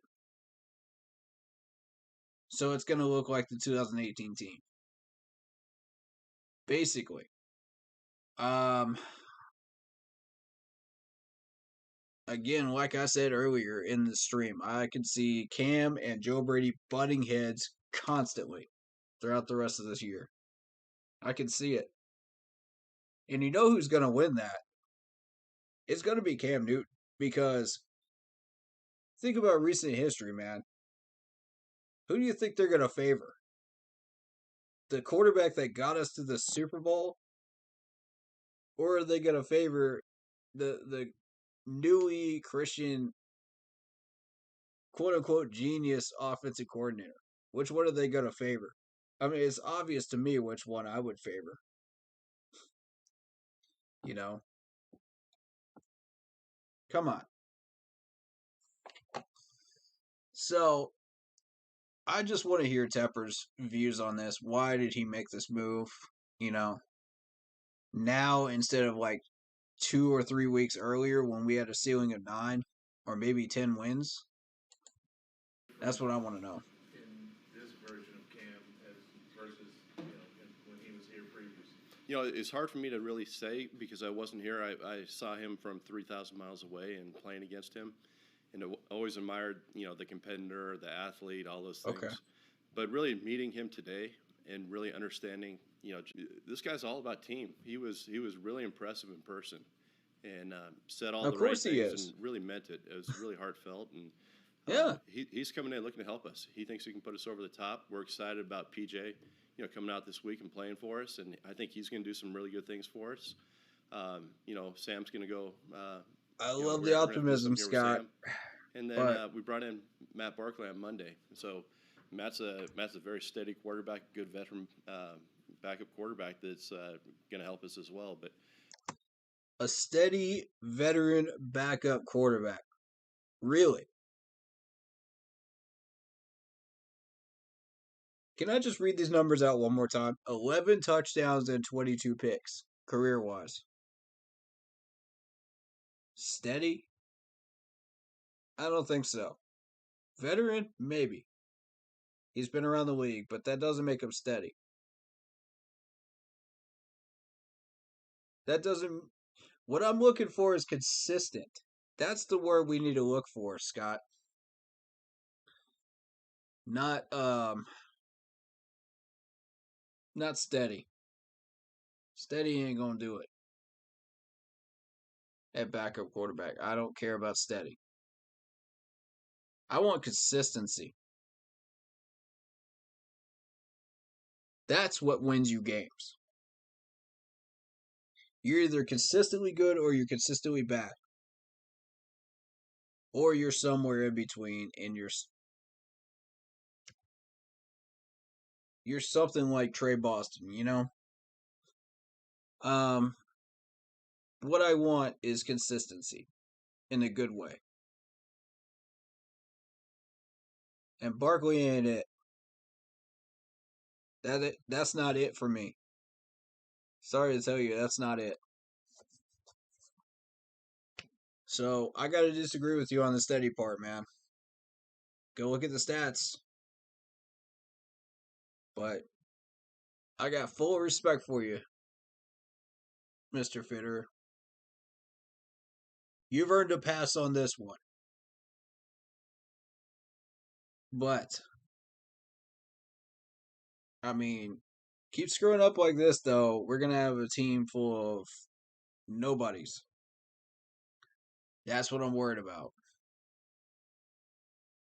And with Matt Rule pulling the strings here, I just hope that is not what we turn into again. But okay, let's hear what else he has to say.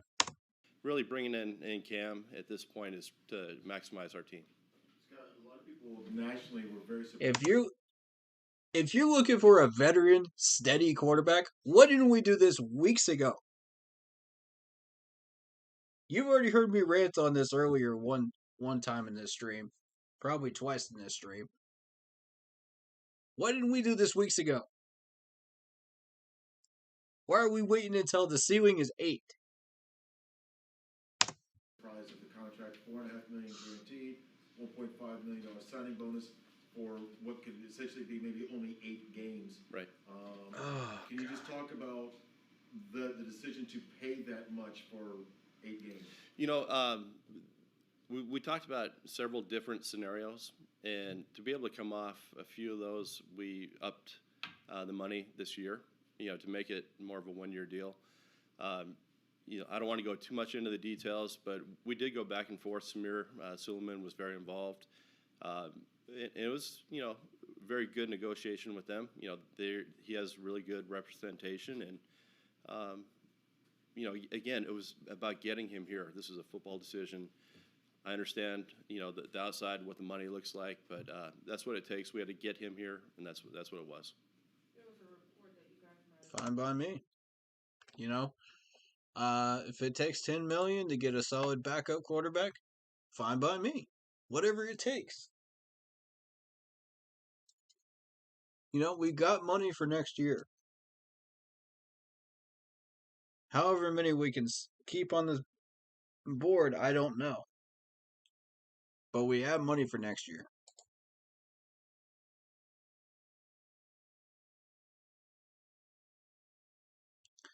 I would love to say we can keep most of these people, but I don't know, man.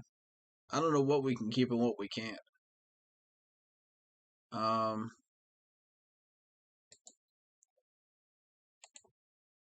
This really is a challenge. Is that true? We talked about several options, but really the 1 year was the one that best fit us as well as Cam at this time. Scott, from the outside, it looks like this is more of an indictment on P.J. Walker as opposed to, and the reason we say this is because it seems like, you know, you're talking like Cam can come in and help us win, as opposed to P.J. can help us win, and this may put you over the top as opposed to P.J. putting you over the top. I think it's more unknown. You know, Cam has done this over, you know, a decade in the NFL. PJ is an exciting young guy, and we're looking forward to see what he can do on Sunday. However, it's just the known with Cam versus the athlete, the upside, the arm, you know, really the leadership that PJ brings. So I think it'll be fun to see how it works out. You know, coach is all about competition. We'll see how this all changes, but, you know, we'll see how it works out. The known versus the unknown. Okay, let's talk about what we know about PJ Walker. If you're just basing this decision of having him as a backup quarterback this year off of 19 and 20, sure. I'm here for it. But if you're basing it off of all 3 years of what you know, you have to factor in this year as well. What you saw during preseason, what you saw in training camp, what you saw out of that one quarter from this year in regular season. You can't just base it off of all 3 years and be like, well, you know, we're excited about what he can bring to the table, this, that, and the other. It's all fluff. It's all fluff is what it is for the media. What I want to know is the truth. Here's the facts. Here's the bare bones facts of PJ Walker. He's overthrowing the moon during preseason, during training camp. He did look a little bit better during the game, during the regular season. You know? So for those that are just like, well, you know, PJ's a legend, he's amazing, you know, that are worshiping him like he's the next thing since sliced bread, you know, I will give you this.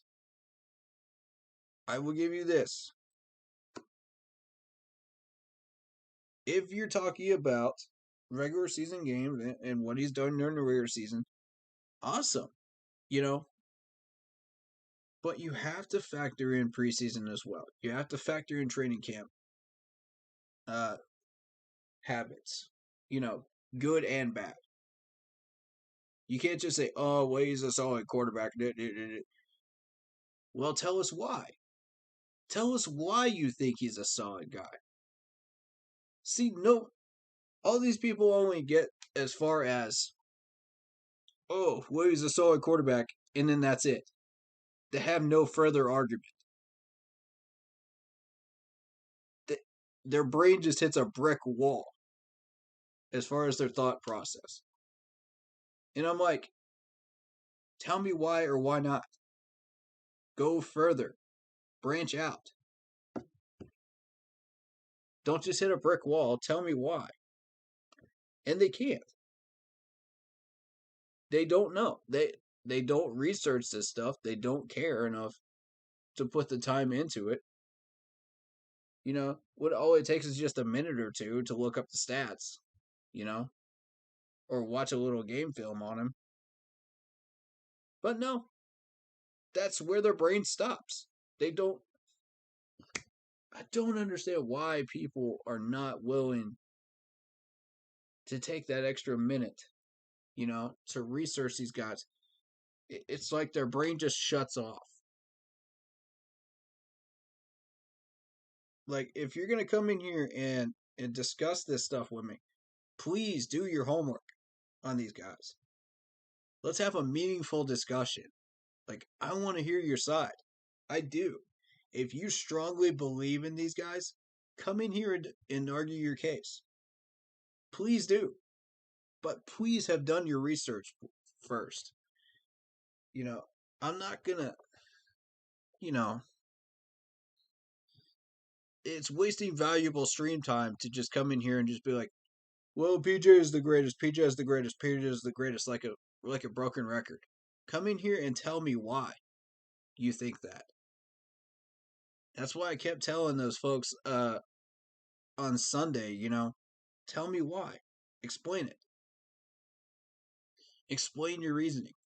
I love y'all for coming in here and wanting to talk about it, but when your brain only goes to a certain point and it doesn't go any further, it's just like, okay, well, we're wasting stream time when I could be focused on something else and talking about another subject that matters. You know what I mean? Just as much as this one. But let's talk about this, though. Okay. All right, Scott. We have heard Continue. from Dave about his desire to win, first of all, find a franchise quarterback, all this. What role did he have in this, and was he pushing this move? Mr. Tepper's, he's a hands-off owner. He lets us make the football decisions. When I say us, Matt Rule, myself, and our team. Yeah. But we go through him. We talk to him and say, okay, this is where it's at. He'll challenge us if he doesn't think it's right, if the process isn't right, or he'll challenge us to make sure that we're, you know, all on the same page, and this is really what we want to do. But really, when it comes down to it, he lets us make the decisions, and once we do that, he supports us. Come on, man. He's already said in a previous interview about 2 or 3 years ago, if you were paying attention, Joe Person, that he said that he's hands off. He doesn't want to be involved. So that was a wasted point. That was a wasted question. Come on. Bring something interesting in here. Who had the first conversation about Cam? Like, who brought his name up? Now that's a question that's relevant. That's a question that's relevant. Thank you. It happened, it was late Tuesday night. We're sitting in my office. It was, you know, Matt, myself, I think maybe Dan Morgan was in there, Pat Stewart, and Los. And we were just talking about options that we had and, like, what's the best thing for us moving forward. And so from there, it went from a conversation to, you know, a phone call and just to gauge interest. And so Tuesday night, we made that call. They were receptive. We talked again Wednesday, talked on and off all through Wednesday. And then last night, we started talking money. We said, okay, if this is going to happen, here's kind of the ballpark that it's going to be. And, you know, we talked about the contract a little bit. It wasn't an easy discussion to have. But we worked through that. And once we got that, you know, fairly right in the ballpark, then we set up a flight for him to come up today. We wanted to meet in person. I thought it was really good, the conversation that we had with Mr. Tepper and Drummond and Cam and his dad. And we sat there and, we had a really heartfelt, sincere discussion. It wasn't really about anything in the past. It was more about what are we going to do now moving forward? And what is Cam's role? How can he help us? What can we do to support him? And I thought it was really productive. Like coming out of this, I felt really good about it. I was really impressed with him as a person sitting there for the first time. So that's how it started and where it ended up today. And then really out of that meeting today, it started coming out this morning. And then, Cam and Mr. Tepper took that picture in front of the house, and then it was out.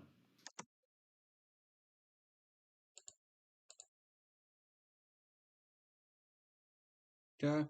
I already know what the process is. That's not what I'm interested in. But let's continue. When you looked at his preseason tape, I mean, Matt talked about watching his preseason tape. You talked about the 3,000-mile view when you were in Seattle. Right. How did this preseason compare to what you knew about him previously? As far as the tape itself? Yeah. I thought he looked pretty good on tape that we watched this year. Obviously, I had a chance last year. He played against us up in Seattle. He had a great game. That was first or second game of the year. And he was such a dynamic, runner. He can make throws short to intermediate. So we liked all those things about him. And then we came back this year. We looked at the tape, and he looked good. I mean, he looks like Cam. He's not Cam from 10 years ago, but he's Cam now, and it's someone that can fit our offense. I know Joe can adapt his scheme to his skill set, and that's what we're going to do. Scott, do you have any concerns? I guess you maybe just answered this, but about his shoulder, and there's some people say that he just hasn't been able to throw the ball as well. You know what? Since The shoulder checked out okay today, and just like when I sat in here 2 weeks ago, we talked about Steph Gilmore. He may. That's what I was interested in. The shoulder. Thank you. Thank you, Scott. That wasn't even a question, and he answered it. Thank you. The shoulder checked out okay. All right.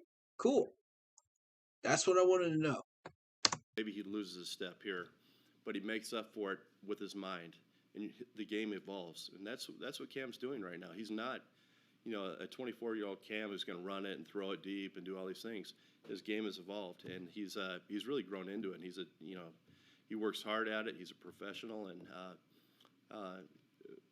Joe's going to get with him and tailor this offense to fit him when he's in there. He's going to do the same thing when PJ's in there. He'll do the same thing when Matt Barkley's in there.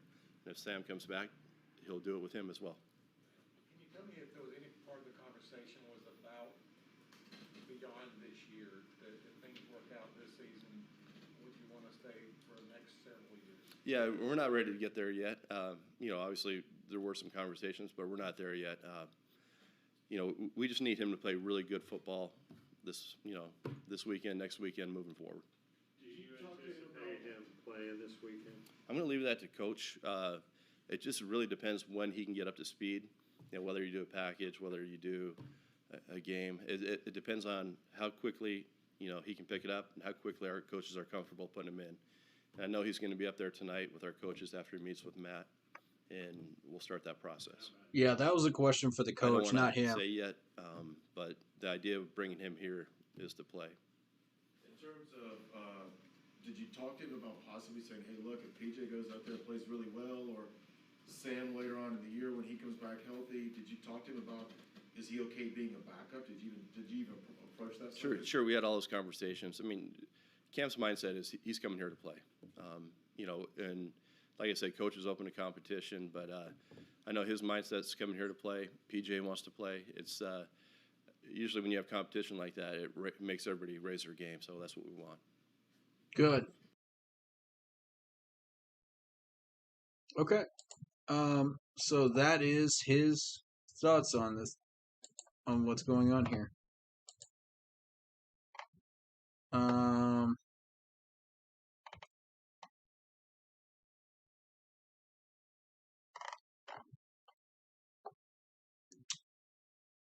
I think at this point, let's move on to the mock draft section of this stream. We'll probably be going until midnight Eastern Standard Time. So, that being said, let's move on.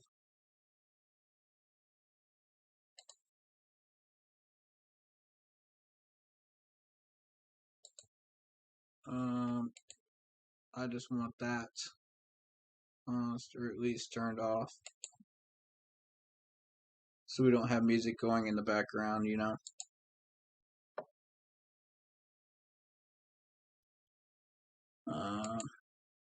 There we go.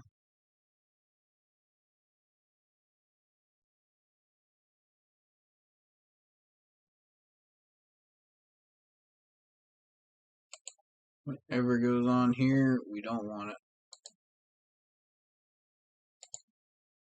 There we go. Alright. Would y'all like some music going on in the background while we do this? Or no? Alright, nah. Nah. Let's just focus. Let's just focus on it. Alright. Alright, mock draft section, let's do it. Y'all ready for this?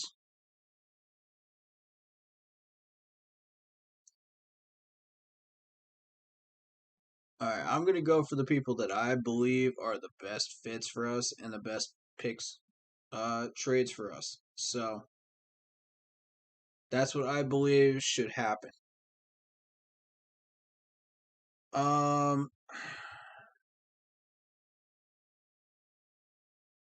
Alright, since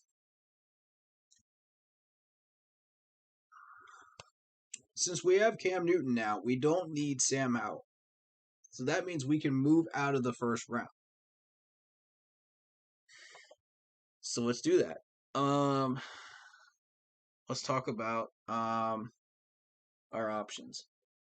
Now, these trade offers are going to have us moving down to about the 30 range, which is fine. We don't need to be starting to pick people up until the 70 range. So what we want to do is we want to keep whatever offers keep getting thrown at us.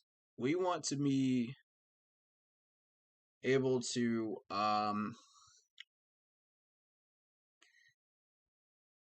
keep negotiating with these trades until we get down to about number 70. That's when we're going to start picking people up. So whatever trade downs we can get before then, let's start moving them. Let's have some conversations with some teams. How about that? Okay, 146. We're going to start with this one. 146.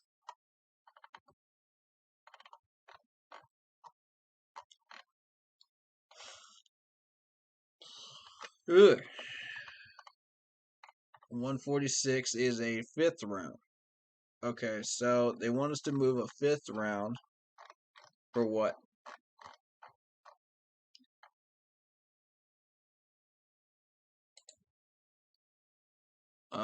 For a 59. So that puts us in the 2nd round. That's 2 second rounders. Okay. I'm about it. That moves us up. And we can negotiate that. We can trade that second round pick in for next year into picks for this year. We could translate that. That works. Let's keep going. Tennessee wants our 251, which is a 6th round pick, I believe. 251. I just want to double check that. 251.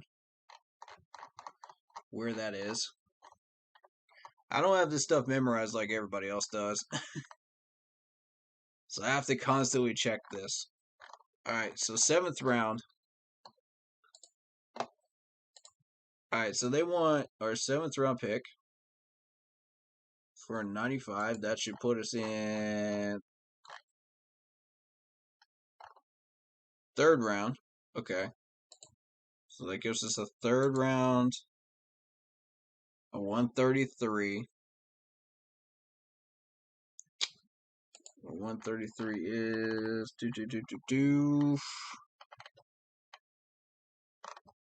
Right. That's a 4th round pick. Okay, so a 3rd and a 4th.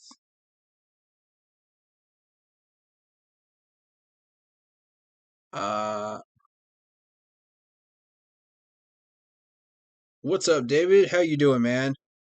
My new YouTube partner is in the chat right now. What is going on, David? Excited to have you here. And also David Screws in the YouTube chat. How you doing, man? Yeah, you can get on live. Absolutely. You can either do so from Zoom chat or on Facebook. Either way, if you're interested in jumping in.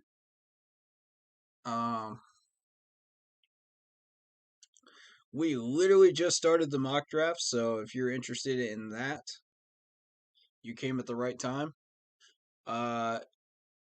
We can talk about Cam Newton. We can talk about anything y'all want to.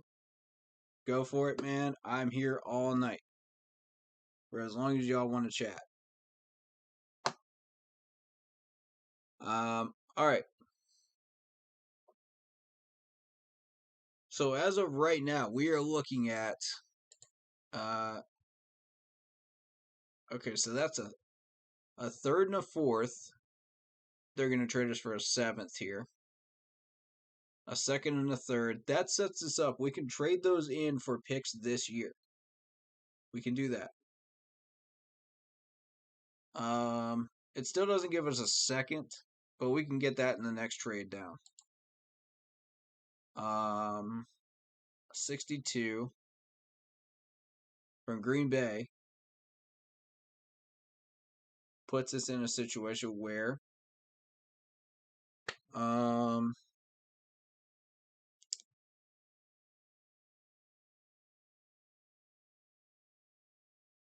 right, 62 gives us a second round, and again we could trade that other second round from next year if they want. We can switch that, transfer that into picks for this year. So for my money right now, since we're not going for Sam Howell, we could trade out of the first round. That's what I want to do. Because most of the tackles and guards and centers that I want are outside of the first round. You know, the first player that I'm looking at is going to show up at projected pick 77. So what I'm going to do is I'm going to trade as many picks down as I can. Get as many pick options as we can get up until we reach pick 70. No lower than 70. Because then we miss our center that we're wanting to get. Which is Mr. Alec Lindstrom from Boston College. That's the guy I'm looking at. Corey McKinney mentioned somebody else earlier. I forget who he mentioned at center, but that's what I'm looking at doing. This is my draft here, so that's what I want to do.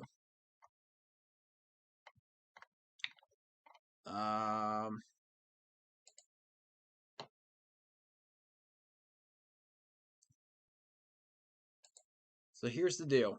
I like this Tennessee offer here. I really like that. That gives us a third and a fourth this year.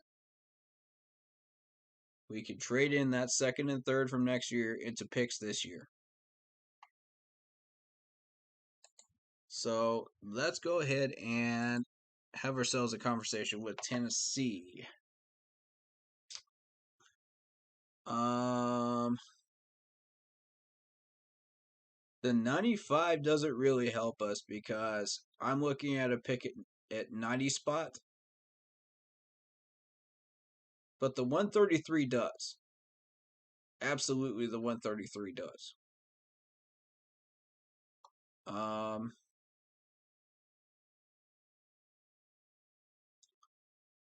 So here's what I want.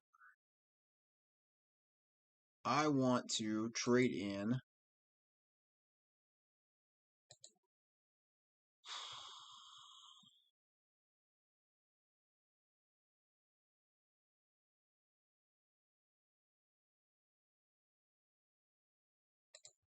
All right, what's up, man?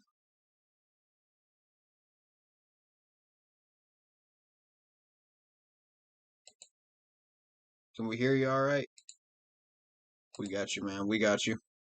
What up, David Screws? How you doing,